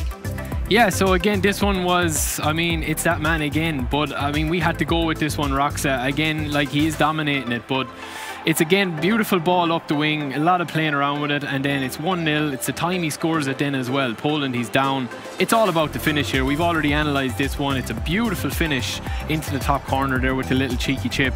And at 1-0, you're thinking, yeah, it's not just about the finish, it's about when he scored it as well. And he was under serious pressure. And to pull this off and to have the actual audacity to do something like that is just top class. He's a cold man. It's like, he's cold, man. It's like, I have many chances, I will make a chip. You know, it's like, doesn't matter. It's like, let's go for it. And what a goal! What a goal! And amazing goal. As said, Barry, I mean, in this kind of phases, it's not easy to. You can try, but score them, nah. Yeah, but if he goes, it's a legend. So that stays for memory. He is and Roxa definitely left a brand, a mark here, not only for Serbia, but for himself. Top scorer of the tournament, goal of the day, goal of the tournament, a lot of goals going on. It is true that the goal of the day, I mean, opposite, this one it was today, the chip. There were many others from Mestre. We saw some tricks really impressive that we did not saw in other different players. Also, Jose used it. We also saw some goals from friends as well. Yep. In the end, we had to decide for one. The one we really saw it because it was different, and at the end, the chip one was the best. Yeah, I mean, everyone probably had their favorite goal, but like, exactly. I just thought when he scored that, when he needed to step up, and I think that turned the tournament for him as well, because it got him right back into the tie, and I think that gave him the confidence. You can see him there in the interview. He was like, it's no problem for me, you know. So I think that was a very cheeky one and a very good goal. And to remind everyone at home, we started off with 55 nations. Then only 16 teams came off into this competition, and only 4 came to the semifinals. And Serbia won this championship edition. If you could summarize this tournament, if you could tell me like the best moment for you for this whole 3 days, what would it be and why? I mean, the best moment, I really enjoyed the game in the tournament a lot. I mean, it was one of the best experiences being here with you guys. For the tournament, I have to say, I really enjoyed it a lot. It's not easy to be not there playing, and I really enjoyed it. Feeling super strange. And I think 2 points to keep notes. First game of the tournament, France against Poland. The last one, which was the final. And then, I mean, Poland knocked out Spain in semi-final were totally unexpected. I think these 3 key will be mine for this Euro 2021. Yeah, and I would probably have to say Greece's win when they got through in the tiebreaker with that golden, or that win that they had. I mean, just the sheer passion. In your heart forever. Yeah, I mean, I'll remember that forever. And then probably just on a personal level, Maxon's interview. I mean, you know, just raw honesty. Come on, bring on the next challenger. He didn't really care. And the Ukraine won against Italy. Or the Ukraine. Sorry, that's it. That was the interview that I was thinking of. But yeah, I mean, I thought it was a really good tournament. Lots of goals. You know, one of the favourites won it. A lot of surprises, twists and turns. I mean, it had it all. Best you could hope for storyline on this competition. Two great hosts. I think people at home really enjoyed the show as well, because with the illustration were really complete. Class, to analyze and to show exactly. Thank you, you two, for being here next to me, breaking it down for everyone back at home. A huge thanks to you, and from all of us, from me and from the all broadcasting team. Thank you for watching and supporting your teams. It was really important to get into that grand final, supporting against Serbia versus Poland. Serbia was the great winner of this competition, but let's see for the next one. Who knows what might happen? You have to stay in touch with WIFA's social media and PES social media to find out more news and tournaments upcoming. And for us, this is everything, so we'll see you around for our next competition. See you then.